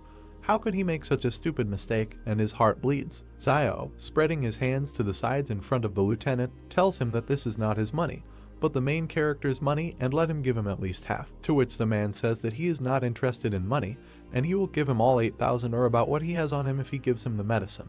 The characters' hands pass medicine and money to each other. Xiao begins to stare at the man while holding the money in his hands. The lieutenant, irritated, puts his hands on his hips, telling the main character not to look, and he really isn't lying, because that's all that happened. The history notice states that it has been discovered that there are 20,000 on the media, and he can purchase them on the initial personal storage. Zio thinks about how he needs to buy it, repeating it several times. Dark magic is creeping towards the door. The notice states that this is a successful initial personal storage purchase. The main character gradually approaches the dark door, thinking that it hurts so much, and he would like to see what storage space he paid 20,000 for. Zio grabbed the door handle. Opening it, he sees a brick wall with a hole in it. Closing the door with all his might, the guy, angry, asks what it is, saying that he paid 20,000 per cubic meter, asking what are the prices for housing in commercial areas. Thinking about the crappy palace that he decided to throw it at money and ruin his youth, adding that when he is refined to the intermediate and advanced level, he thinks that the palace will become a real home.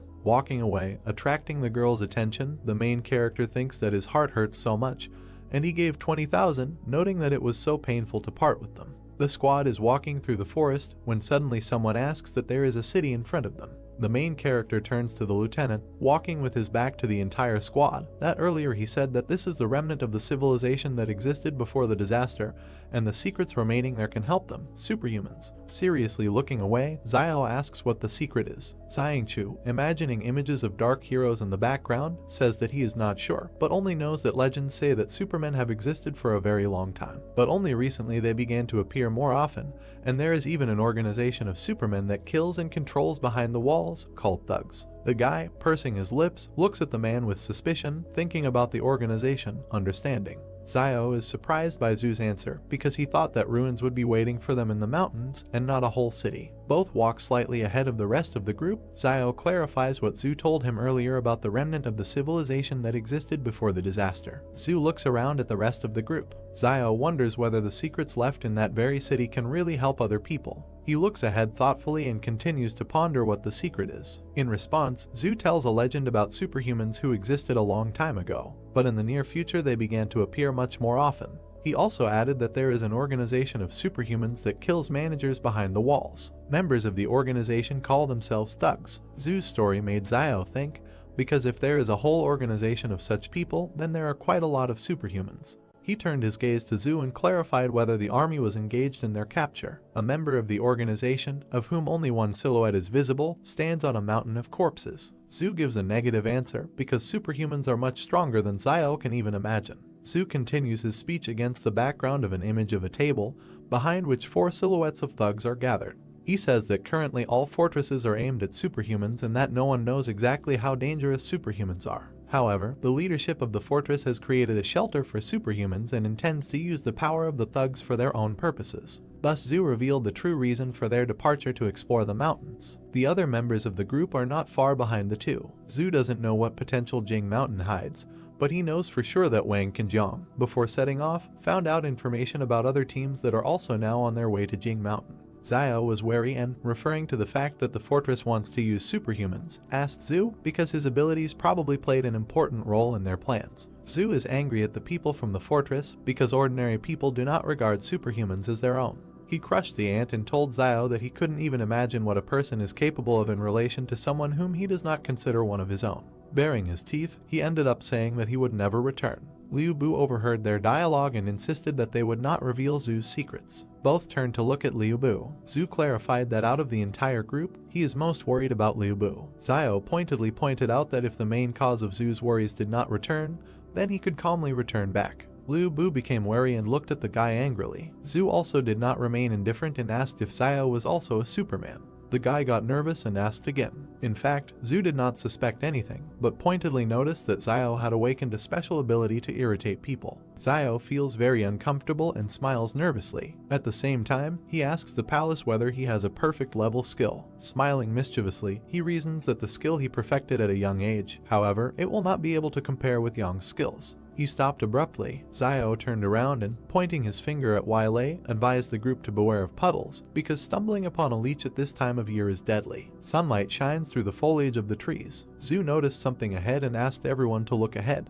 Liu Bu is confused. He does not understand what is in front of him. A girl in a light dress stands in front of them, bowing her head to a tree. Zhu describes seeing a woman in white and wondering why she is rubbing the tree. Xiao compliments him with bewilderment as to why there is a girl in such a place. He suggested not to pay attention and go around, hoping that she would not pursue them. Clouds and mountain peaks can be seen from behind the crowns. The group looks warily at the place where the girl in white just disappeared. She takes an unnaturally large leap towards them and lands on all fours. Yang and Xiao point their guns at her, and Xinyu looks at the girl in bewilderment. The latter makes an aggressive rotational movement with her arms. Yahello and Liu Bu panic. Zhu decisively takes the situation into his own hands and says that they have nowhere to run, because even if there is something that can stop them now, then there is simply no point in further expedition to Mount Jing. He gives the command to follow him. Zhu and Yang warily prepare to flee. Xiao wonders why he suddenly felt so hot. Xiao shouted to Zhu to use his shadow on the girl if something happened and let him and Yang shoot her. They both went to belay Zhu. Zhu agreed and went on the attack.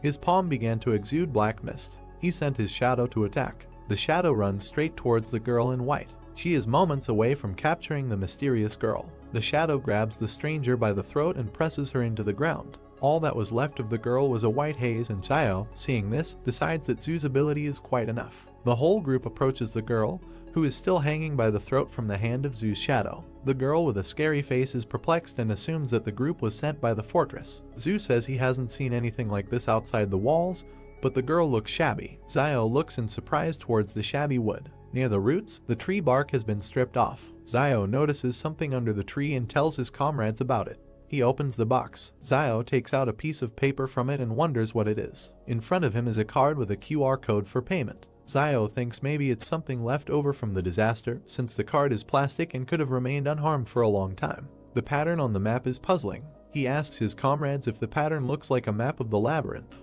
Everyone looks at the map, puzzled. Zhu suggests that this may be a map of a mysterious city in the Jing Mountains. Xiao looks at him, puzzled. Euan draws their attention to the writing on the map. In close-up, on the card there is a request to scan the QR code for payment. Euan reads it out with bewilderment. Xiao is indignant that in order to go through the maze you also have to pay. Zhu puts the card in his chest pocket and suggests moving on. Close-up of the team, and a little to the side of Liu Bu with the girl. Zhu says that whatever is hiding on Mount Jing, they will have to take a look at it eventually. Liu Bu asks the others if they should take this shitty doll with them. Xiao, Zhu and Xinyu looked at him puzzled, but one of them suggested taking it anyway, it might come in handy. Liu Bu looks at the girl in white with confusion. A beautiful sunset can be seen from behind the mountain peaks. The group decides to stop in an angular cave for the night. Zhu looks ahead and notices that there is a pine tree growing nearby, and if anyone is hungry, let him pick up some pine cones for a snack. Xiao cuts the tree trunk with a knife and green liquid oozes out. Zhu is puzzled. He approaches Xiao and asks if he can drink it.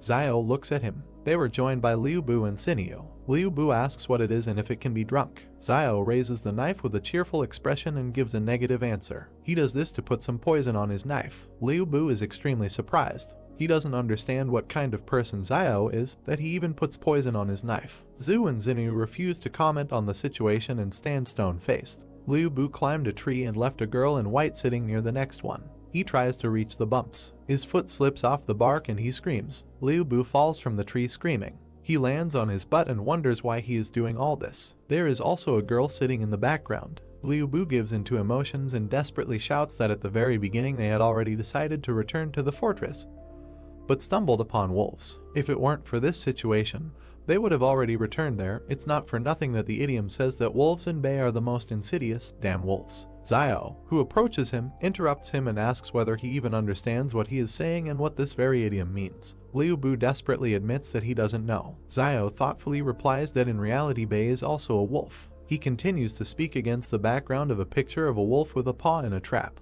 The explanation talks about a wolf who stepped on a hunter's trap and could not step on his front paw due to his wounds. Two members of the pack approach the wounded wolf to help. Xiao says that another wolf put the wounded man on his back and carried him. One wolf climbs on another. Xiao throws something to Liu Bu, who tries to catch it. Yahello caught and found a lump in his hands. Xiao continues to talk about the loyalty of wolves to their family. He looks at Liu Bu seriously and asks if people are capable of such devotion. Liu Bu looks at Xiao, puzzled. The group lit a fire. Close up of the group sitting in an angular cave near a fire. Xiao holds a pine cone in his hand and talks about how all the vegetation has gotten bigger, even these pine cones. Zhu shares his reasoning about the reasons for the size of the plants, while Xiao and Yang listen to him. He assumes that it's all about the high oxygen content and notices that despite physical fatigue they are still full of energy, which refers him to thoughts about a constant flow of oxygen. Zio is surprised and thinks that the phenomenon is quite reasonable and has a scientific basis. Yang, Zio, and Zhu are sitting next to the fire. Zio asks about the presence of places like Mount Jing near other fortresses. Zhu looked at him gloomily and answered positively,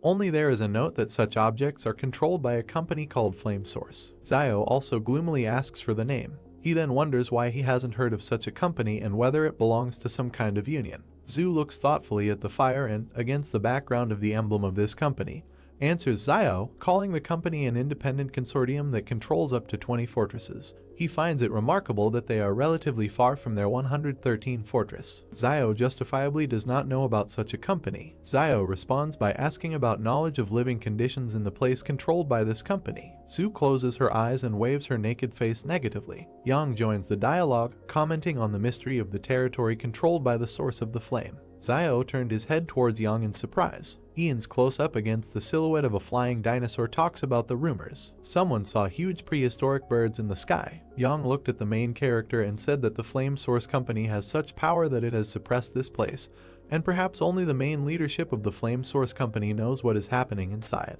Surprised, Zio wondered if she knew more than Zhu. He wondered in his mind if she belonged to any organization. Sitting on a stone, Zhu asked if the main character had read Journey to the West. He imagined the man lifting up the golden column. He stated that it says that someone could lift a stick weighing more than 6 tons, which could destroy mountains. Looking at Yang and Zio, he noticed that at first he certainly didn't believe it, but now he thinks that perhaps this person really exists. Putting his hand to his chin, the protagonist thought that he had never read about the Journey to the West, but to argue that more than 6 tons can crush mountains, as is the carrying capacity of agricultural tractors used in trading cities and factories, is 10 tons, so even if there is a slight overload, it can pull 12 tons. The guy started coughing when he tried to eat the cone. He looked at Zio with an angry look. He approached him with a smile and asked him to make another wish or something like that, so that another animal would fall before their feet. Frowning, the main character replied that last time it was an accident. He asked if the guy really thought the main character was capable of this. He noted that if he needs to, then he should speak. The enraged guy cried out that if his wishes were fulfilled, he would have long ago wished that an animal would now appear on his doorstep to eat. There was a noise on the street. Zio and Yang prepared to shoot. They looked at the exit from the cave. Dark streams of mana hovered before them. Many wild animals were walking towards the cave. Holding the gun in front of him, he asked Liu if it was his order. He replied that he just said it in passing. Zio grabbed his hand and asked him to order the animals that they eat vegetarian food today and let them leave. Liu asked if Zio thought it would really work. He ordered him to speak, assuming that it would suddenly work out. The animals looked at him with stone faces. Liu tearfully asked them to leave. Many animals immediately ran away from there. Taken aback, Liu asked if it worked. The stunned protagonist asked how this was even possible. Frowning, Zio suggested that Liu had awakened his luck like Euan. The night sky was surrounded by forests. Looking at the sky, at the many birds, the main character emphasized that this was not so and that something led the animals there. Surprised, he assumed that the animals were moving together in one direction and did not dare to attack them because they were being pursued by something more terrible. Streams of wind came from the forest. There was a chain on the ground. She suddenly began to rise. The beast was chained. He continued to move through the forest. He walked through thick grass. A powerful wind came from the dark forest. People stood at the exit of the cave. An enraged Zio asked what those sounds were. He continued to stare into the darkness. Looking at the frightened Liu, he asked if the sound had disappeared. The guy suggested hiding somewhere else for a while. Frowning, Zio asked him to wait, noting that animals have a much stronger instinct for danger than humans, and these animals were clearly trying to hide in their shelter, so this cave should be relatively safe. Kneeling down, the main character asked what exactly they were hiding from, and what that sound of chains was. Yang replied that there must be something in the forest that would frighten even them. The main character with a serious face asked if they noticed that. He remembered the many human bones along the rocks. Zio said that they saw human skeletons in the gorge when they passed through it, but it was unusual not to see animal skeletons in the forest. Frowning, he stated that any living creature could die from attack, disease, and old age. He asked how they didn't see a single skeleton. He remembered how the fish bones disappeared in the forest. The main character noticed that, to make sure, he deliberately threw out fish bones in the forest. As a result, they disappeared the next day, and there were no traces left around. Turning around, he said that there is also Zuzia's body, which disappeared without a trace, and all these missing people have one thing in common: they all disappeared into the forest. Frightened, Liu wondered if it was possible that after animals evolved, plants also evolved. Zio replied that it was unclear. Zhu said with a serious face that there was no need to be too nervous and it was good that they realized this earlier.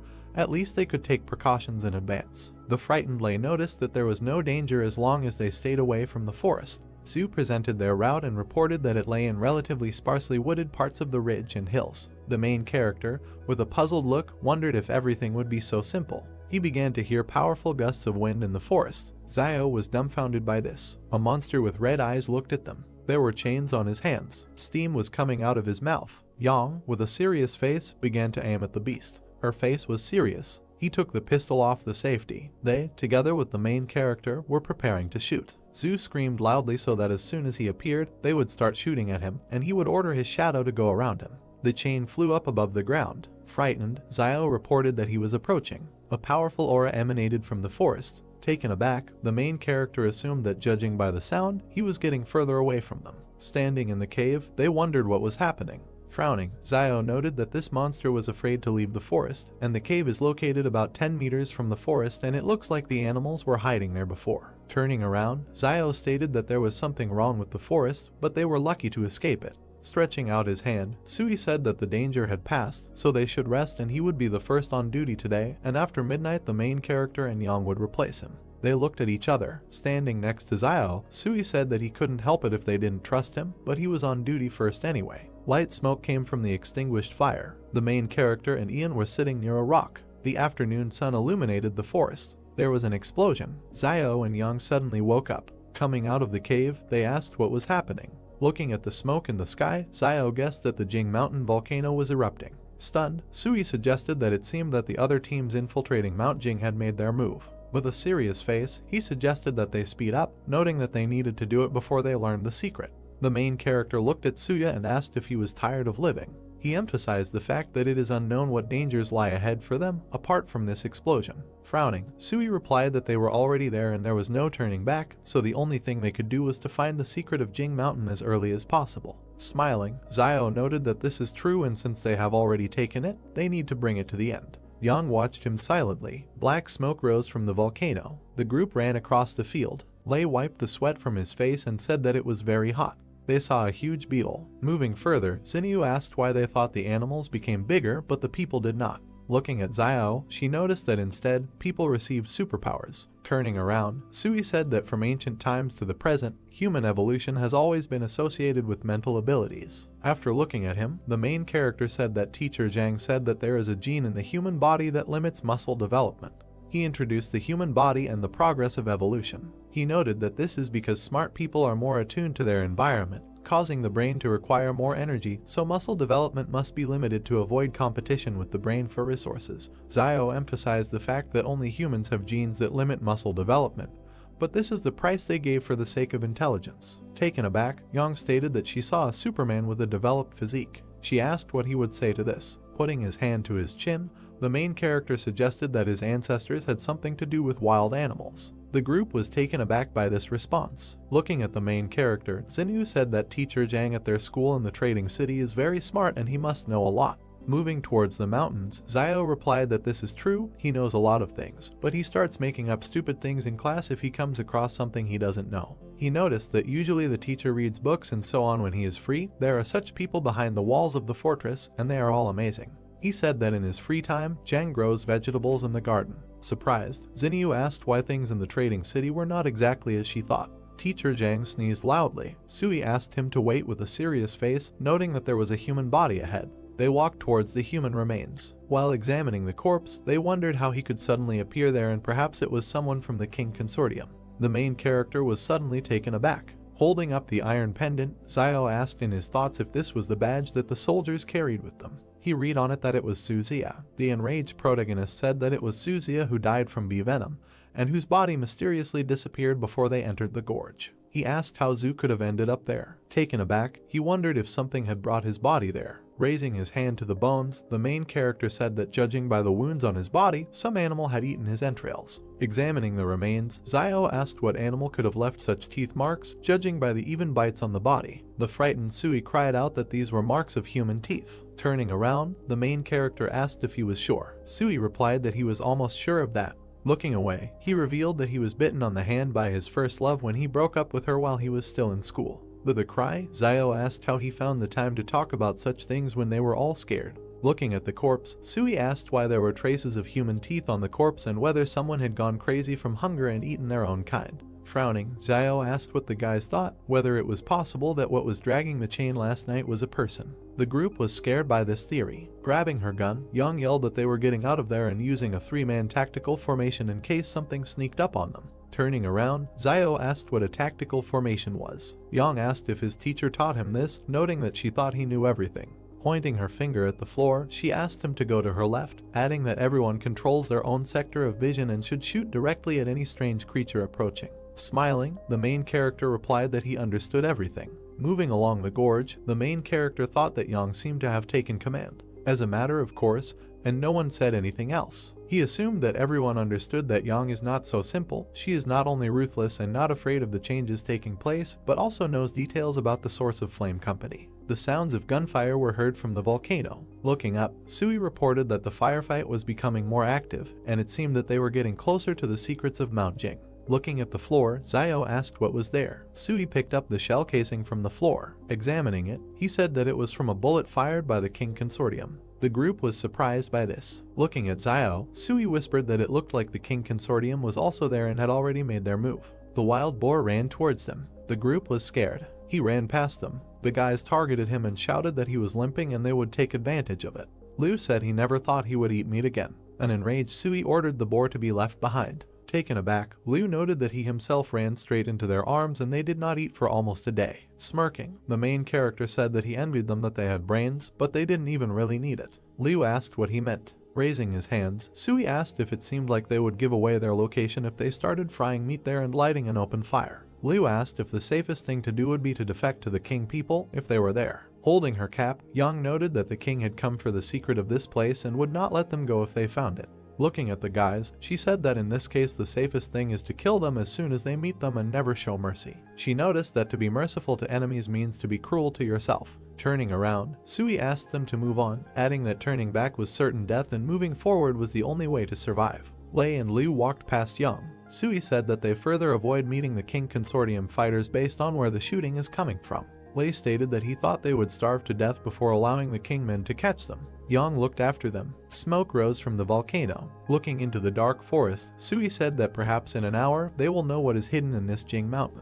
He suggested that there was much less shooting. Looking at the main character, he whispered that if they had to fight guerrilla warfare in the future, they would have to abandon the other 3, who would not be able to keep up with the 3 of them. Turning around, Zio looked at the tired group members and agreed with Sui. Turning around sharply, Sui asked where Yang was. Standing in the forest, Liu asked where she was and when she disappeared. Stunned, Zio thought that with Yang's power, it was impossible to disappear without warning unless she herself wanted to leave. They looked at each other and nodded. The sounds of chains were heard in the forest. The frightened members of the group screamed that they heard this sound again. Looking into the forest, Liu screamed that this monster couldn't take Yang away. He saw that the people in front of him had disappeared. Frightened, Liu started screaming loudly and asked where the 2 were. Standing in the forest, he asked why the 2 had disappeared. Lei looked back and said that the sound was getting closer. Liu began to run away from there. He closed his eyes in fear. Lei overtook him. Running after him, he shouted that Lei had just been injured and was already running so fast, and Xinyu was a big star and was running very fast.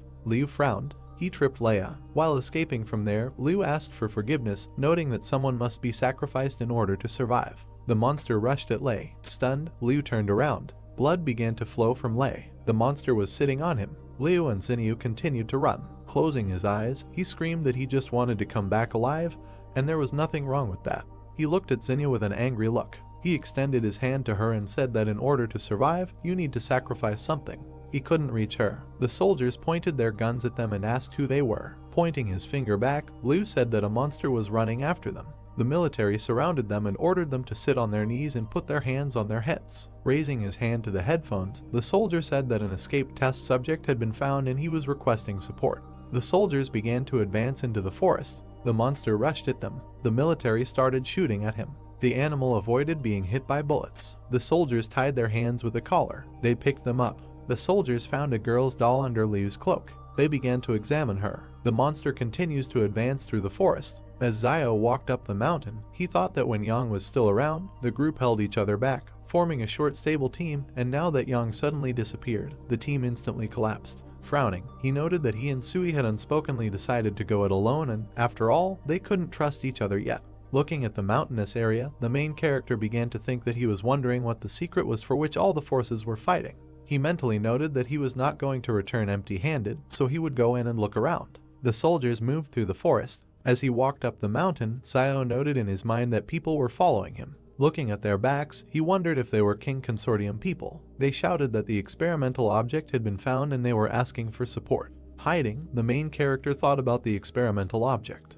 He wondered if there were still people in these wild places conducting experiments. He wondered if so many people couldn't kill one monster, or if it was too strong. Looking around the treetops, Xiao noted that however, this monster had attracted their attention, so he could take this opportunity to act stealthily. He was hiding behind a stone. While examining the base, the main character asked why they needed a place where there had recently been an explosion. He saw the scientist collecting the blood of the beast. He closely watched the man in the white coat. He began to sneak up on him. While looking around the ruined settlement and scientists, Xiao wondered if the King Consortium was capturing mutant beasts, noting that he feared that these beasts could not escape the fate of being studied. He was suddenly surprised. He saw a man on the roof of a building. Xiao looked at the guy in the white shirt. A man is depicted in a white suit and blue tie, looking down intensely. The main character looks at him, hiding behind a rock, and thinks that perhaps this is the man in charge of this operation. He notes that if on a normal day he saw someone in a white suit roaming the wild lands in a white suit, he would write off would be like a weak-minded person.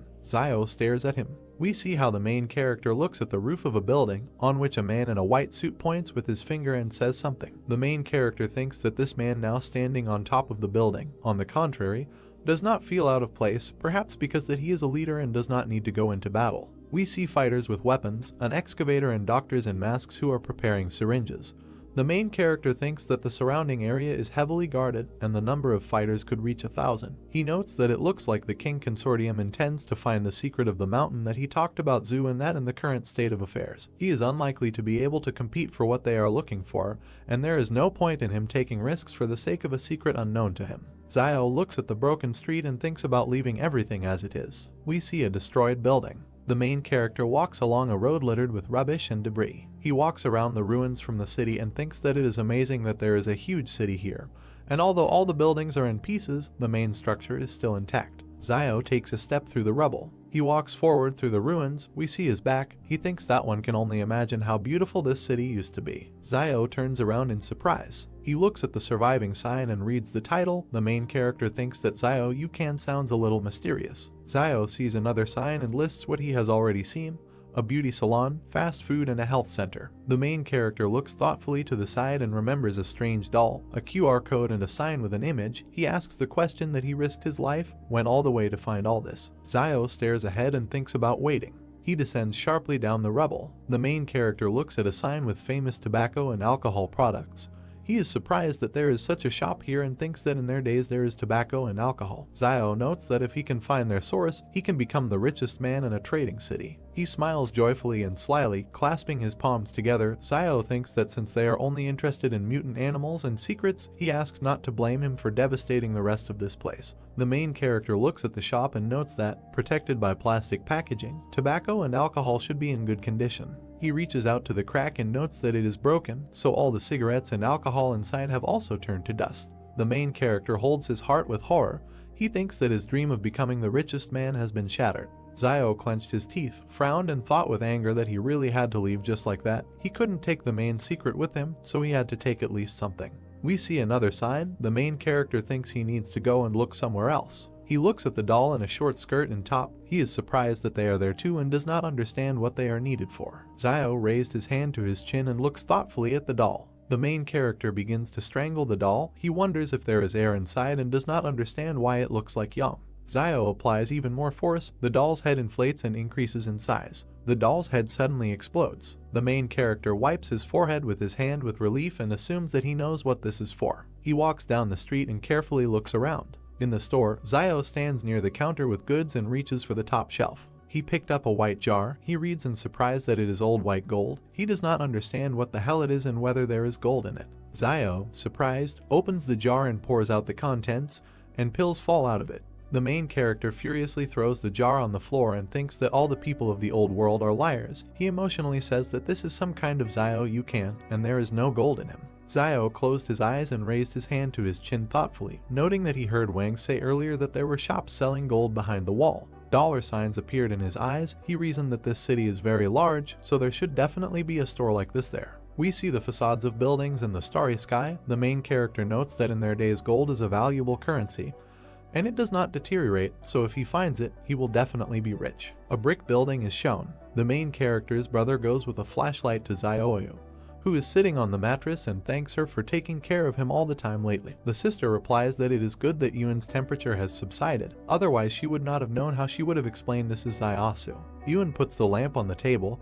His sister asks what his brother is doing now. She hopes he is safe. Euan says that he thinks he is safe and recommends not to worry. Euan looks at Zioyu kindly and thinks about how he had a fever the other day because of desire, and his sister could have taken the money and just left him. But she didn't. Instead, she helped him, just like a mother, that he was trying to cure his child. He was very pleased. Zioyu turned to Euan and sternly said that since he had already recovered from his illness, he would have to attend class tomorrow to make up for his missed homework. Sweat appeared on Euan's face, and he fearfully replies that she shouldn't do this because his brother is not at home. Zioyu smiles sweetly and says that in any case, she doesn't care because he will do what he is told. We see a brick house against the background of the starry sky. A bright moon is depicted. People are sneaking around in the darkness inside a high fence. Euan and Zioyu stood up in fear. The sister notes that there is someone outside. Euan will nervously add that there is more than one person there. Zioyu fearfully takes up the weapon and orders Euan to stay put while she goes out and takes a look. She trembles, nervously holds the knife in her hands and walks forward. Euan watches her leave the house. A bald man kicks in the door, and another one stands nearby. They attack the stunned Zioyu. She screams and points the knife at them with her eyes closed. A man with an angry face tries to snatch it. He calls Zioyu names furiously. Two men force her to the ground and hold her by the neck. In fear, she orders them to let go and leave her behind. The third one attacks Euan with a knife. He swings and hits the bed. Euan falls to the ground. He lands in a fighting stance. The man, dumbfounded, notes that he is a smart guy. Euan remembers them and thinks that these three were usually messing around in the market town, but he didn't expect that they would actually attack this house next to the school. He looks at the man sternly and thinks that because of his recent illness, Sister Zioyu must have become their target when she went to buy meat to help him gain some strength. A teacher comes into the house. The criminal points a knife at him and says that he hasn't liked this old man for a long time. The attacker stands in a fighting stance and says that Jing must have a lot of valuable things. Euan, standing nearby, nervously asks that they still dare to kill the teacher. The criminal attacks the boy and orders him to give the money in an amicable way without these resistances. Euan furrowed his eyebrows and thinks that they even dared to touch the school teacher, afraid that no one would find out who committed the murder. We see the roofs of houses in the dusk. The attacker brandishes a weapon and a wound appears on his body. Euan sharply fired his pistol at him. The other two men are shocked and don't understand where he got the gun from. Euan continues to shoot criminals. They start running towards the exit while the boy shoots. Two unknown people watch as a man lies on the ground. Euan furiously pointed a pistol at the lying man, and the others began to scream in horror and run. Euan shot at them. All three died. They are lying on the ground. Zioyu looks out with the teacher. Yajin says with horror that he knew that Zio was quite a ruthless person, so he understood that Euan would be like him. He looks at the boy in surprise and says that he couldn't even think that at 13 Euan would dare to shoot someone. Euan holds the gun with trembling hands. He is shaking all over in shock. Zioyu holds him by the shoulders in horror and screams his name. She hugs the boy and tells him not to be afraid and that everything will be fine because everything is already over. Jaeon watches his sister hug the boy and asks if Zio left this for him. Sister and Euan look at the gun. The teacher asks if this is why Euan went alone into the wilderness to make sure no one found him. Euan answers positively and says that he didn't think that something would happen right after he picked up a pistol. Euan fearfully tells the teacher that he and his sister will leave the shopping mall right away so as not to cause him any inconvenience. The teacher sternly says that now that the wolves have returned, the wild lands are not safe. Jang looks at them and says that the place that Zio has prepared for him may be safe enough, but it cannot hide him from the smell of the wolves. He says that they do not need to run away because he will handle everything. Euan looks at him incredulously and thinks about what the teacher can do to handle something like this. We see the roof of the house, the moon and stars. People go forward and say that the weapon was actually taken by this Ren child. There are many people in uniform walking. One of them angrily says that this child is the only one in this market town who has the opportunity and courage to touch a weapon. Van smiles and tells the commander that it must be some kind of misunderstanding. The commander stands opposite the old man and says that now he is almost sure that Wang Dingyang was killed by Xiao. The first says that the commander and Wang Dingyang were not on good terms either. He suggests discussing whether Wang Dingyang was killed by Xiao. The commander puts a gun to the old man's head and orders him to get out of here.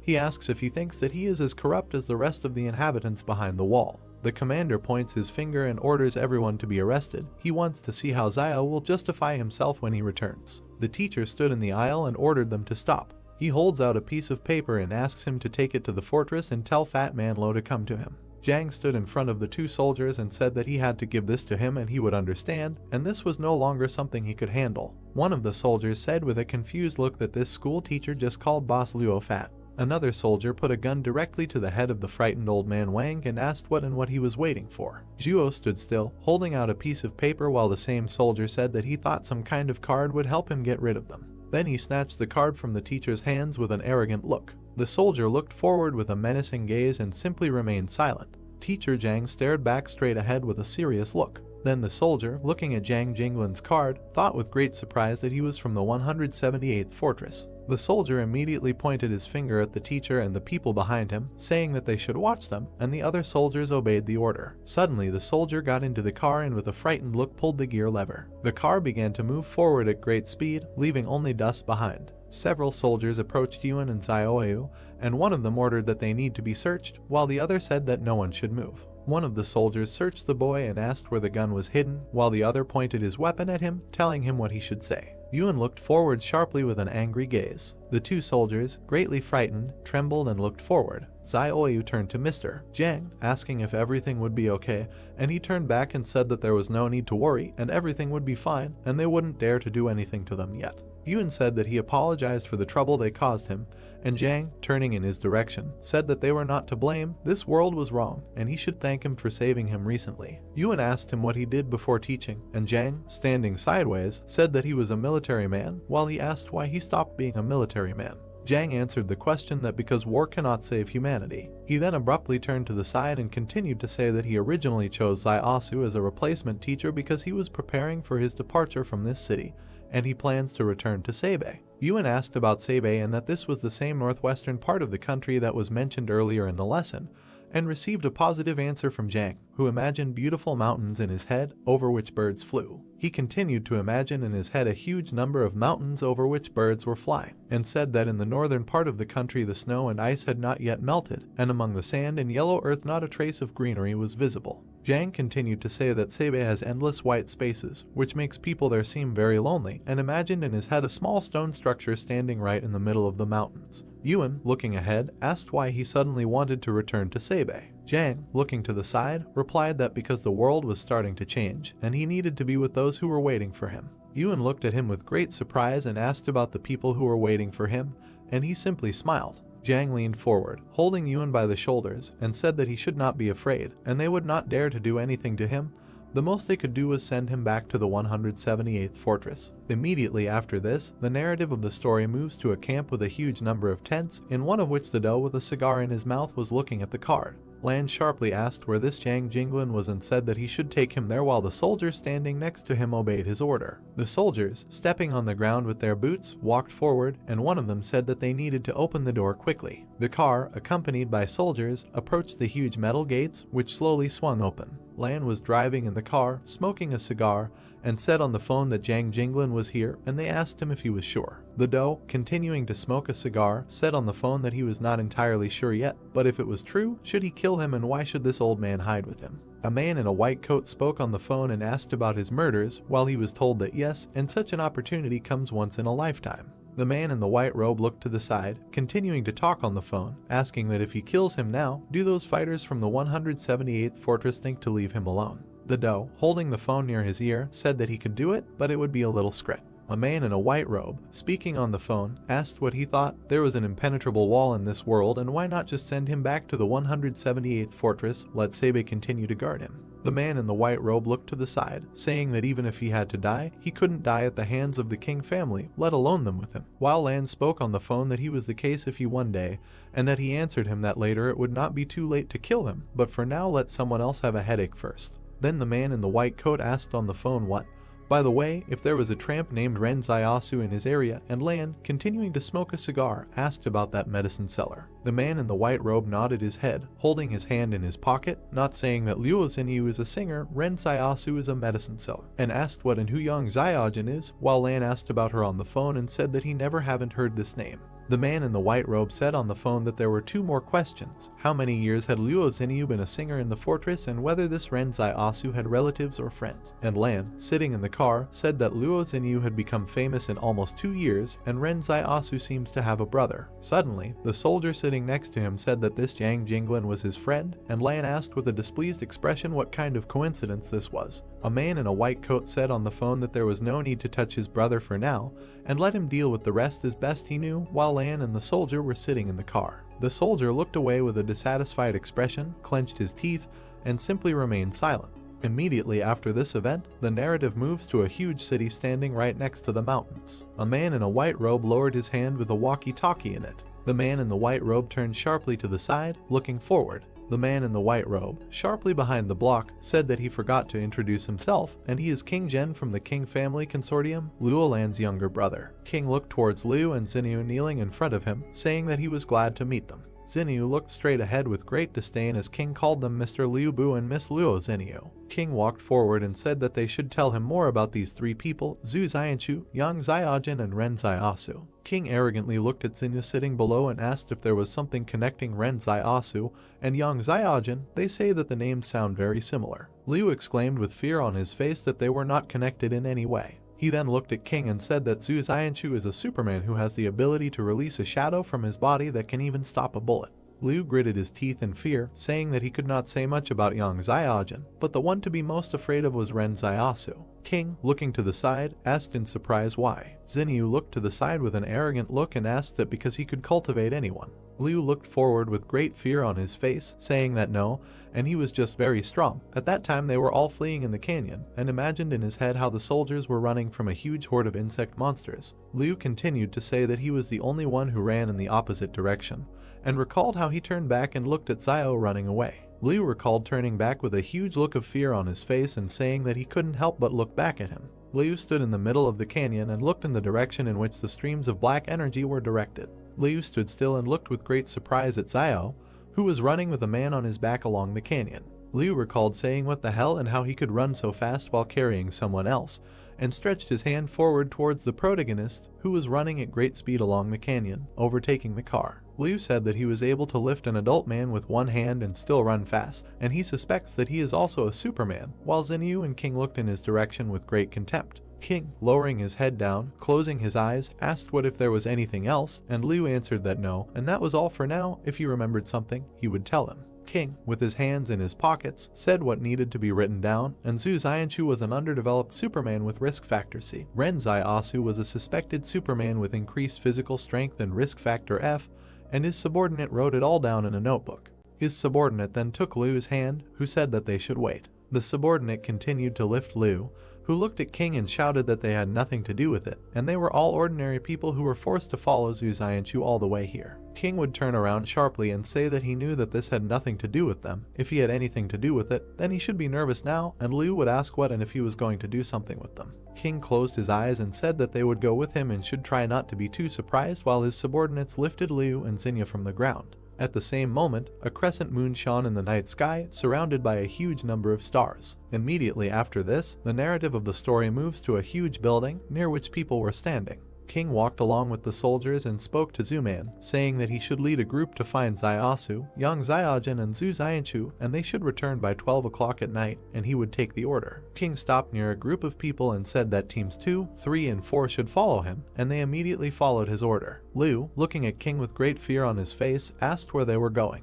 King stood in the middle of the city street and said that now they themselves will soon find out. The narrative of the story then shifts to several soldiers standing near a huge cage. King raised one of his hands up, holding the other in his pocket. Liu stood next to Xinyu and was surrounded by soldiers, saying what the same. In that same cage, with a chain on his arm, lay a gray, scary monster. Liu asked that the teeth marks on Zhu's body were not the same, while everyone else was standing right next to the monster's cage. King would quickly turn around and say that they seemed to know a little about him and had seen the bodies he had bitten. Xinyu looked forward with great fear and asked what this was all about. King, standing right in front of this monster, said that they were a product of the pre-catastrophe period, and they had only recently learned of their existence, and they should be called test subjects. Xinyu looked straight at King and asked about the test subjects, and he said that he must have recently escaped from the walls of some laboratory. King, with his head down, continued to say that they were all surprised how they survived to their days, because this is a living example. Xinyu, looking in his direction, said that this means that they came here for this sample and to find the laboratory that once held these experimental subjects captive. Suddenly, King turned his serious gaze to the side. King, standing still, says he doesn't know if they know that multicellular organisms like humans use cell division as the basis for growth and reproduction. He then went on to say that one would assume that cell division should be endless, but the strange thing is that all human cells stop at an average of 50 divisions, after which irreversible decay sets in, and he imagined several microcells in his head. King looked to the side and said that it is for this reason that a person's life expectancy is limited, he grows old and dies. Xinyu looked away as King continued to say that, well, that doesn't mean it can't be changed. King said he suspected the lab had developed a technology that made cells divide endlessly, increasing the body's metabolic cycle and lifespan, and focused his attention on the metal gate in the brick building. King reloaded his gun and said that, but they didn't expect that by doing this, they would create these monstrous and inhumane creatures, and these human-modified test subjects had completely lost their sanity as human beings. King suddenly left his gun directly into the monster's cage and continued to say that, but their physical strength and agility are far superior to ordinary people, while he looked forward with a menacing gaze. The monster abruptly grabbed the gun with its teeth and crushed it, while King said that they had to use 5 battle groups and sacrifice many of their people to capture at least one object alive. King turned sharply to the side, looking at his subordinate, who was writing something in a notebook, and said that he should write down that his teeth were developed, his pupils were narrow, his habit of moving on all fours, he was no longer human. King closed his eyes and continued to say that it was suspected that he was the product of a genetic change, and it was assumed that this laboratory was a secret experimental facility of the Flame Source Company before the disaster. Xinyu looked to the side with a puzzled look and reasoned that the base was the source of the flame. King looked down as she speculated on whether the King Consortium could take over this technology. The monster, standing on 4 limbs, squeezed its jaw with enormous force, breaking the pistol into small pieces. King looked towards the soldier and said that he should shine a bright light on him, and he obeyed the order. The soldier raised his hand up and made a finger gesture to another soldier standing on top of the building. Then the soldier sharply turned the huge searchlight to the side. A bright light suddenly illuminated the monster in the cage and the people standing next to it. The monster in the cage covered its face with its hand after the light hit it. The monster suddenly began to back away, closer to the shadow, while in its cage. King, tilting his head down a little, asked about photophobia. The soldier standing next to Kin and Xinyu said that there are 2 possible causes of photophobia. The first being the weakness of the individual who was once human and now it is reflected in what it is now, and the second is that it is in a gene edited. The model was based on the nature of the beast. King, turning his head slightly to the side, said that one was enough to study so that they could kill the rest without further losses, and the soldier standing behind him accepted the order. King reasoned with a thoughtful look that if he has photophobia, then why was he recently active during the day, and is he evolving again, or is there something that attracted him and made him go out in broad daylight? King conjured images of Xiao, Zhu, and Yang standing next to each other in his head and wondered if this could have something to do with the 3 of them. A huge number of soldiers stepped with their black boots directly onto the asphalt. Man in a shirt stood in the middle of his subordinates, while through the radio they asked him what they had found, not them. Man in a shirt, using a walkie-talkie, said that there were no leads yet, but an active search was underway, and in response they told him that it was good and they should find them as soon as possible. Immediately after this, the narrative of the story moves to one of the buildings in the destroyed city. Xiao stood near the entrance to a huge building and wondered if all the stores before the disaster were built on such a grand scale. The protagonist focused his attention on the nameplate hanging on the building and reasoned that this was Lu Wang's department store, and if he could open a department store, then there might be a gold store somewhere. Zio entered that same department store and moved slowly around it, wondering what kind of mess it was and whether there could be a gold store here. Suddenly, the protagonist turned sharply back and looked at the shelf with goods. Right on the shelf were toys of characters from Journey to the West, and Zio reasoned that Journey to the West, and wasn't that the name of the book that Zhu Xianchu mentioned earlier. Then the protagonist stretched out his hand to the toys and reasoned that the one with the stick must be the general, after all. Zio walked away from the toys and wondered where the gold store was. The protagonist approached the sign indicating that this was the Chao Su Fuk jewelry store and said that of course, and here it is. Zio immediately rushed towards the jewelry racks, putting his hands forward. The protagonist held a black bracelet in his hand and reasoned that silver turns black when oxidized. Zio immediately threw the bracelet behind his back with a dissatisfied look and reasoned that silver was worth nothing. The protagonist held a huge yellow ingot in his hand and reasoned that here it was, gold. Zio joyfully stood right in front of a rack with a huge number of gold bars and reasoned that he thought there was enough gold here so that Yuan and sister Zioyu could live comfortably for decades, and if they returned to the trading city with this, then the opening of a gold store would be no longer a dream. The protagonist thought and raised his hand to his chin, arguing that there was so much here and how he could carry it all. Zio suddenly realized something and reasoned that he would definitely do just that. The protagonist was holding in his hands several gold jewelry right above the shelf. Zio was doing something with his hands right above the jewelry rack. The protagonist held a ball of gold in his hands and reasoned that if you look for all the gold jewelry in the ball, you can put it all in the palace vault. Zio reasoned that it was already full and needed to be pushed in, and tried to hold the door with his shoulder, which was barely staying closed. The protagonist, holding a bag made from a cloak on his back, walked forward and reasoned that he would wrap the rest in his cloak and carry it away. Suddenly, several soldiers stepped with their black-booted feet directly on the ground.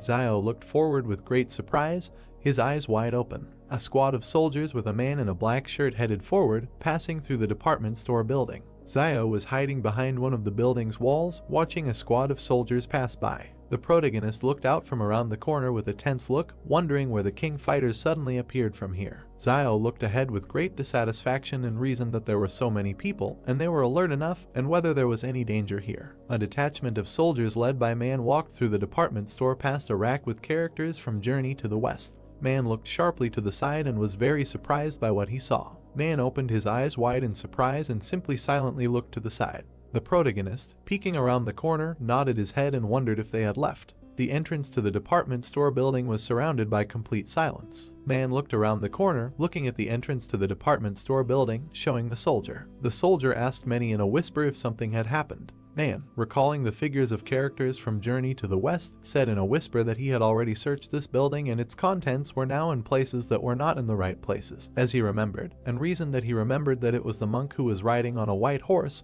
and next to it stood a monkey. Man looked out from around the corner, standing next to the soldier, and said in a whisper that it looked like someone had been here, and perhaps even still inside, and reinforcements needed to be called to immediately surround the area. Man suddenly made a gesture with his hand, sending the soldiers forward. At the same moment, soldiers lined up on both sides of the entrance to the department store building. The protagonist looked forward with great surprise, his eyes wide open. A huge number of soldiers stood near the entrance to the department store building. Zio turned around with great surprise and looked to the side, reasoning that why the king fighters decided to turn back. The protagonist turned back and leaned against the pillar, reasoning that it looked like Liu Bu and the others had revealed his existence to the king consortium after they were captured, which meant these guys were coming for him. Zio looked sharply down at the bundle from the cloak that contained the gold, and reasoned that it looked like he couldn't take the gold. One of the soldiers made a gesture with his hand and looked forward with a serious look. At the same moment, a detachment of a large number of soldiers armed with machine guns immediately entered the department store building. The detachment was divided into two and dispersed in two different directions. One of the soldiers turned towards Manya standing next to him and said that he should take a look at this. Then the soldier opened the cloak, which contained a huge amount of gold bars, and said that there was a bag of gold, presumably thrown away by the tracking object. Man looked down, saying that he was interested in gold after coming all this way, and the person who could do this was probably the vagabond Ren Zaiasu. Suddenly the soldier sharply raised his head up and saw a silhouette in a cloak in the flight between the stairs. The soldier immediately radioed that the target had run to the second floor, standing next to the stairs. A huge number of soldiers at the same moment ran up the stairs, while the radio transmitted that the target had run to the third floor. Man stood near the stairs, looking at the soldiers who were climbing it and shouting that they should go ahead and not let him leave. Man stood still, raising his head up, reasoning that something was clearly wrong, and Ren Zaiasu foolishly decided to run upstairs. If he continued to run upstairs, he would simply end up surrounded by them on the roof. Man closed his eyes and thought, reasoning that he was very greedy for money, but abandoned it as soon as he found himself in a dangerous situation, and his decisive refusal of gold gives the impression that he is acting more decisively than recklessly. The protagonist slipped between flights of stairs with great speed. Xiao ran very quickly straight up the stairs and reasoned that they had noticed him and would probably send someone to cordon off this entire building. The protagonist, gritting his teeth in dissatisfaction, looked up and reasoned that wherever he ran now, there was a chance of encountering king fighters, with the exception of. Man sharply imagined in his head the image of the roofs of buildings and reasoned that next to this building there was another building a little shorter, 10 meters from each other, and perhaps he would be able to escape by jumping from the building. Man sharply raised his hand with the pistol in it and gave the order to the soldiers that they should continue the pursuit, but they disobeyed the order. Man, sharply waving his hand with a pistol in it in front of his face, said that the external combat group should be sent to detach the neighboring building. Man abruptly jumped down from one staircase to another, holding a pistol in his hand. At the same moment, the protagonist hit the door with great force with his foot. Xiao kicked down the door leading to the roof with his foot. The protagonist was right on the roof of the building while a door flew forward right in front of him. Xiao turned sharply to the side, looking at the neighboring building, and said what was there. The protagonist rushed with great speed to the edge of the roof of the building. Xiao sharply pushed his foot off the edge of the roof of a building and jumped forward, flying to the roof of another. Man ran out of the department store building with great speed and turned his head to the side. Man abruptly stopped in place and looked with great surprise at the silhouette of the protagonist, who was flying past the buildings in the city. Man, gritting his teeth in dissatisfaction, asks if this Ren Zaiasu can really jump to another building and what level of strength and speed he has achieved. Man abruptly grabbed the walkie-talkie and said that the strength of Ren Zaiasu's target needs to be reevaluated, and repeats that the strength of the target needs to be reevaluated. Xiao landed sharply right on the roof of a nearby building, doing a somersault and getting on all fours. The protagonist suddenly rushed forward with great speed, running along the roof of another building. Xiao raised his head sharply and looked at the tall building right in front of him with great surprise. The protagonist, with his eyes wide open, looked forward and talked about this in surprise. Xiao then focused his attention on a very tall, dilapidated building. The protagonist focused his attention even closer to one of the rooms in the very building in which a certain silhouette was visible. In that very room in the tall building, Yang stood watching everything that was happening. Yang sharply adjusted the girl on her head with her hand. Suddenly, out of nowhere, a strange black and red trunk appeared right in her hands. She then stepped on the small step with her black booted foot. Yang stood still and aimed at the scope of her huge black and red rifle. She suddenly exhaled slowly and continued to aim one eye at the scope of her rifle. Yang stood in place, holding her black and red rifle with two hands and aimed at its scope. Xiao continued to run along the roof of the building with great surprise, talking about Yang Xiaojin. The protagonist stopped abruptly on the roof of the building and looked sideways at the street of the destroyed city. Xiao suddenly focused his attention directly on King and the people standing next to him who were near the cage, and reasoned that this means that Yang Xiaojin's goal was to come and kill this young man in a white suit. The protagonist froze abruptly in place, raising his head up and looking at the tall building on the side of him, and reasoned that she was so far from this man in a white suit. Xiao looked to the side with a reasonable expression and thought that at such a distance to the target, the sniper needs to calculate many factors, such as wind direction, temperature, humidity, and various external obstacles and cover near the target. Then the protagonist focused his attention on Qin standing near the cage and highlighted his approximate location on the street, reasoning that how can sniping be carried out at such a distance, even if one has to take into account the deflecting force of the rotation of the Earth. King stood still while Xinyu was behind him. Xinyu rose sharply, and the protagonist looked forward and reasoned that the wind had stopped, and now. Xiao turned his head sharply towards the tall building standing nearby and reasoned that she had not fired. The protagonist then focused his attention on Xinyu, who suddenly stood up from the ground and reasoned that when did she free herself from the rope binding her thumbs. Xinyu suddenly rushed forward towards King with great speed, holding a knife in her hand. Xinyu continued to rush forward at great speed, moving her hand with the dagger in it and back a little. King sharply turned his gaze back and looked at the woman in the suit who was deflecting Xinyu's blow. Xinyu threw a punch with her hand, which the woman deflected with her white fan. The woman in the suit would then lash out with her white fan, while Xinyu dodged it. Xinyu jumped back, landing on the ground as the woman in the suit collected her white fan.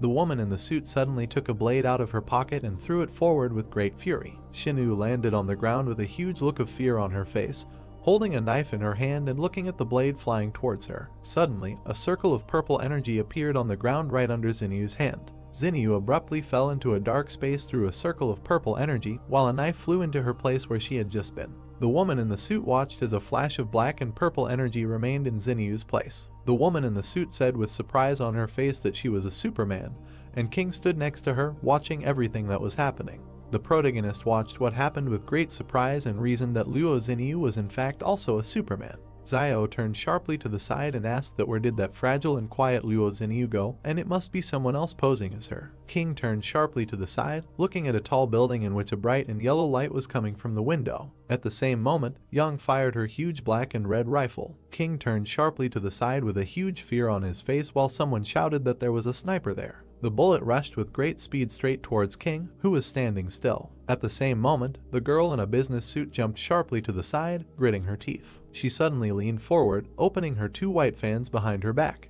Then the girl in a business suit put 2 white fans right in front of her and tried to deflect the bullet flying at her. The girl in a business suit clenched her teeth in dissatisfaction and fear and simply remained silent.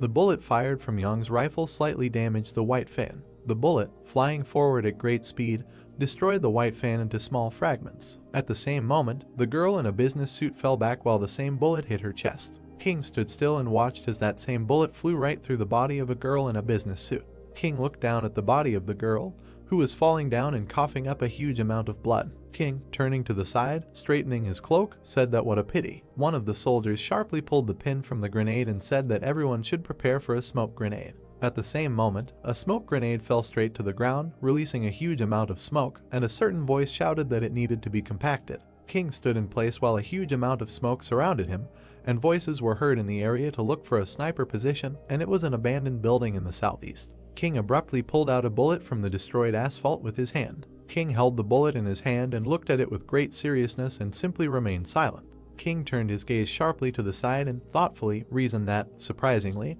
this was an attack by rebels, and this is a group of people about whom there are vague rumors in the circles of the consortium. King walked up to Liu, who was sitting on the asphalt, and said that being her agent and not even knowing that his employer was a Superman, he was still really very stupid. They took Liu by the clothes and lifted him up, and he said that she was just like that before. Suddenly, that same silver bullet was brought right to his eye. King, piercing Liu's eye with a silver bullet, said that he should rest in peace and in their time there was no place for such scum. Liu slumped straight to the ground and screamed loudly as blood flowed from his eye. The protagonist stood still, looking at the tall building right in front of him, and reasoned that so, Yang Xiaojin and Luo Xinyu are working together. As expected, the more beautiful a woman is, the more dangerous she is, and never thought that they would put on such a show here. Xiao raised his head up and recalled the images of Yang and Xinyu, reasoning that in retrospect, their disguise was not really flawless, and, I remember, before going to Mount Jing, I asked to remove Wang Qinjiang from the squad, and Luo Xinyu glanced at Yang Xiaojin during the decision, but at that moment, neither of them cared about it.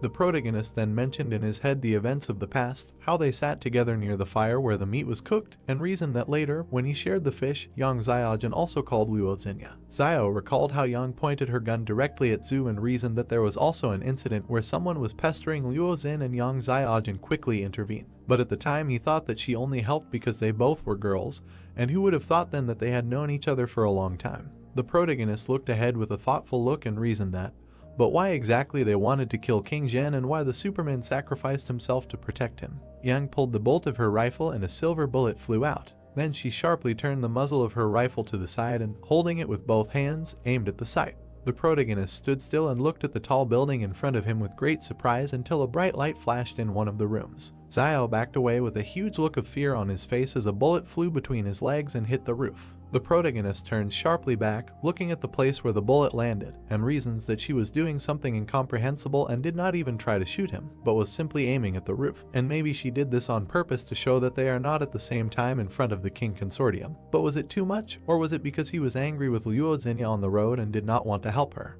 Yang, holding a huge rifle in her hands, stood next to Xinyu approaching her. Yang continued to look forward with a serious gaze while Xinyu tilted her head to the side and waved her hand. At that moment, the two of them suddenly jumped into a portal created from dim blue energy. Xiao watched everything that was happening, reasoned that no, and they just left, and don't they want to take him with them. A huge number of soldiers ran down the street, holding machine guns in their hands. Zio looked down from the roof of the building at the huge number of soldiers approaching him and reasoned that this was bad, and so they decided to throw everything at him and calmly leave. And maybe it was convenient to leave, but why involve him in this? The protagonist suddenly pulled out a pistol from behind his back and reasoned that he was careful everywhere, but still ended up in the ass. Man sharply broke down the door leading to the roof with his shoulder. Zio, running sharply forward, fired his pistol and cursed displeasedly. The protagonist continued to run forward straight along the roof of the building while the soldier covered Manya from his bullets with his shield. Suddenly, Man jumped out from behind the soldier with the shield and fired straight forward from his pistol. Zio jumped to the side with great speed, dodging several bullets fired by the enemy. The protagonist suddenly jumped up and rushed forward with great speed, reasoning that there was no more hesitation. He must run before all their troops arrived. Man aimed his pistol, clenched his teeth, and said that it was amazing how fast he could move.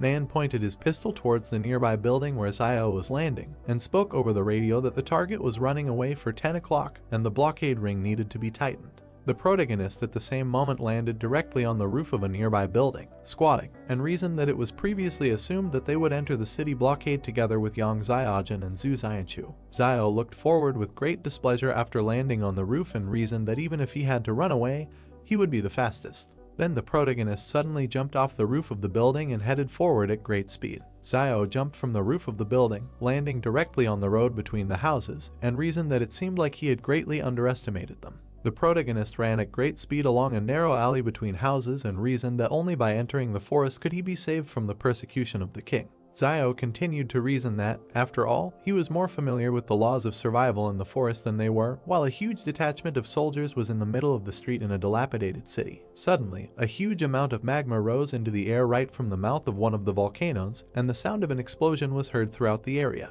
The protagonist continued to run forward at great speed, greatly surprised and reasoning that it was a volcanic eruption. Man ran straight down the city street towards the volcano and was greatly stunned by the eruption he saw. Man continued to run forward along with the soldiers and, greatly frightened, reasoned that if this guy went further and the volcano erupted, there would be no turning back. Zio turned around abruptly with great displeasure, gritting his teeth as a huge amount of magma erupted from the volcano right in front of him. The protagonist continued to run forward at great speed, debating whether they would continue to pursue him or let him go, while a crowd of people ran after him. The protagonist found himself on the outskirts of the city and turned back to the crowd of people shining flashlights, and reasoned that the path back only leads to death. Zio rushed forward with great speed straight towards the forest and the volcano, which began its eruption, reasoning that the only way to survive was to move forward. Man, raising his hand clenched into a fist, addressed all the soldiers, saying that they should not stop. One of the soldiers approached Manu and said that the object of research had disappeared, and he shouted that they should look for it,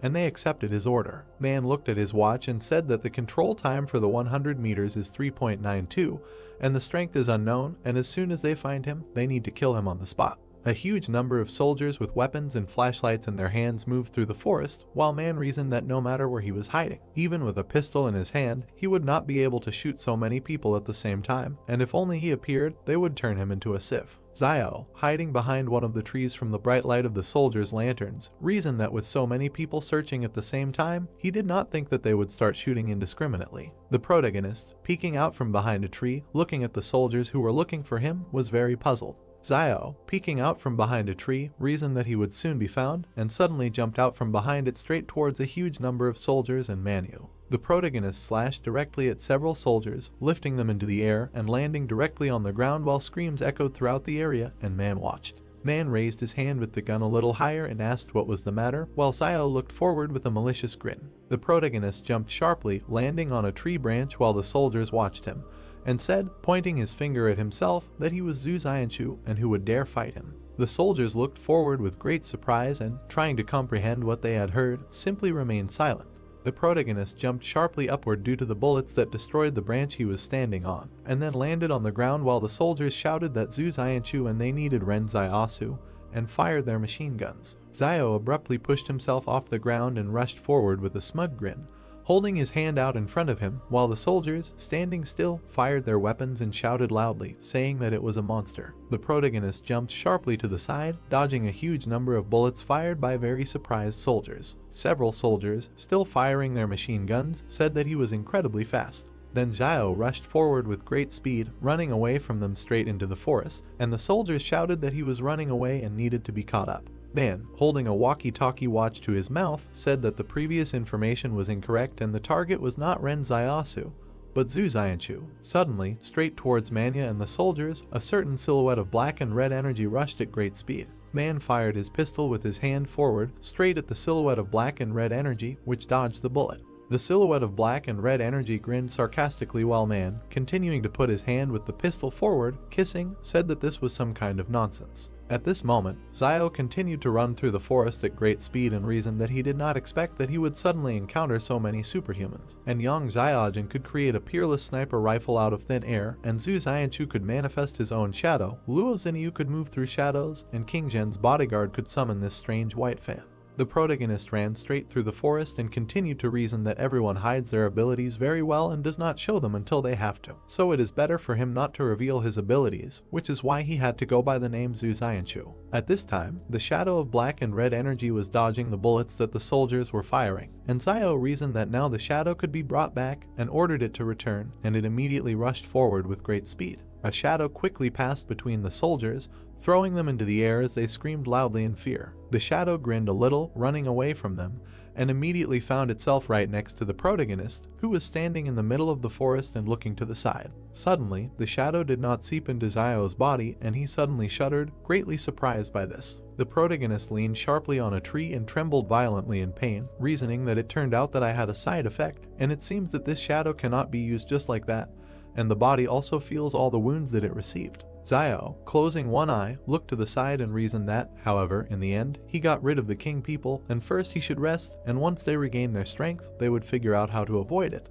The leg, shackled in chains, suddenly became very tense, destroying them. Zio was very surprised, holding his chest, and reasoned that it seemed that he was not alone here. The protagonist stood still while several strange monsters appeared right in front of him, moving on all fours, and he wondered what it was. Several gray monsters lay on the ground, looking forward with furious gaze while Zio reasoned that life was indeed unfair. Zio was very frightened, closing one of his eyes and gritting his teeth, reasoning that it seemed that he could not escape. At the same moment, the protagonist stood in place right in front of the three gray monsters, until a silhouette suddenly appeared right above him, jumping down. Zio turned sharply to the side, looking straight ahead with great surprise. Subject attacks Zio with a jump. Zio dodges at the last moment. He talks about how to get out of the situation, because it is impossible to shoot now, this will attract the King Consortium. He gets up and realizes that it's hard to be squeezed on both sides. The subject also stood up to prepare to attack. Zio thinks that it's still better to attack with a dagger up close. More experimental subjects arrive from the forest. Now Zio can only rely on his dagger. He is very nervous and closely watches his opponents. Zio shakes his head in panic, because the dagger is not in place. Zio doesn't understand where the weapon disappeared. He remembers how Yang ran into him before she disappeared. Euan is sitting on a cliff. Perhaps then she stole the dagger. Yang happily looks at the dagger. Zio wonders if she really took him back, although the trust that was between them would make such an act extremely heartless. Zio looks in surprise as the test subject climbs the tree. 3 test subjects crawl towards him. Zio tensed up and decides to attack first, for which he uses the ability copied from Zhu. He casts a determined glance towards his enemies, deciding that this is not the time to be sad. Having sent the shadow to attack, he shouts to the test subjects to die. The unpleasant sensation makes him take aback and turn around. The subject attacked from the back, leaving a cut with his sharp claws. Zio screams. He roundhouses one of them in the face with his fist. He looks in surprise at the fist that hit the test subject's face. He looks at his hand in horror and screams in pain. A scream is heard against the backdrop of a dark forest. Zio throws the test subject aside, grabbing his face. Shadow Zio hits the test subject while he looks over his shoulder at the 3 lying humanoids and talks about the thickness of their skin, since it cannot be injured without a weapon. The product of the experiment makes a big bite on the side of the shadow, which affects itself. Zio grabbed his phantom-bitten side and decides that if he continues to fight with them, he will definitely be eaten soon. Closing his eyes in pain, he thinks about how he can get a weapon.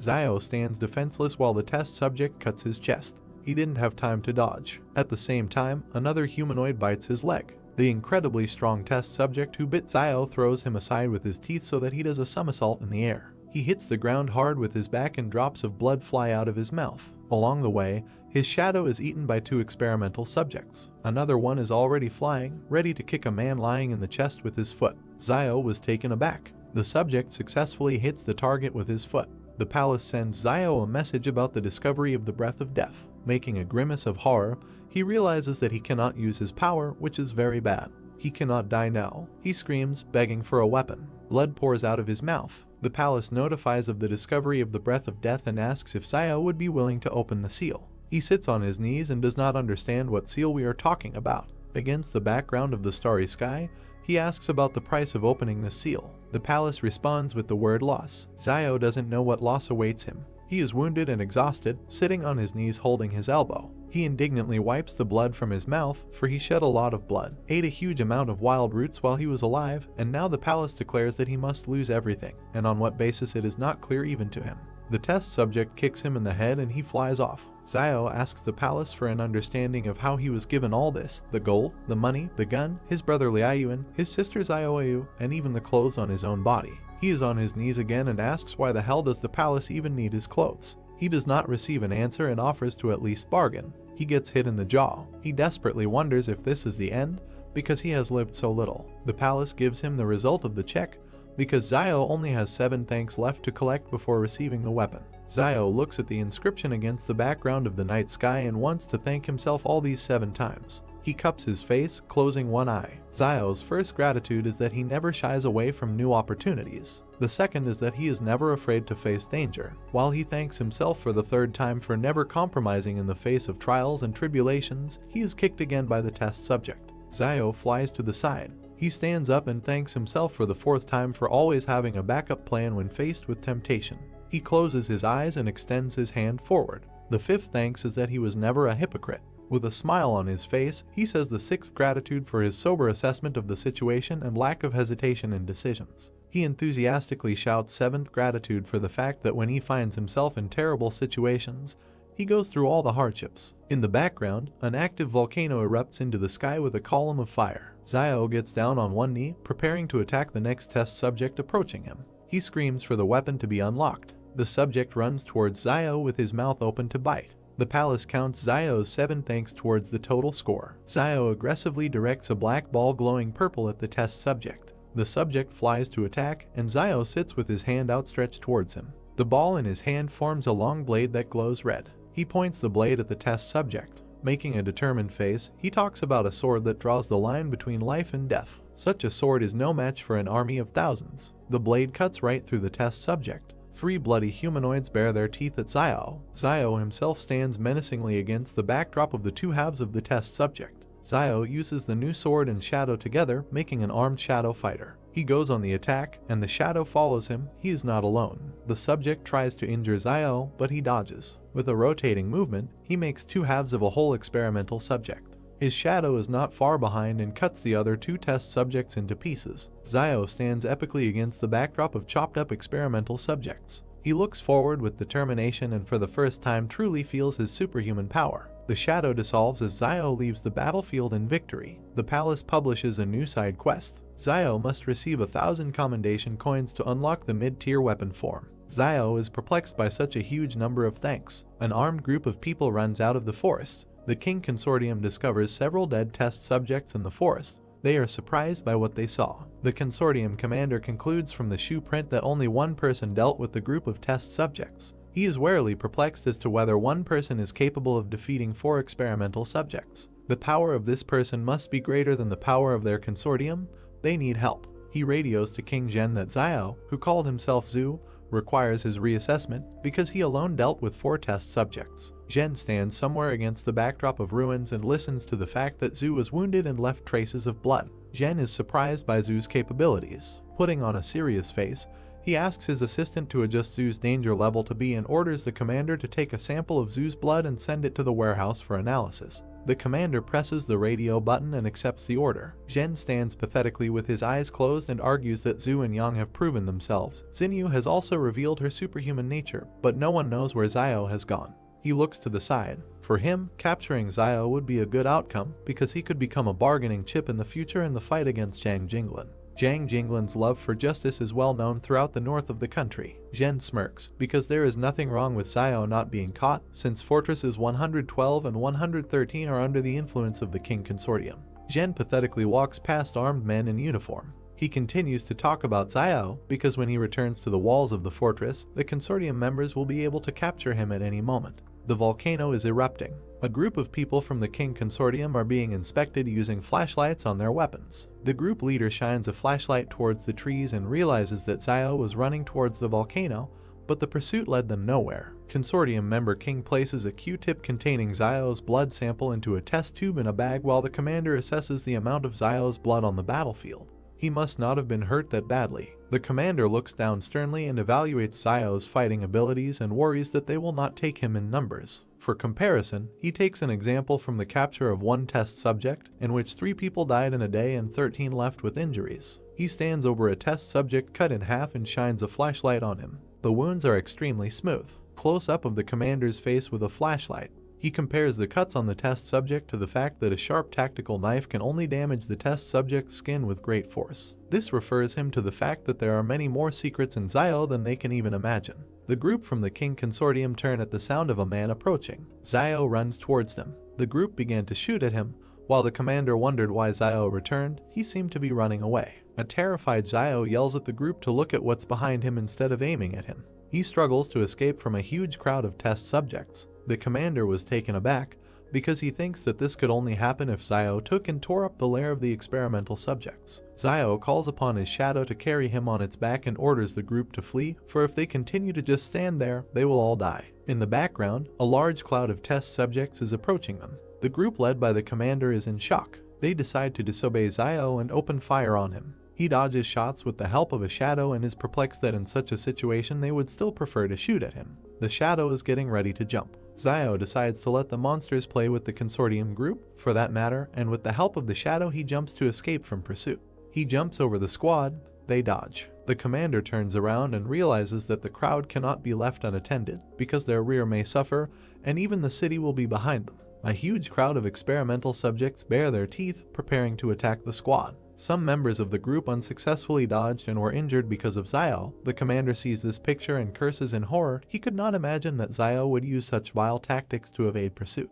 He realizes that Zio is using the test subjects in order to contain the squad and get rid of persecution from both them and the test subjects. The commander with a menacing face looks at the crowd and does not understand where such a large number of experimental subjects came from, if the information said there were 100 individuals. Close up of the commander's face. He thinks that the source of the flame may have deliberately spread false information to deceive Jin, and most likely this happened after the source of the flame could not intersect with the King Consortium to resume the work of this laboratory. This is quite possible, because Jin killed many people from the source of the flame campaign over the past couple of years. He worriedly notifies the city via radio that a defensive line should be built. Team members follow orders to fire to support defenses on the ground. We need to gain time so that the city can prepare for the attack. Zio turns to look at the group going to the front line and thinks that maybe this is the difference between the consortium members and the private army. A close-up of the squad in combat readiness is shown. Zio is surprised by the dedication of the consortium soldiers, that they are willing to sacrifice their lives and safety in order to buy time for their comrades in the rear. The shadow drives him away from the carnage while he talks about Jin with his image in the background.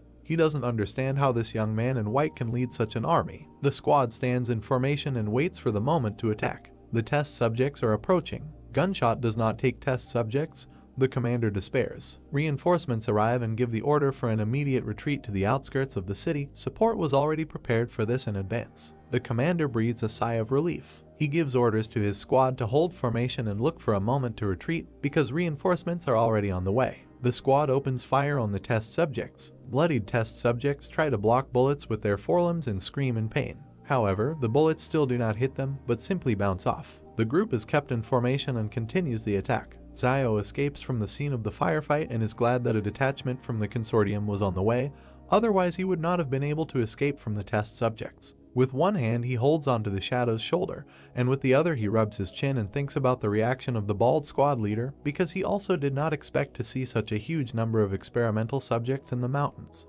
He grins, because this is the norm for such numbers, because in the forest there is no more entertainment except giving birth to children. Zio turns around at something. Meanwhile, the volcanic eruption is only intensifying. A huge 5-fingered red limb with claws protrudes from the crater of the volcano. Zio was taken aback. He wonders how some creature could be hiding in the volcano and what kind of creatures in general can survive in lava. Jin stands pathetically against the background of the eruption and his white cloak flutters in the wind. A man in uniform and glasses behind him asks what the hell this is. Jin closes his eyes and sighs. He was very sorry that such things really existed, and because of this they would have to retreat immediately. Mission failed. He opens his eyes and turns to the guy with glasses, asking him to call his mediocre brother if this thing crawls out of the crater or if a large number of test subjects are forced south by the volcano, because Barrier 113 is in danger. The guy in uniform agrees. Jin orders everyone else to gather and prepare to retreat. The volcano emits another pillar of fire into the sky. Military trucks are urgently leaving the city. The consortium squad continues to exchange fire as the eruption intensifies with each passing moment.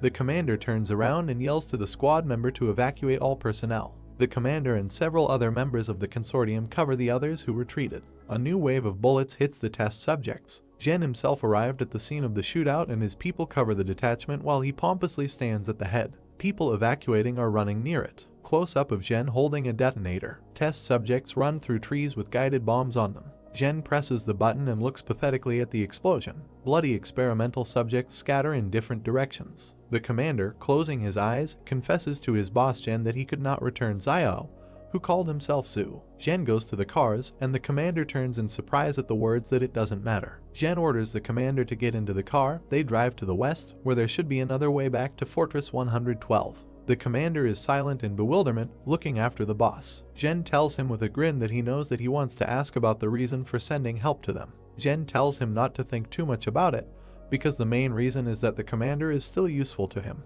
He also added a request not to say words of loyalty to him, because Jin does not believe in such things. Jin looks towards the cars. There are cries that the car can be driven because something is wrong with the tires. The commander looked at them seriously and asked if they had a flat tire, because they had a jack and a spare wheel for such a case. A member of the squad looks at the tire with concern and tells him about the condition. It is rather not flat, but cut.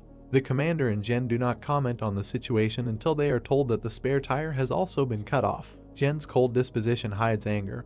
He thinks about Zhu and really wants someone to be killed and asks Yuan to bring him a bulletproof vest. Another column of fire into the sky from the direction of the erupting volcano. Close-up of the feet of running soldiers. The commander worriedly reminds Jin in the bulletproof vest about what will happen for failure to complete this task, namely, he must receive punishment in the consortium. Jin replies that everything is fine.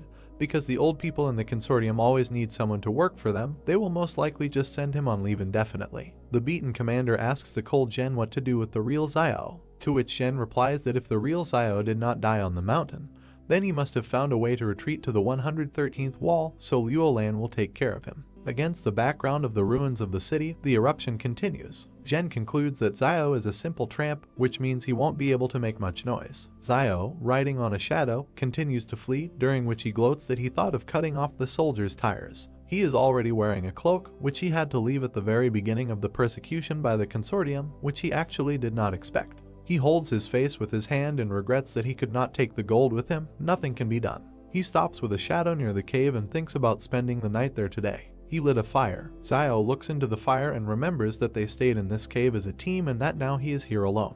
He heard something behind him and turned to look. The words, "It is carved into the stone right behind you." He rubs his chin and concludes that the message was written relatively recently. He remembers that the last time they were here, Jan was the last one to leave the cave, whether they could have left this message or not. He looks thoughtfully to the side at the background of Yang's image and wonders if she is really so cruel that she would carve out such inscriptions to scare people purely for fun. Something flies out of the volcano like a fireball and bounces in a couple of places. 3 different animals run out of the forest. Xiao looks at the erupting volcano. He looks ahead warily and realizes that he won't be able to rest tonight and his time is running out. He finds himself riding the shadow again. He understands that in order to be saved he needs to continue his path. Xiao runs past the trees in a zigzag pattern. His speed is so high that he is almost invisible. He is convinced that if he is fast enough, the monsters will not be able to catch him. Runs past small rocks on which gray red-eyed arachnids sit. The arachnids are talking, because they don't understand what it was, a person or something else. Xiao runs past the wolf, who hatched after him out of shock. Then he knocks another wolf off his paws. He looks forward confidently, sitting astride the shadow. In front of him there is a view of the trading city. He's glad he's finally back. Fugui goes to Yuan and Xiaoyu's sister's house, asking to see what he brought for Yuan. The latter, in turn, lies in bed, and Sister Xiaoyu sits next to him. With tired eyes, Yuan peeks out from under the blanket and thanks Fugui for putting in a good word for them during the arrest, but waking him up early in the morning is not nice. Sister Xiaoyu looks at Yuan worriedly and urges him to get up, because if he gets up 15 minutes earlier every day, then in total he will have an extra 90 hours to use for the thing he likes. She asks him to think about what he likes most. Yuan, in response, unhappily wraps himself in a blanket and convinces him that his favorite thing is sleep. Sister Xiaoyu did not like this answer and pulls the blanket off him and reproaches him for making people more angry than his older brother. Yuan closes his eyes in displeasure and says that he doesn't care. He sits unhappily wrapped in a blanket. Sadly lowering his gaze, he talks about the calm situation in the city in recent days, and he is very sorry that his brother is not here at such a time. Xiaoyu stood up from the bed and smiled softly. Fugui brought 2 hot sweet potatoes for Yuan and Xiaoyu. With a smile on his face, he asks them to hurry up and eat the potatoes while they are still hot. Yuan, without getting out from under the blanket, looks at the potatoes and asks Fugui about the reason for his love for sweet potatoes, because he cooks them every day. With a thoughtful face, Fugui remembered his dysfunctional childhood behind the 107th wall and told Yuan that there was a famine then and he had to leave the wall after his father and go here to reunite with his relatives. Smiling again, he continued to say that despite the famine, before it was not as dangerous there as it is now. The story about his love for potatoes was that one day he and his father dug up 2 sweet potatoes in the field and Dad baked them for Fugui to eat. Then it seemed to him that baked sweet potatoes were the best thing in the world. Yuan looks at Fugui enthusiastically. A conversation with Xiao pops up in his memories. He asked his younger brother if he knew why people were happy. They both sat and looked at the night sky and Yuan asked his brother the answer to this question. Frowning, Xiao told his brother that human happiness comes not from pleasure, but from pain, because when, at a moment of unbearable bitterness, you try something sweet, a desire arises to fight for your life. Yuan looks at the softly smiling Xiao in surprise, and the latter continues that the sweet taste may not mean much to others, but for you at such a moment, this sweetness is the greatest joy. Yuan and Xiaoyu started eating the potatoes. Fugui says that with Mr. Zhang gone, there are no more teachers left in their trading city. Yuan enthusiastically says that this is not a problem, because when Xiao returns, he will teach. Fugui answered warily, spreading his fingers that he had heard rumors from factory workers near Jing Mountain. It seems that the Jing Mountain volcano has erupted and it is unknown how Xiao is doing.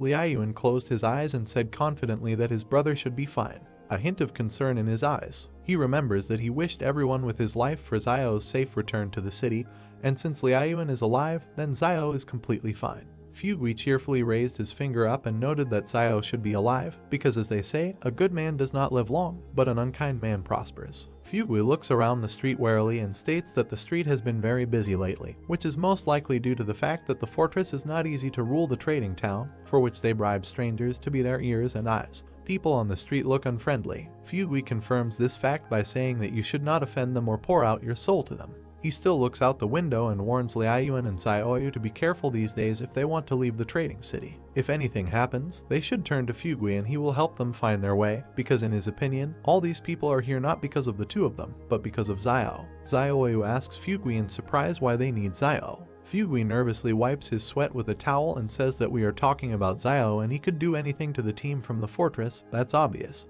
Yuan and Xiaoyu were taken aback. Zhen, the commander, and a couple of other people move through the forest. Zhen looks ahead and curses because he doesn't know how much longer to go to get back to Fortress 112. The commander notices that the situation is so bad that even the boss has lost his cool. Zhen grins at himself because his image is falling apart. Some guy saw a mutated arthropod and fearfully noticed the presence of a human face on its shell and assumed that they eat people. The soldier approaches the guy's screams and reprimands him, because Mount Jing is far from here, so he should go about his business and not get in the way. Not far from them, Xiao jumps off the wall. Xiao walks into the door of his house, where a surprised Xiaoyu and Yuan stare at him. Yuan is happy to see his brother, as can be seen from his exclamation towards Xiao. He tells the younger one to pack his things quickly. Xiao takes out a gun and points the barrel at Fugui, threatening him. He apologizes for what he is doing, but he will have to stay here until they leave. Frightened, Fugui raises his palms and warns that the street is full of people watching this courtyard. Maybe Xiao alone can easily enter and exit, but what about Yuan? Playfully twirling the gun in his hands, Xiao replies that these people are not able to stop him. Fugui says that Mr. Zhang is nearby, then the people from the King Consortium will not be able to do anything to him. Xiao asks him about Teacher Zhang.